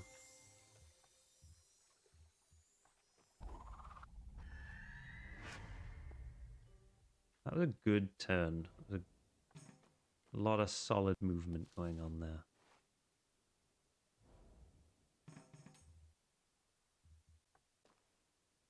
Ooh. Cool. Did the slight amount of XP.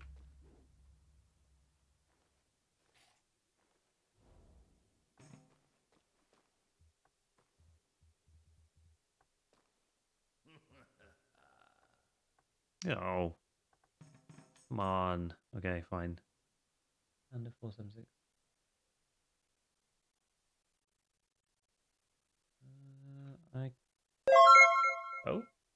Oh, thank you for the follow. Panda, follow Red Heiny Monkey 5 for a small raid. You can definitely go check him out.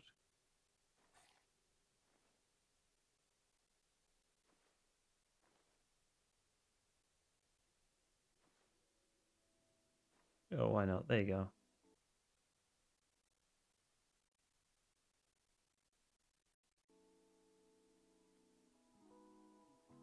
You know what? It's fine. You know, his content seems good. I'm always interested in Sea of Thieves stuff.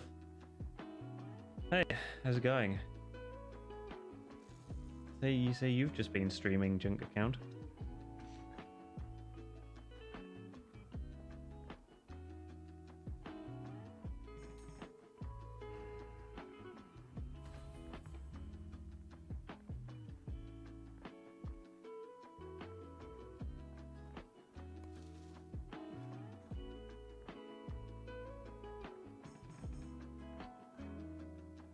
Nice, nice.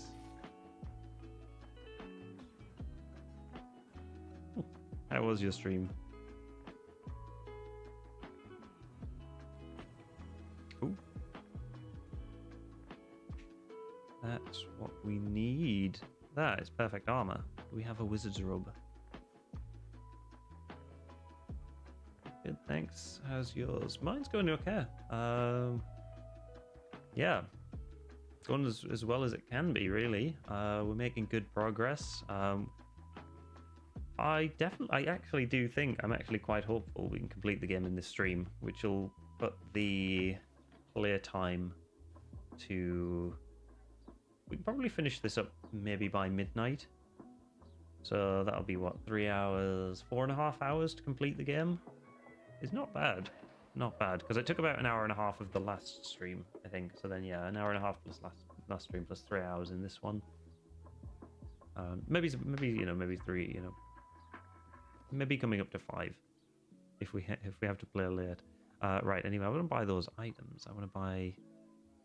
What have I got? I think it's time to ditch the fur armor. We're going to go full wizard's robe, iron plate. Sell all this ridiculous armor that we've got. Yeah, how's your day been? Oh no, we need the wizard's robe. Sell Maximus. Get rid of the jester boots. Good. Good to hear.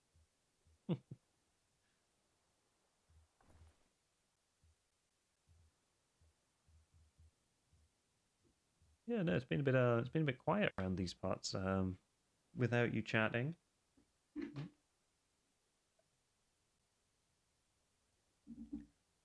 Had guy Guardian Angel is another streamer pop in earlier because we're doing a stream together on Thursday, playing some board games on a game called Tabletop Simulator. It's like a digital board game.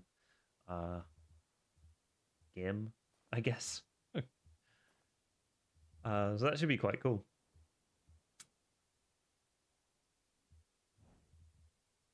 And I had someone message me the other day about doing a collaborative. Who was it? Another streamer called In Your Face, _G. Who was asking around playing, doing some like co-op collaborative No Man's Sky. So that should be quite cool as well. Yeah, I'm really liking this idea. I'm liking how like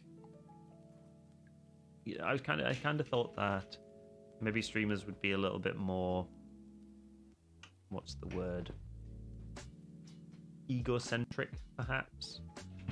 In that, like, you know, they want their content and their stream to be their own. They don't want to be, you know, they don't want to be seen associating with other people, that kind of stuff. They don't want to be partnering or collaborating. But everyone I've met has been like super friendly. Like really into like the idea of collaborating or playing games together. It's pretty great. I guess maybe it's once you get to a point, like maybe it's once you get successful enough or like, you know, like recognized enough as a streamer, and then you're getting invitations to collaborate all of the time. I can understand it getting a little bit tedious, perhaps. But right now, like it's nice. It's nice people just like reaching out. But yeah, really just trying to crush this game.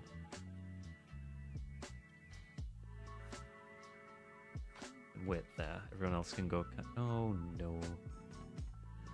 Can I sneak?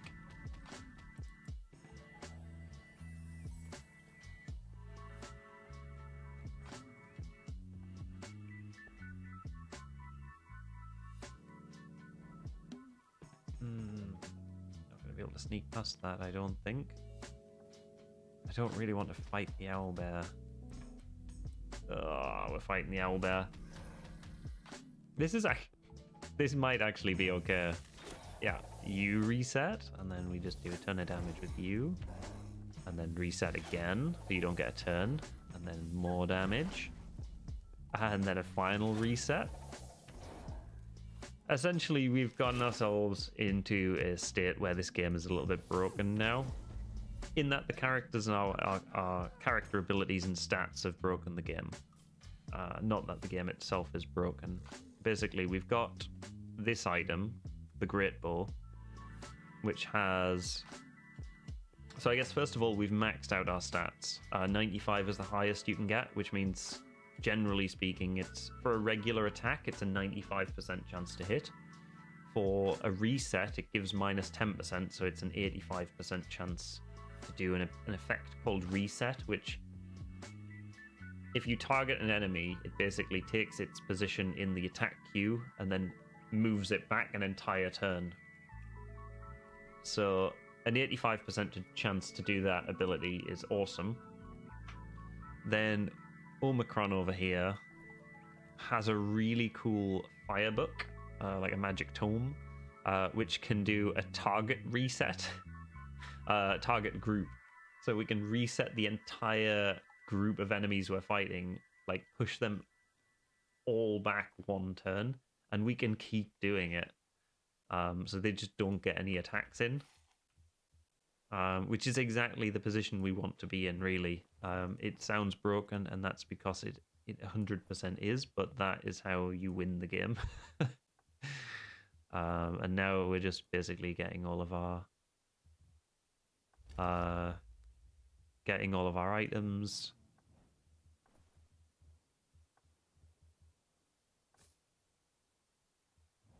And just faffing around, really.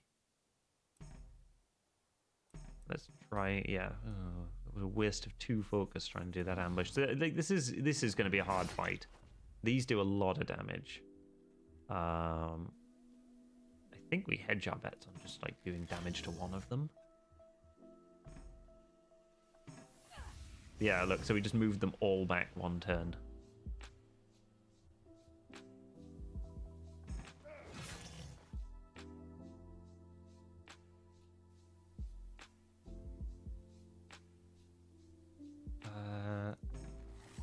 Let's reset him, and look, we can just keep on resetting everybody, so they just and not getting turns ever again.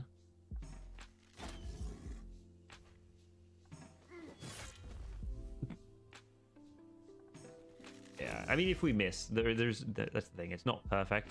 There's always the chance to miss. Like, yeah, it'll fizzle out if you miss even one of those chances. An 85% chance while is good, it's not the best. And now it just comes to like selectively killing the enemies. We still just push them back to guarantee them never getting a hit. But that should be enough to kill them. But yeah, we took one hit in that entire fight. And for that we get a ton of experience, leveling up. That is a really good shield if we weren't using two-handed weapons. And we get a ton of gold. Did I just get... No, did I get 2 there? Yeah. Give me 2 of these incredible shields as a reward. One must have just been a random reward. Guess who's selling that? Since we're not using them, I mean, the 5 party armor seems nice, but I'd kind of rather have that 120 gold instead. What else can we get? I think we'll just wait at the inn, get our health back, recover some points. You've got a bit of money, you can stay at the inn as well. Because this saves us using beard. Beard's expensive, so if the price is 1 beard. Alright, this is who I want here. I want to check that. I've already got a dragon pipe. So we've already got the max level pipe as well. So our party heals are healing like 60 HP. I do wish the magic, the volcanic tome did a bit more damage, but we might find, I'm sure there's a more powerful one. I think it's a royal tome or a royal staff, which does exactly the same thing. I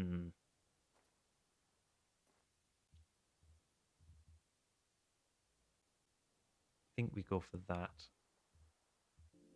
I'm just going to unequip this. If I unequip the old necklace, takes our stats down 2. It's because of these shoes. We need better wizard shoes. I still think it's best to get it, right? So let's give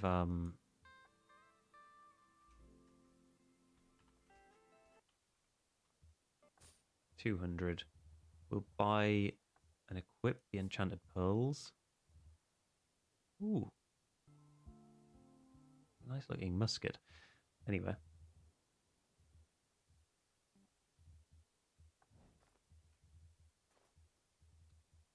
That's fine.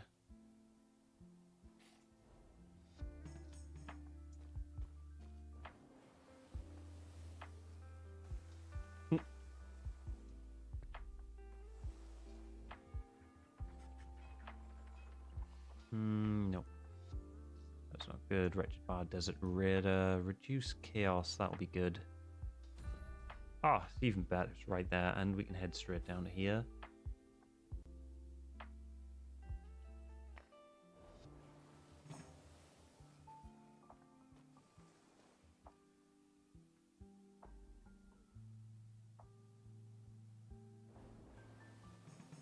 Off the boat.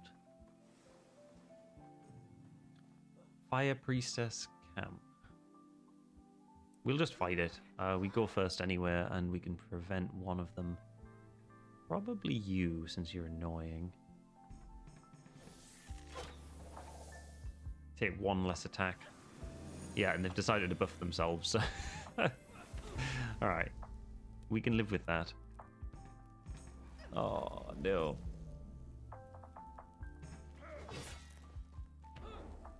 Luckily for me, they're all like magic resist. And magic resist is not going to help all that much. Especially now that I've just reset them a turn. Let's just focus on Hitting them down.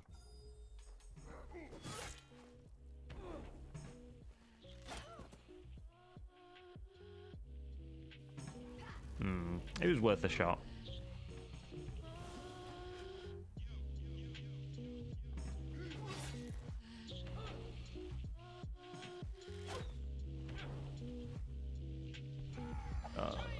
Didn't mean to party heal, I meant to do a regular attack.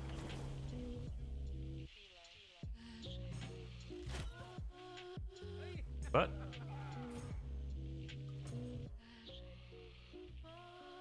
it's the same one I've got. Collect it and sell it. Good, our chaos is down. Oh, we even got a chest too. I'll pick that.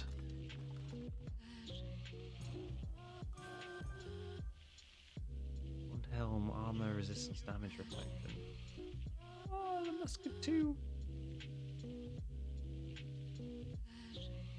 I mean, the grip was really good, but that does a ton of damage, but you have to reload it every turn, so you're only hitting...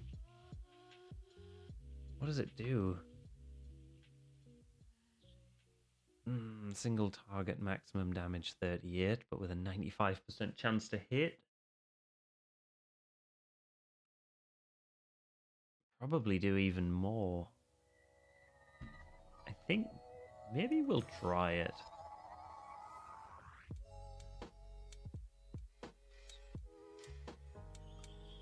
The Dragonhide arm is good, but I like having the +5 strength.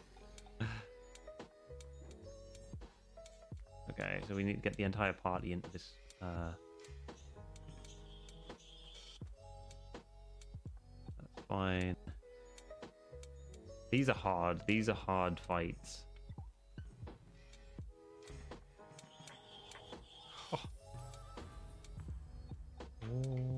Okay. That.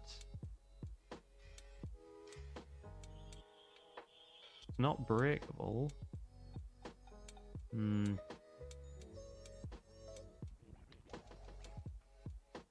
Yeah, no. Actually, you know what? I think I know that the musket's good for the damage, but being able to reset enemies selectively, and especially because we go first, is a much stronger ability. Like now, only one of these is going to get an attack in, and I think I'd rather take the vampire.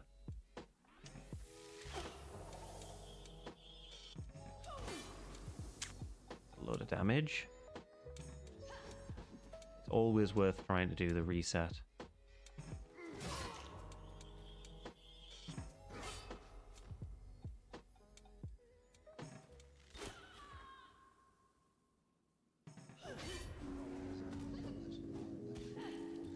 Life Drain is fine.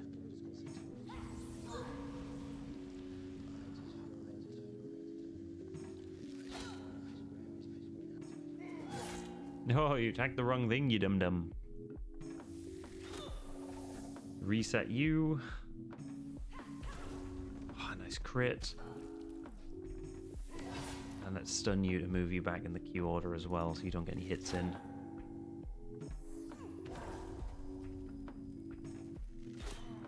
Ooh, that did a lot of damage.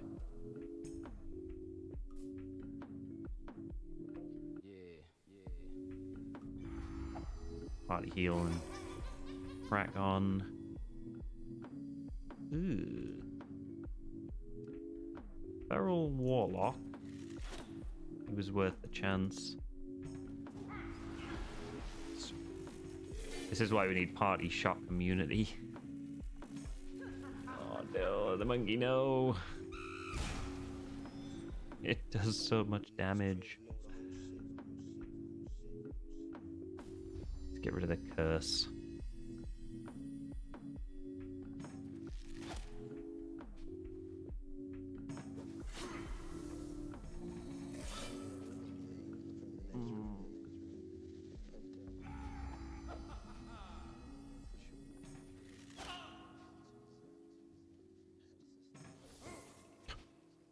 What?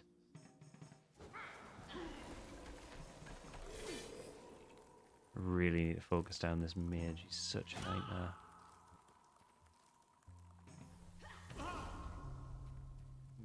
fire as well. Okay.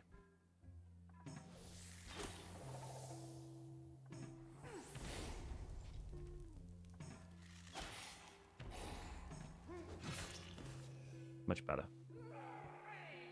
Ooh.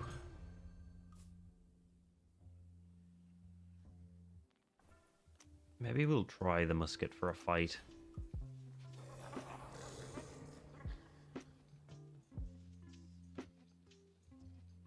Stunted attack. The fact that it can do like 70. Oh, that's really good. I don't even mind the fact that, I mean, that is a really good attack.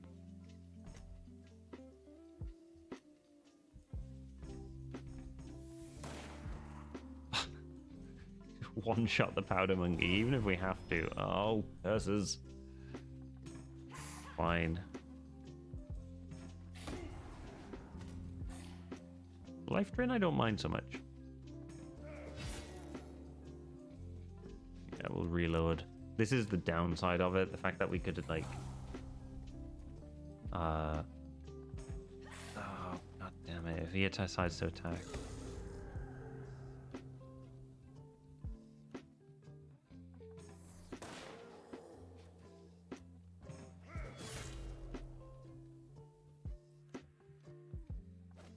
Go for the grit instead.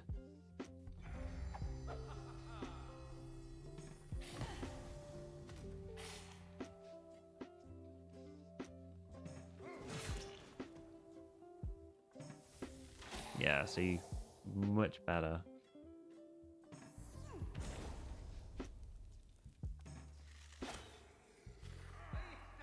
Okay, we're up to the boss now.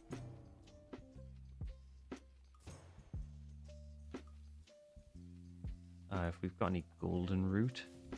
That was probably actually worth doing. Get this Hag's Bane over to you, and then you use that. Annex, you can use that.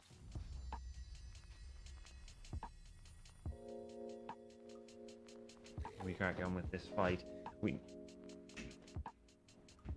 Right, the best opportunity here is that we get this reset. Yeah, if we fizzle, that's okay. It's pretty chunky anyway.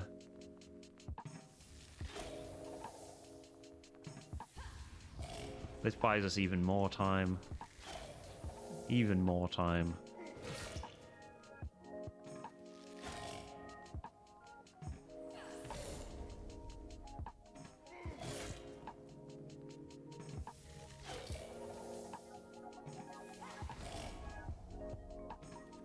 Yeah, that's fine.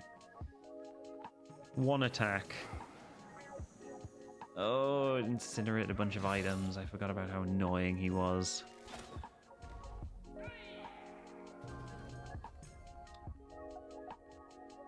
But one attack is better than none. Alright, it's better than getting multiples, obviously.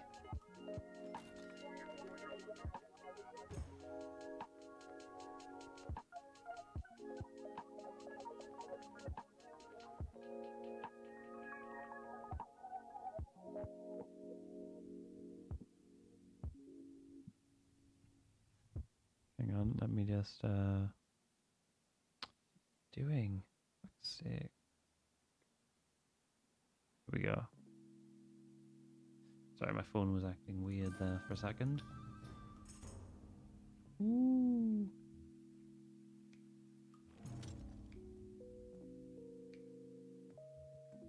Fancy armor. You can have the golden root.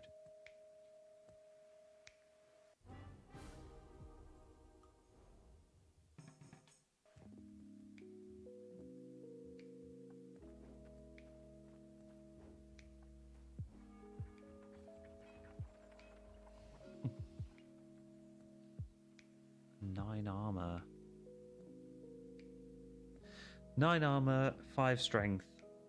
but we'd lose 4 physical damage. Now 4 physical damage is super useful. The Assassin's Hood, not the best. Is that what we want? No. Single target, ignore armor. Accuracy, spread shot, pin down, speed downs. Still not what we're looking for.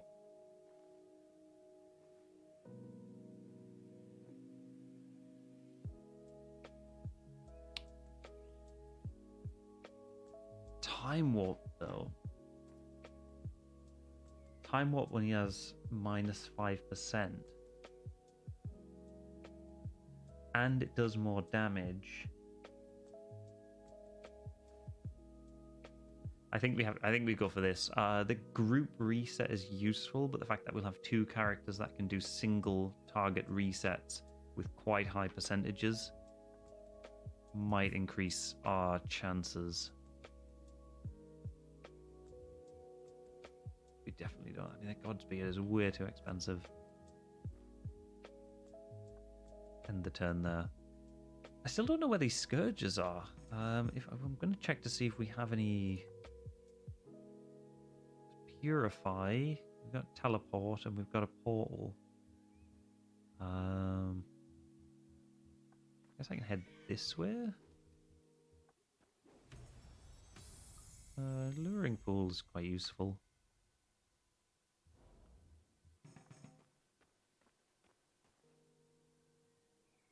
That's the thing. We can always. Let's backtrack round. Because I didn't really want to fight him.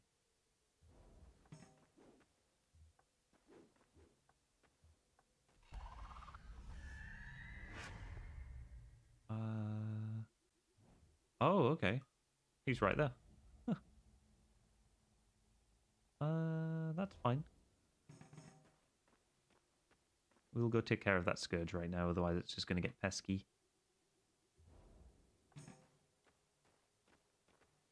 For some reason I just thought of it was part of the scenery. Okay, we can head over there later. That's not super critical. Night market might be nice. Ooh. Yeah.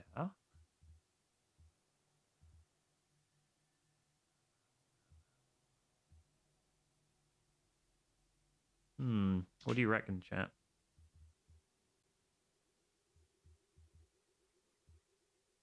I'm kind of leaning towards maybe the Spirit Taffy or the Salty Jawbreaker. But Fire Silk is also really useful.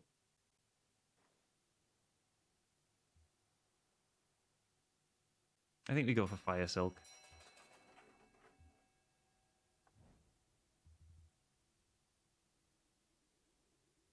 That's breakable, so we're not going to go for that. 30 Pierce.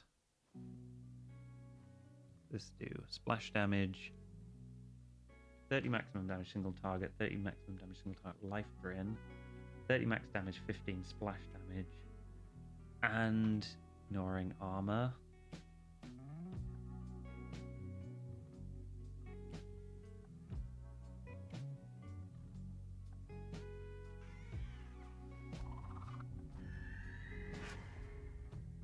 Okay.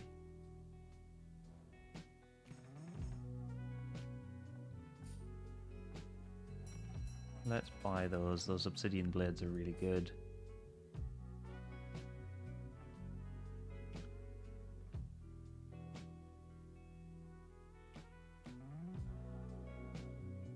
I think maybe even...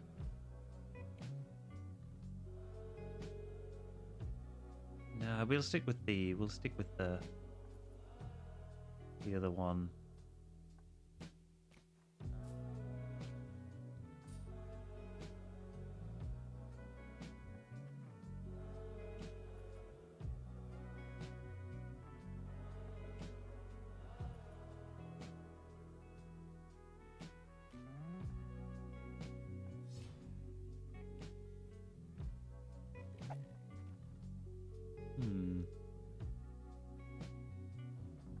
And we'll stop off and Ooh, yeah.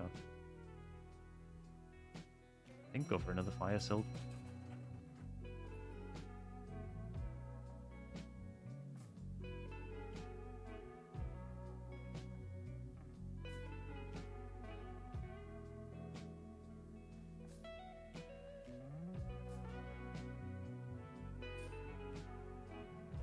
Oh, we need to give the Tome of Wonder.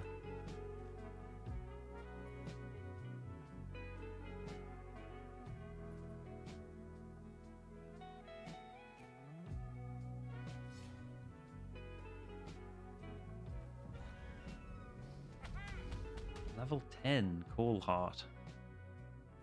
Ooh, this could be this might be a tricky fight, you know. Especially if we keep missing our resets.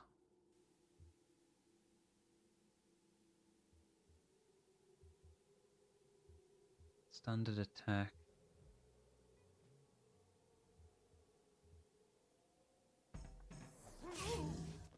Yeah, sure.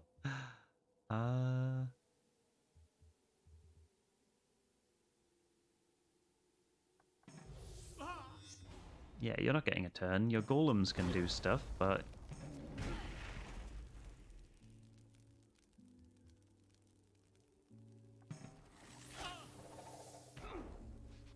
Ooh, this is not going to be fun.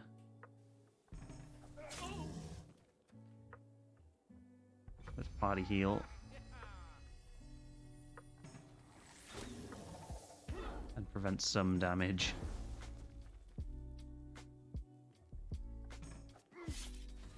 Okay.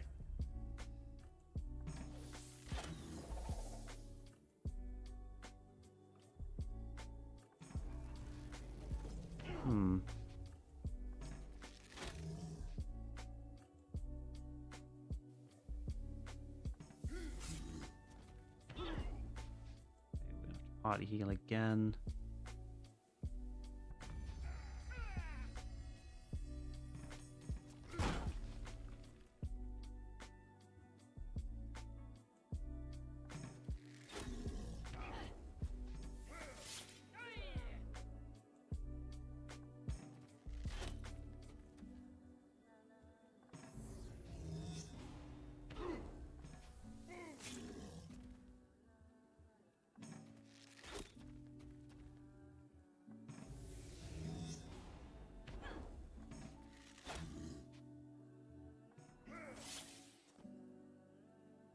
Okay, the Fire Silk is definitely going to have to go over to Omicron. Party resistant magic damage, 100% damage against ice and burn immunity.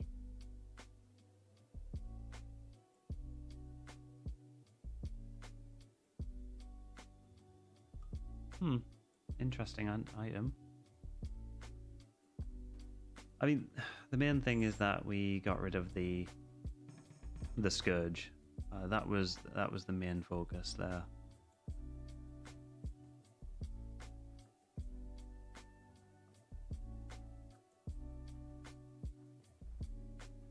Everyone's got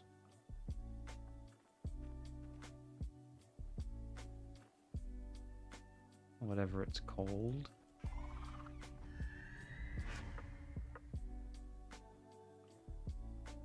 Let's enter the fire cave. I think it's worthwhile.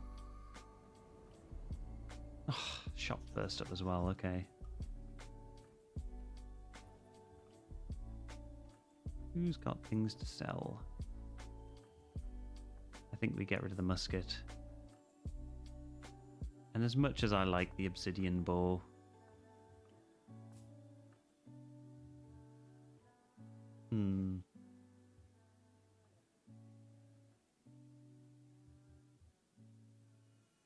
breakable means it's basically useless. Chaos Bladed is good. These are not that great.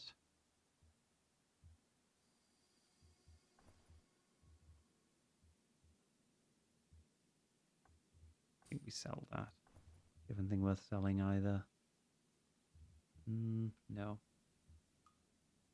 I mean, that was pretty good. Like as a harmless I'm going to give the fire silk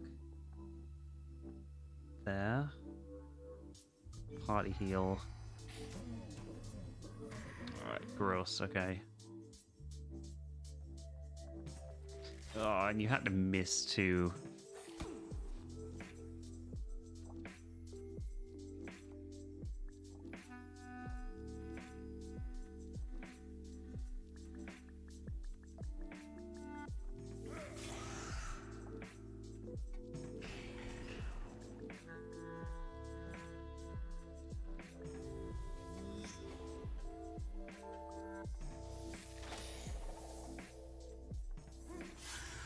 Give me a chance to beat this guy down.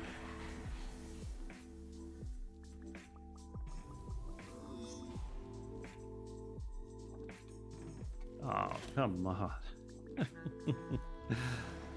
Good dodge. Alright, we've got him this time. One less thing to worry about.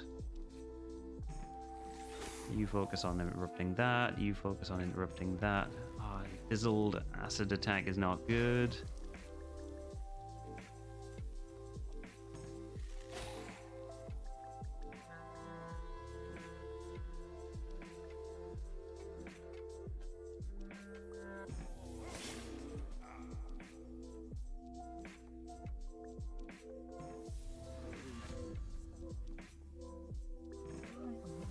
Oh, come on.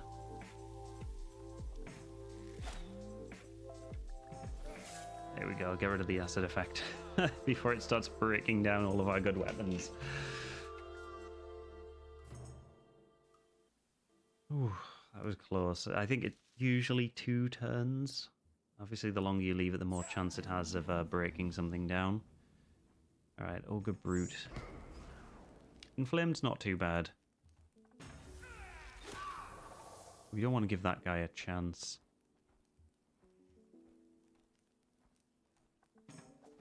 Ah, come on. Okay. Probably should have reset the Ogre Brute. Ooh, that was not good. This is just how, like, this is how hard it gets. It just scales up so much. Alright, the Bard has to go down. Have to focus the Bard. We don't have any debuffs, so we'll reset him so he doesn't do like an AoE attack. Stop attacking, you absolute asshole. Okay, the Bard we can deal with now. We just keep resetting the Ogre so he doesn't get any attacks.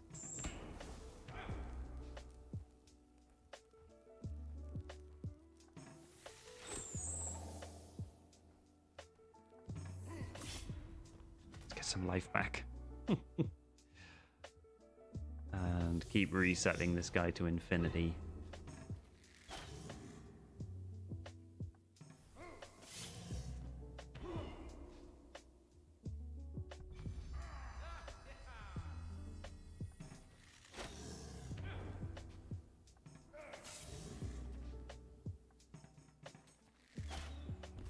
Nice, we got through it. I mean, we're leveling up, so that's really good.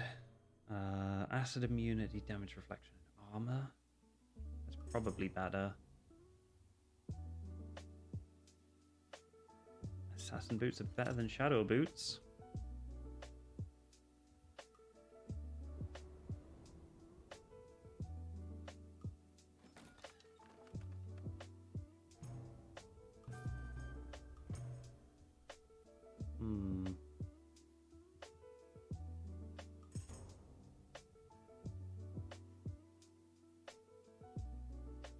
I think that is definitely what we want to go for now. And more assassin boots.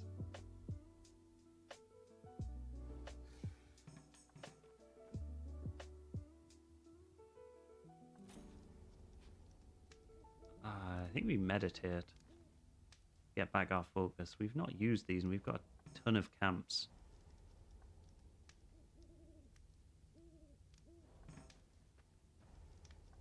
So rest kind of partially restores health and focus, whereas meditate doesn't restore health as such, but does restore full focus. And I think we want to do the same. You know, I'll rest again. Strella can go and get this tribute to get you up to level 10.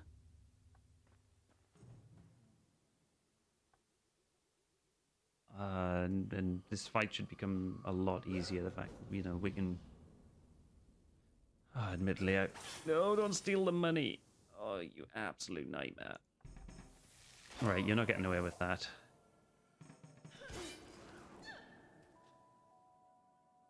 I'm going to focus down the Master Thief. Just so he doesn't escape with our money. And then interrupt everyone else to oblivion.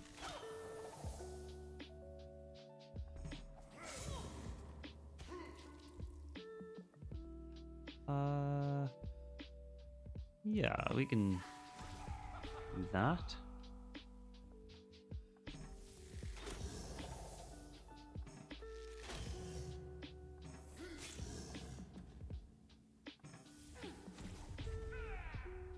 So much damage.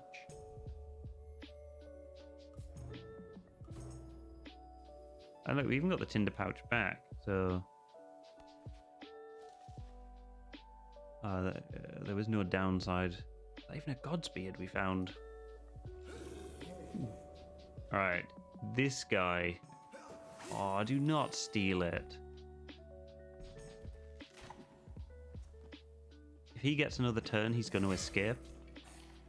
So I really need to do as much damage as possible to him.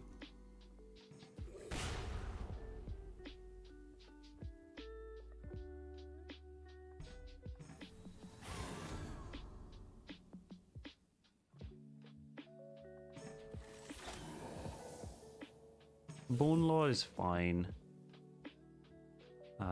He'll be dead soon. There you go.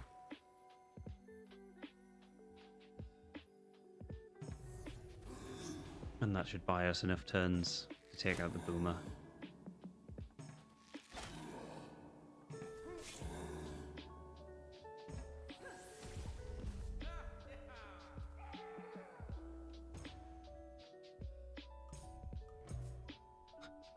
Another Maximus.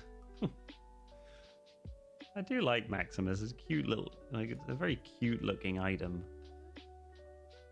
but is completely useless right now.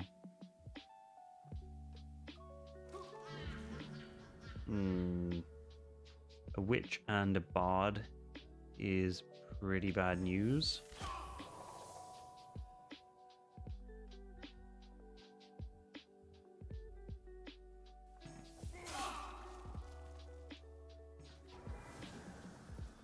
Okay, that was a good dodge.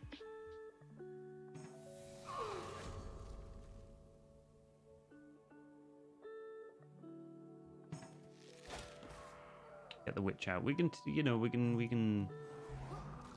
What was that? Speed up? Evade up. That was a lot of damage.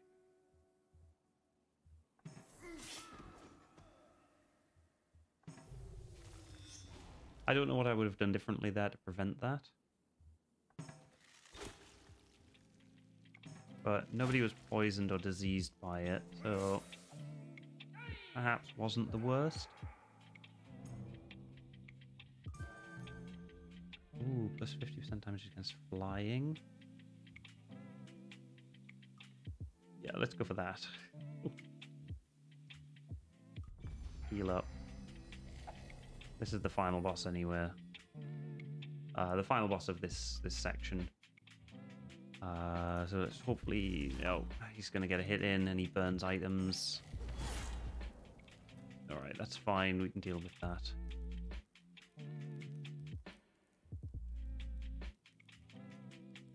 You're gonna... I may as well go for the life threat.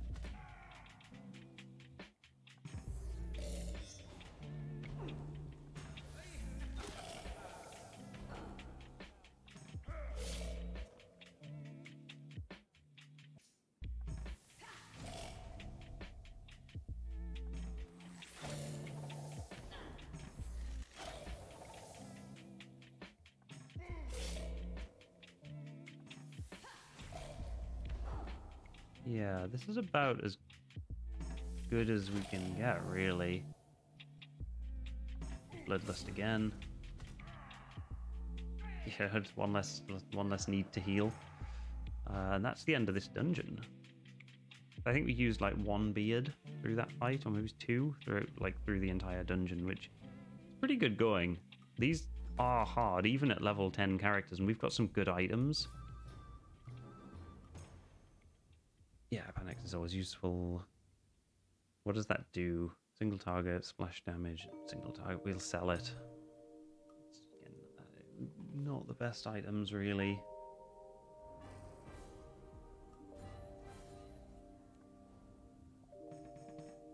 What a Hasta. Oh.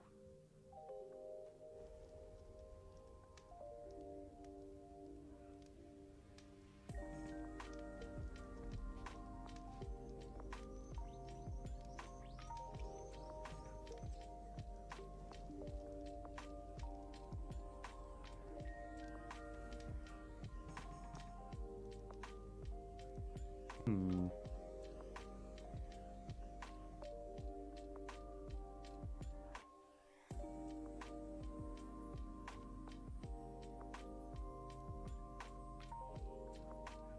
How about we give Paul to someone who's actually trained in Paul's, and then we go back here and meditate. We've got plenty of time. Like, we don't have any chaos on the map.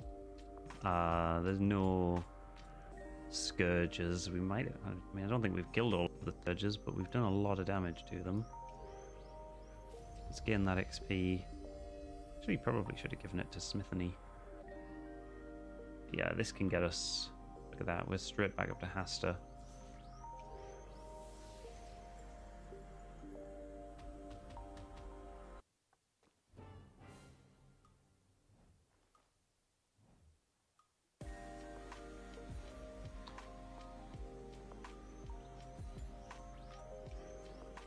I think it's worth going to the Buried Temple.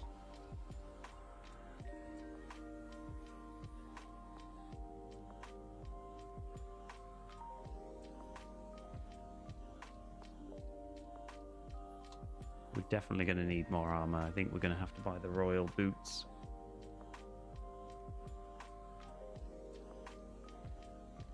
What I'm going to do is wait here. For everyone else to come up, we can join the money together.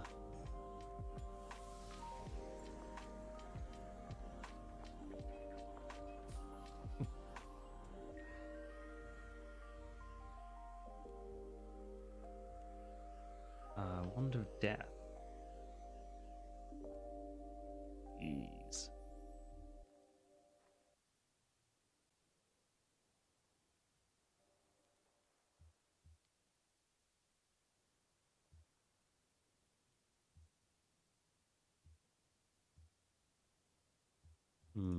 The Assassin Hood versus the Shadow Hood. 5, 5, and 5. Buy that. I think it's time to go for the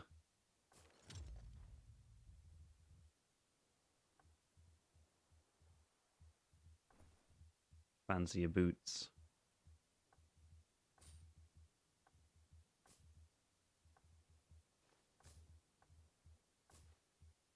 Oh, I just sold the assassin boots back. Oh no, it's fine. Hang on. Yeah, that's fine. Ooh. Oh, sorry, I got distracted. I'm back. Yeah, no worries, no worries. Still just cracking on. We're basically coming up to the final boss fight now, so it's just a case of I think we get rid of that. Basically just prepping for it as best we can.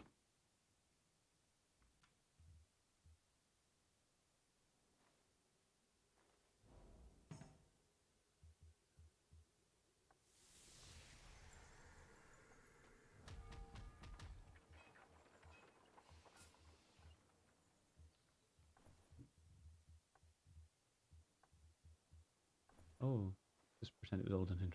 Yeah, yeah, I'll sneakily edit it together and upload it on YouTube or something.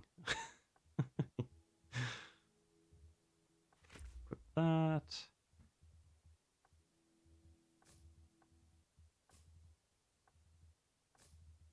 Yeah, I'm just trying to prep as much as possible. Like, this boss fight's going to be hard.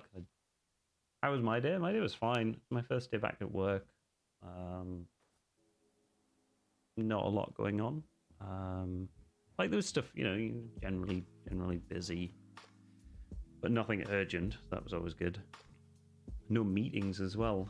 The one person on my team who usually causes me to be in a lot of meetings was off ill today, so I had no meetings all day. It's always nice. I like it when I can get out of meetings. Party.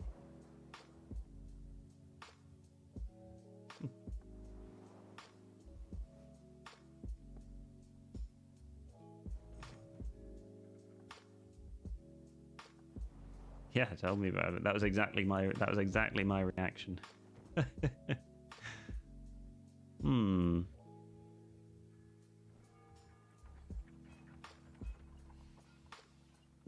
Yeah, other than that, pretty chill. Golden bow. Oh.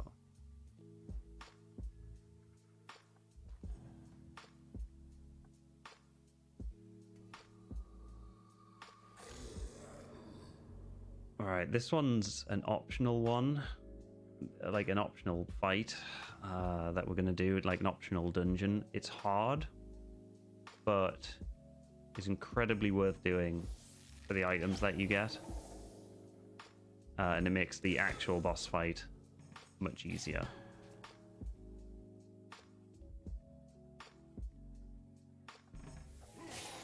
Let's just splash damage these guys.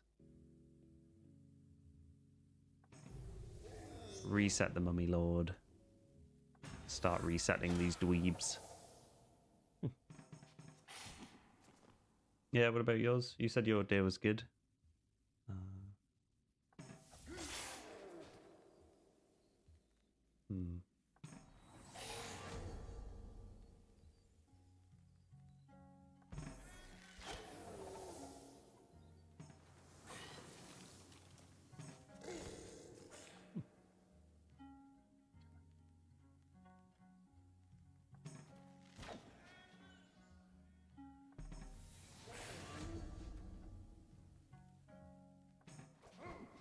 Aw, dodged.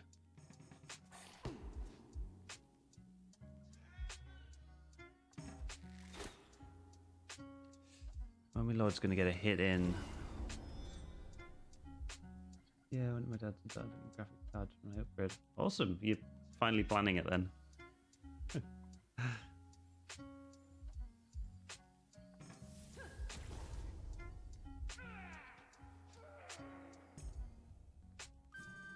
What graphics card are you leaning towards? Yeah, that's what we needed. And that's the best armor. Oh.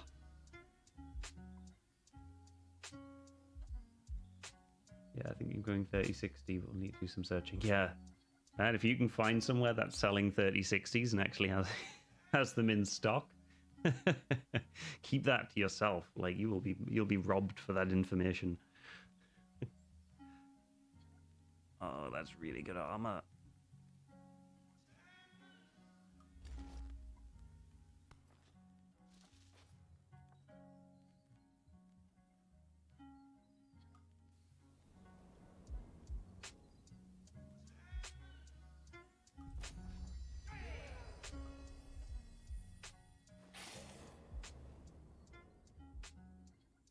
Yeah, I think the next build that I go for, I know I might buy a pre-build with it and sell the computer without them.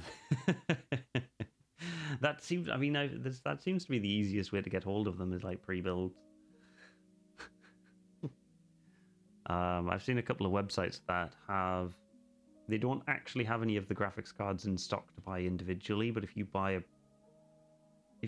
one of their pre-packaged, one of their pre-build systems, then they actually have some available that they've kind of got reserved. Which is one way to get hold of them. Obviously, it does mean buying like the full system from them, but not usually a bad thing. Oh, that's not too bad. That's not too bad of a curse.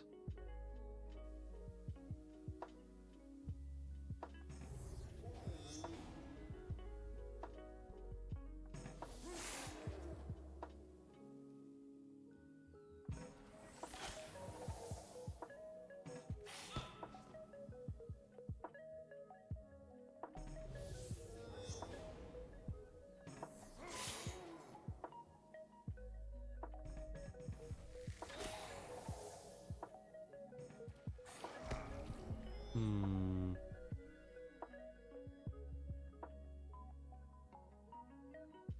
Actually, still not that bad, you know. Hmm. No, I think we'll keep on the original plan. Reset this guy to oblivion. One more round of resetting.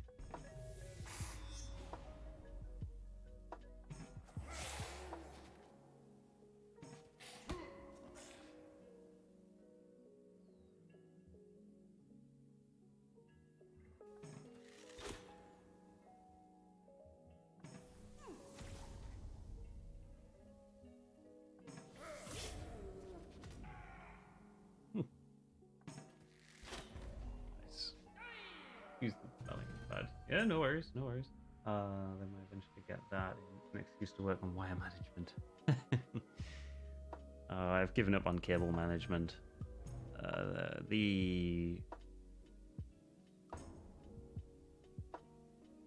Like that. Mine used to be all nice and organized.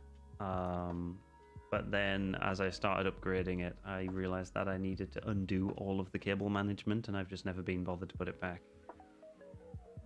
We might be okay. Carry on.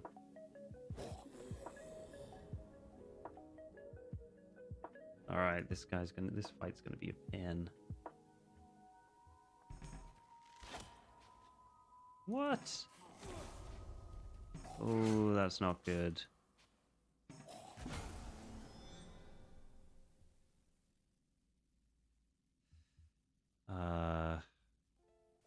Plus just buying a case without the window. Yeah, don't have to worry about cable management if you can't see the cables. Yeah, no, mine. I'm stuck with like inspiration on my next build. Like I don't know. I want to pick like a theme and run with that. But I don't know what theme to go for. Okay. No, nice dodge.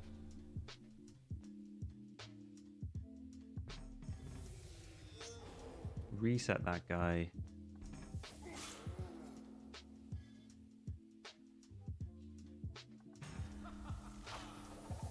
Okay, come on, survive.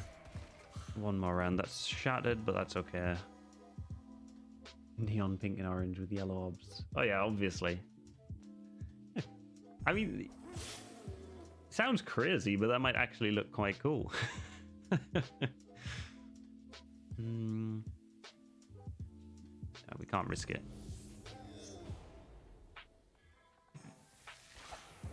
Temperature Drew black and red. Ah, that would look sweet. Like with like, are you going for like liquid cooling as well?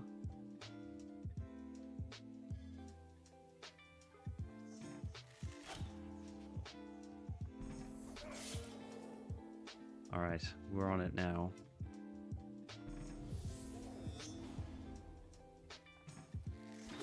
Oh no, he's gonna get an attack. Okay, curse we can deal with.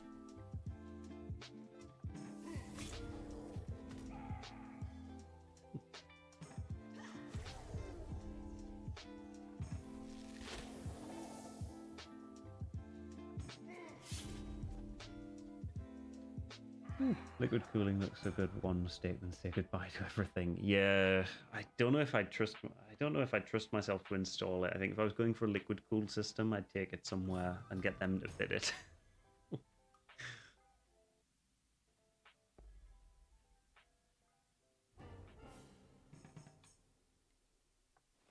Well, we've got everything we need now. We can actually, I think, head to the boss fight.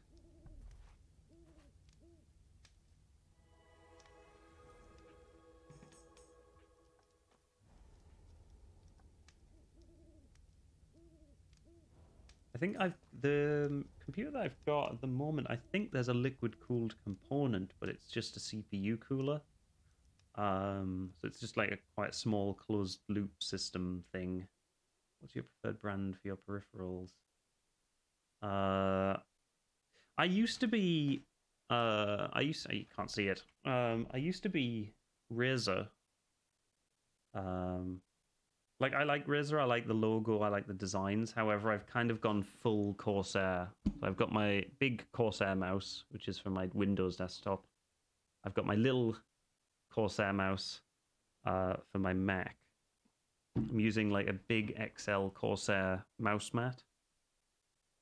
I basically just went full Corsair. Even like these, the wireless headset is Corsair. The case that I've got is Corsair. I'd say, yeah, pretty much Corsair for everything. But Razer's just as good. There wasn't really a reason why I went for Corsair other than the fact that, I mean, usually price. Razer stuff is good, but it's expensive. You know, they were charging. I wanted a big mouse mat, for example, recently, and Razer were charging something like £30-40 for a large mouse mat, whereas Corsair sold this extra large one, which is like 100 and something centimeters wide, for like £16. So the Corsair mouse case, table mat, some cheap keyboard, and Razer headset. Yeah, that's my next thing to upgrade. I'm using. I don't know if you can see it. Hang on, let me wait for the stream delay. Yeah, it's like a really grubby old. I can't even remember what it's called. It's not a Razer Abyssus. Something like that. I've had it for years. Like one of the keys is broken. Some of the parts of the keyboard have just come off. But I just haven't been able to justify spending the amount. If I had the money, I'd get the Corsair K100. I'm going to Google that. Corsair. Ooh, that looks nice. It does look nice. And you've got the macro buttons on the left as well. Is that aluminum? Aluminium, sorry. Yeah, it has a durable aluminium frame. Yeah, that does look nice. That does look like a nice keyboard. But yeah, that price tag, £225. Jeez. I mean, it'll probably last you forever, but...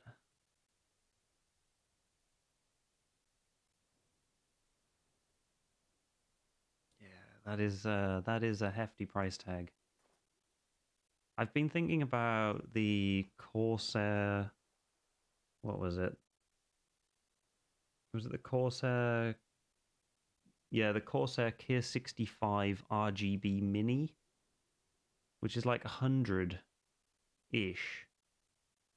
But it's like a shrunken size, so it's probably about the same size as the Mac keyboard that I use. Which is a lot smaller. Yeah, like that's the Mac keyboard, so it's just like a little mini one.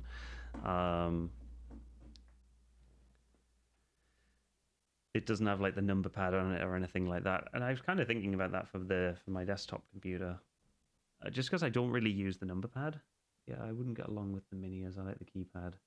The only thing I use the keypad for is that little 4-digit number passcode for my getting into my Windows computer. It's the only time I ever use it. But yeah, I kind of like the idea of just buying into one ecosystem. Like at least with Corsair, you've got the iCUE stuff if you do want to go the RGB route. But then at least all of the RGB peripherals work together. Like I can control the lighting on like keyboard, mouse, headset, all from one place, which might, it's a bit of a dumb thing, but I like it. I like the little RGBs.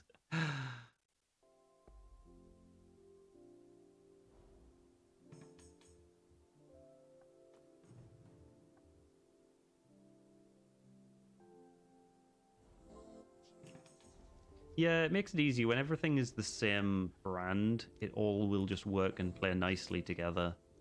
There's no having to deal with like, not that I can see there being compatibility issues with peripherals.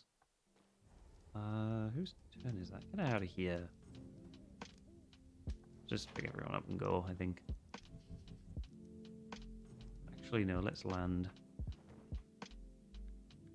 Yeah, not that I can see any different, like, I can't see any compatibility issues with peripherals, but at least it rules out that, especially when it comes to, like, the mice and the keyboards where you've got those macro buttons. Let's meditate again.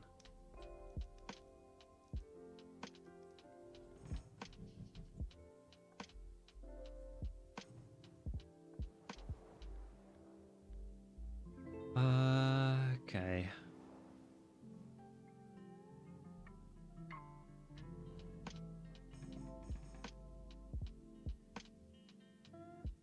My Corsair headset after 18 months went really static, switched to Razer, but it was an older headset, the Corsair one. Yeah, I get with gaming, like especially the amount of, I guess, punishment that gaming peripherals take. They are likely to wear out a lot quicker. How are you finding the Razer one?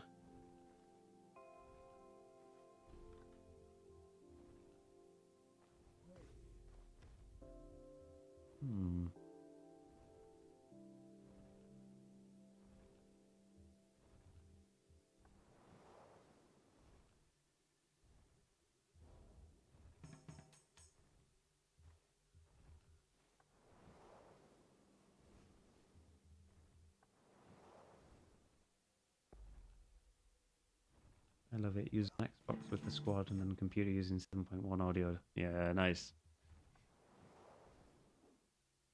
The 7.1 audio is really cool. It makes such a difference. Oh no, cursed shit.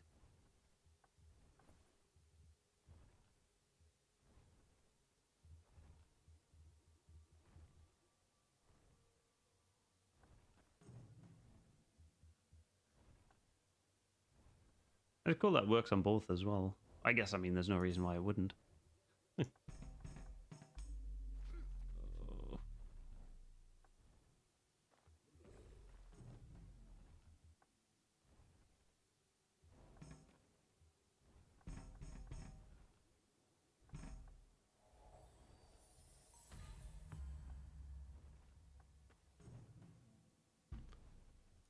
Launch.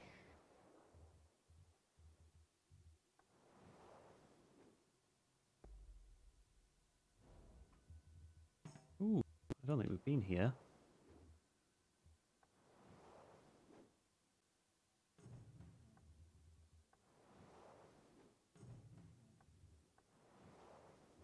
I land the balloon. Yeah, get out of it. Use double monitor setup. No, so I've got my Mac, like the MacBook, at the side. So I've got my stream manager on there, which is where I see the chat, and then I've just got single monitor setup. I do want to go back to a double monitor setup, or even like 3 monitors. It was purely just comes down to like desk space. I think the more that I'm streaming, the more useful it would be to have dual monitor setup. And it's just good anywhere, like and then it means I can always have like something connected, I guess. Yeah, no, we yesterday's stream we died an hour and a half in, so I started it again, and this is a continuation of yesterday's stream. We will do it though. We're at the end stage now. There's only the final boss to go and kill. I'm just making sure that the party is as leveled up as possible. Yeah. So buying all of like the We're pretending this is a 48-hour stream. Yeah. Yeah, this is, yeah, I just didn't stop streaming from yesterday. Ignore the stream timer. That's lying. We've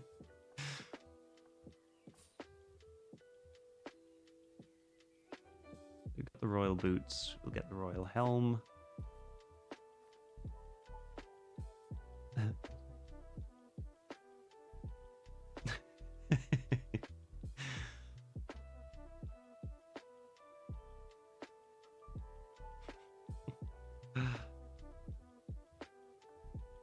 Even though they're 236, I think we have to buy them. How have you been, Cowings?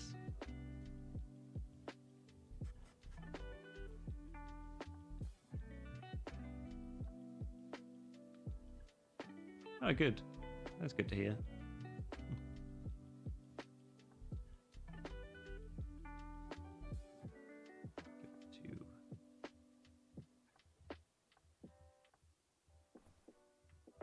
Is your husband streaming?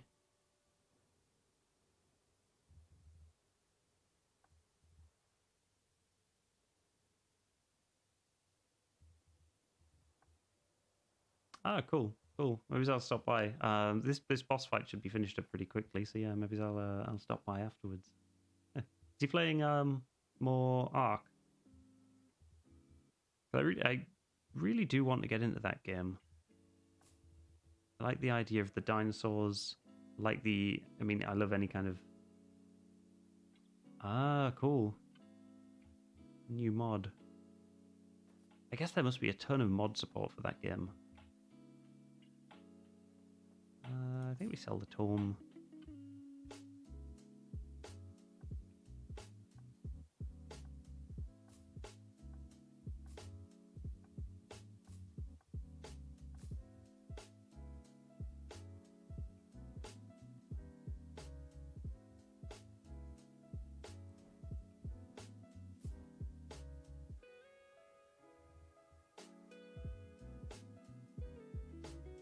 Actually going to do a big... Yeah. Actually going to do a big tame. Oh, like taming creatures?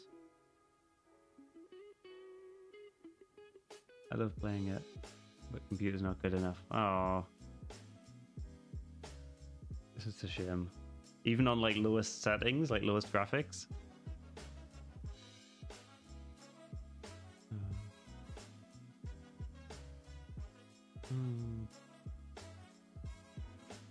Torn between the...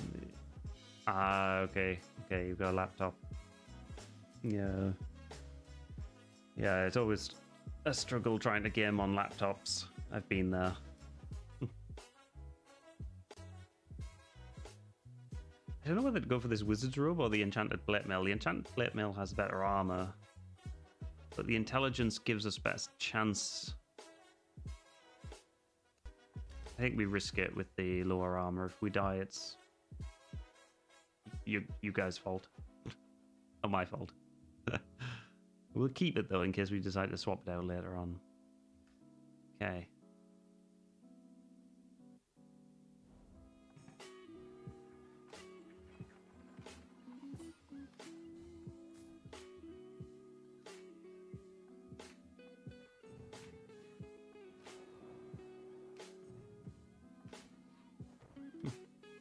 Okay. But you tame dinos to get Rammers and boss killers.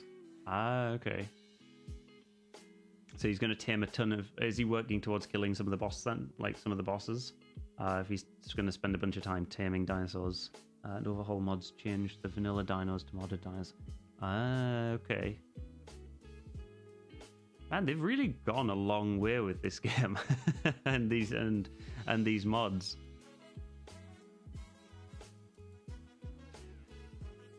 Oh, yeah, this mod has... Oh my god, it gets even more complicated. Tiers of dinos.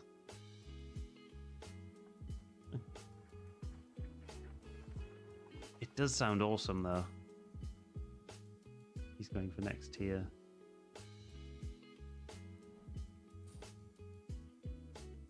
Yeah, yeah.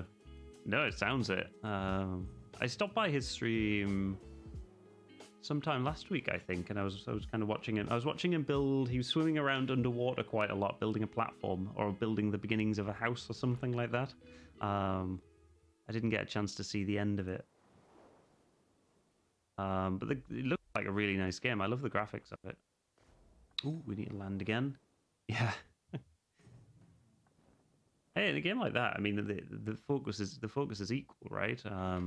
Between building and all of the other aspects. It's just as important to build a base and you know, have a place to keep all of your other resources and everything like that. All right, I think we're going to head up to the final boss. He's over this way somewhere.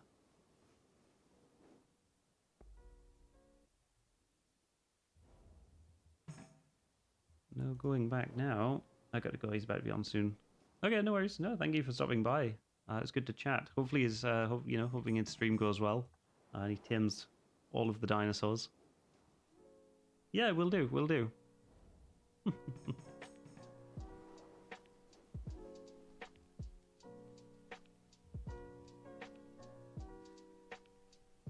Ooh, okay.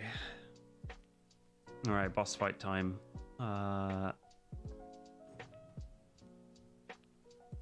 We're all level 10. We've got a bunch of good items. Alright, frost nerds are up first, I think. Ooh. Bleeding damage is not fun. Why have you got no... Ah, they took the focus. I want to encourage them. I was wondering why my stream got glitchy, but then realized I had you open on 2 tabs and so on a third. Yeah, that's not going to help. That's definitely not going to help. They're all physical resist. Kind of wonder whether it's worth. No, we time warp them down. They stop them getting attacks, and then we focus them down with the splash damage. So.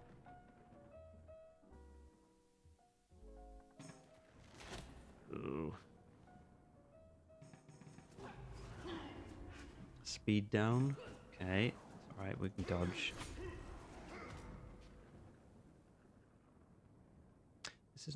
This is not going the way that I wanted it to, admittedly. I don't want to risk using some of these items prematurely. Replenish the focus.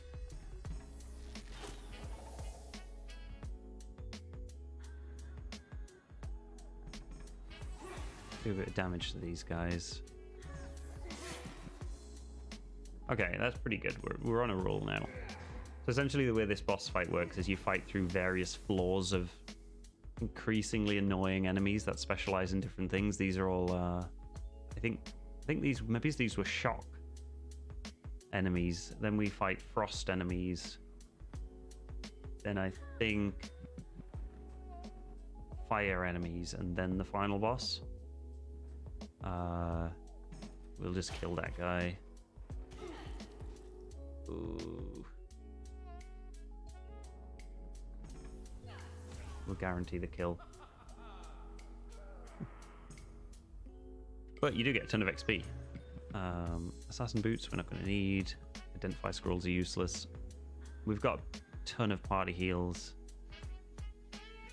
And yeah, we get to do it before we go up to the next floor as well.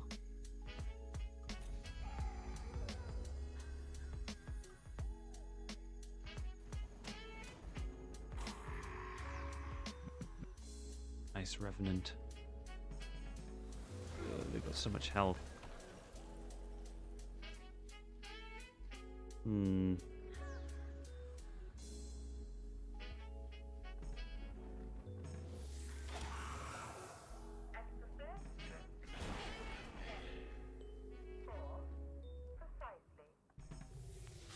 You're not getting a turn. Ever.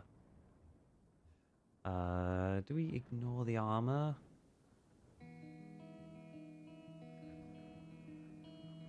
I think we ignore the armor and focus down these smaller ones. We don't want this big gun. Oh, come on. That was pretty much a perfect chance. Alright, defense up is fine. We can deal with armor up.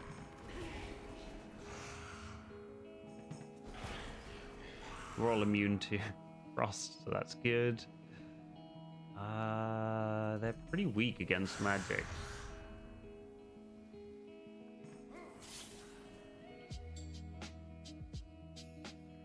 Alright, we don't want you getting a turn if we can help it.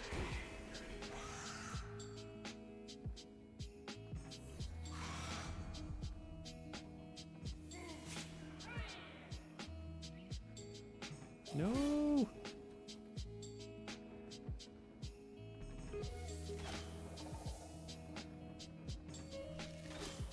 We'll just reset him twice. Maybe he's even a third time just to be comfortable.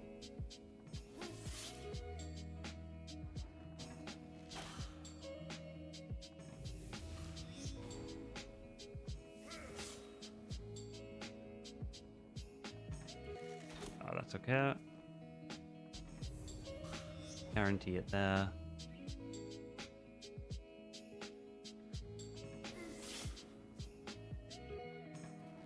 Oh, come on, he's going to get a hit in. He's still alive, that's okay. The Sanctum life crumbles. So these Sanctums that you get, they give you like a bonus, and it also acts as a kind of extra life. It revives your character straight away. Okay, this should be enough. Not even worth attacking really with that. Oh, dodged.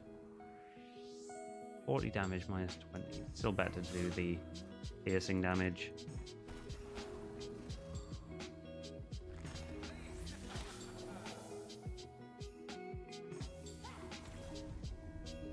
Okay, he's finished off.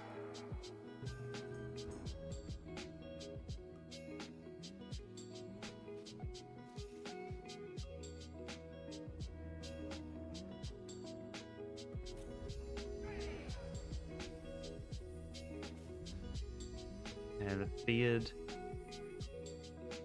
And now we've got a ton of orbs. Yeah, so then we kill these and then it's the final boss. So these are all fire based. We've got fire resistance, so it's not as bad. But they do get a little bit evadey. Is a little bit annoying. Who do we focus? They're quite weak enemies, so I think we just...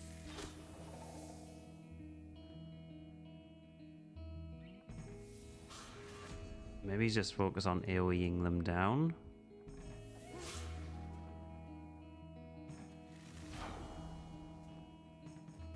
Yeah, they can't do fire damage, so they're just doing regular attack damage. That we can deal with. And we'll focus on preventing that guy having a turn.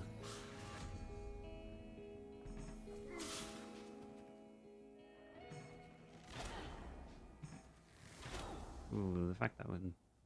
Not ideal when they focus me, though.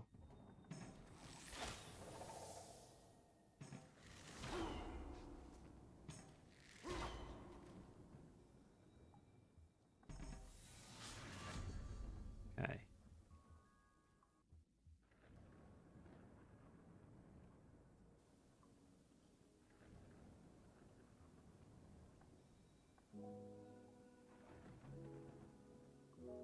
I don't even think it's worth using any of these right now. Combat speed's not really useful. We'll just focus on damage.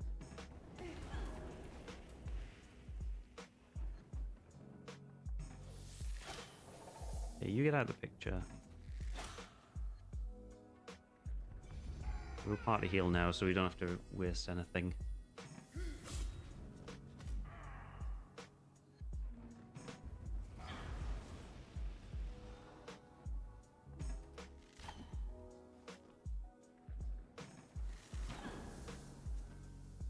See, like, even though we're max level, pretty much, it's obviously it's quite difficult to get to level 11.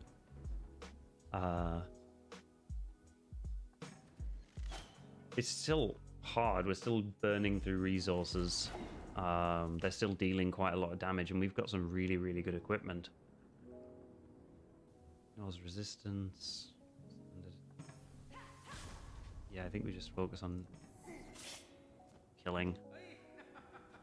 Yeah, we even got up to level 11, which given the amount of XP required. Ooh, physical damage. I mean, it's definitely better, not by much. Let's carry on. We will set up a little camp here.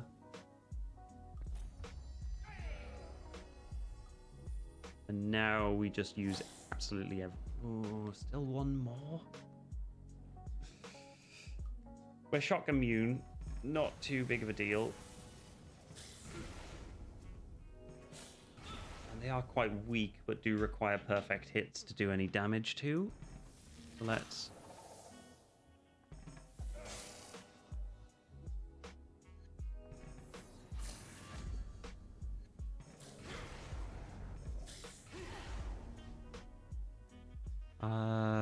Okay. It's just...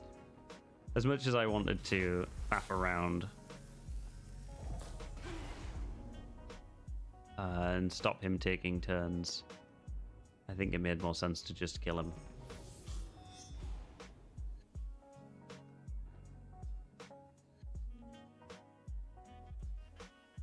Yeah, let's go stab that guy.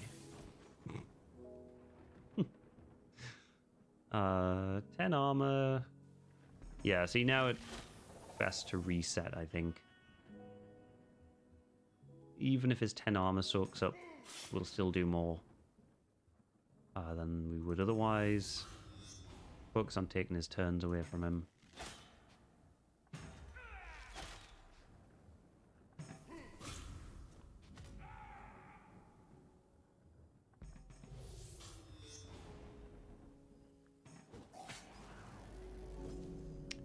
Okay, attack up is going to be a bit of a pain.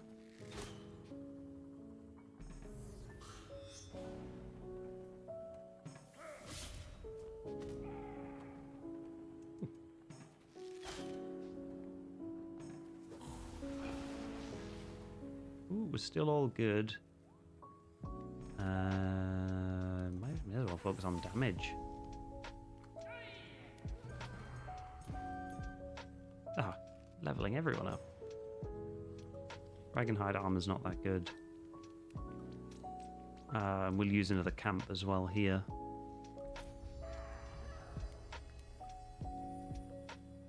This is the final boss. Alright, okay. Let's open this chest.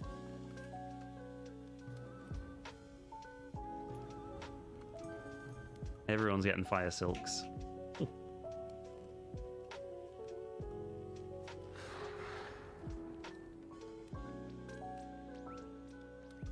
This is the final boss. He's just chunky. Unlike his hounds have so much armor and so much health. But we really just want to focus on not letting him have any attacks. Poisons a pan.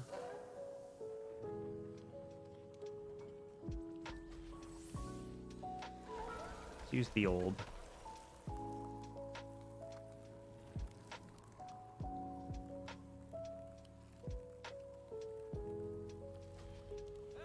Improve our resistance.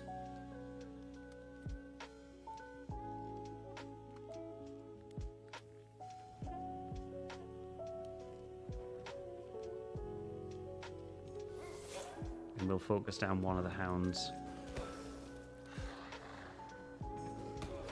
Oh.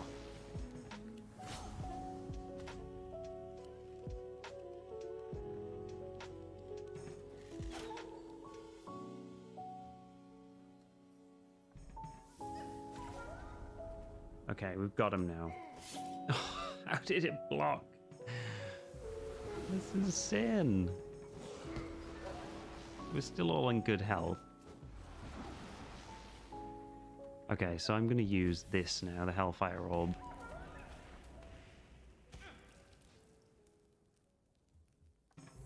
You're not going to get a turn. Oh no.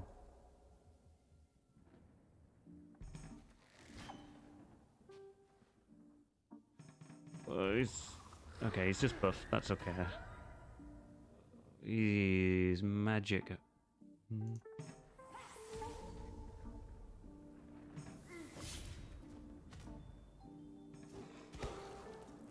Alright, he's gonna have to use that fire silk.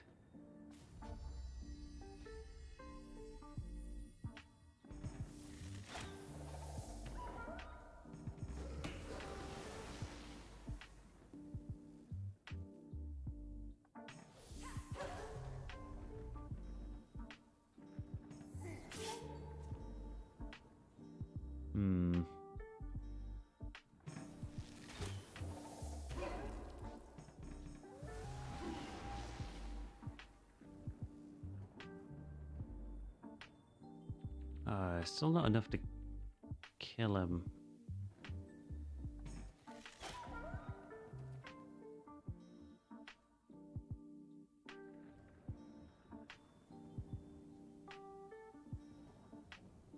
Alright, we're gonna time warp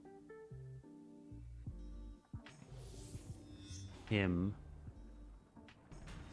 100%. Kill that. Right, now we've just got this guy. We deal with him now. We're just basically never going to let him get a turn. Get out of here. He's fine. We don't... I mean, I'm poisoned quite severely. So I think what I'll do is Fire Silk and then Bloodlust. Because he's not overly physical damage protected. He's only got like 9 physical armor physical damage reduction. That's okay. 20. Still better to do that.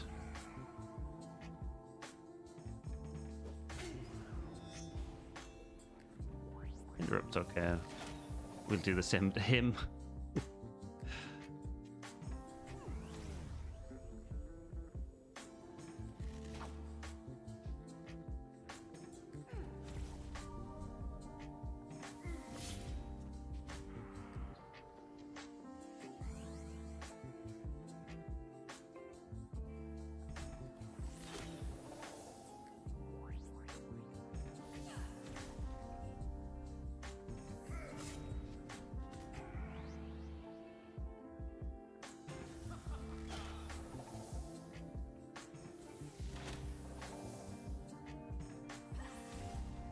And it's just a case of repeating this pattern. Keep beating him down. And time warp whenever possible to move his turns back. Stab for like 30 damage. This might be worth doing a regular shot. We'll focus on a little bit more damage here, and then that should finish him off. We did it. 6 minutes past 12. Completed the game. Double complete right there.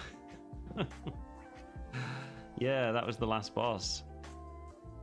So all in all, it didn't take that long. So this stream's what, 3.5 hours plus. Well, you say that.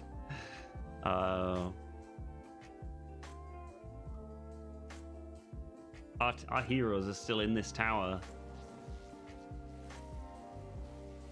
The heroes that we've spent 5 hours leveling up.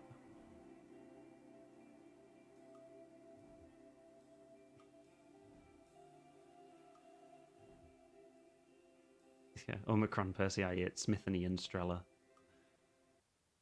What I think is quite nice, it does this now. Obviously, you've got like the credits. But it shows you this little congratulations screen. And it takes a little screenshot for you. It takes a screenshot that you can use as a desktop background, I guess, of your characters.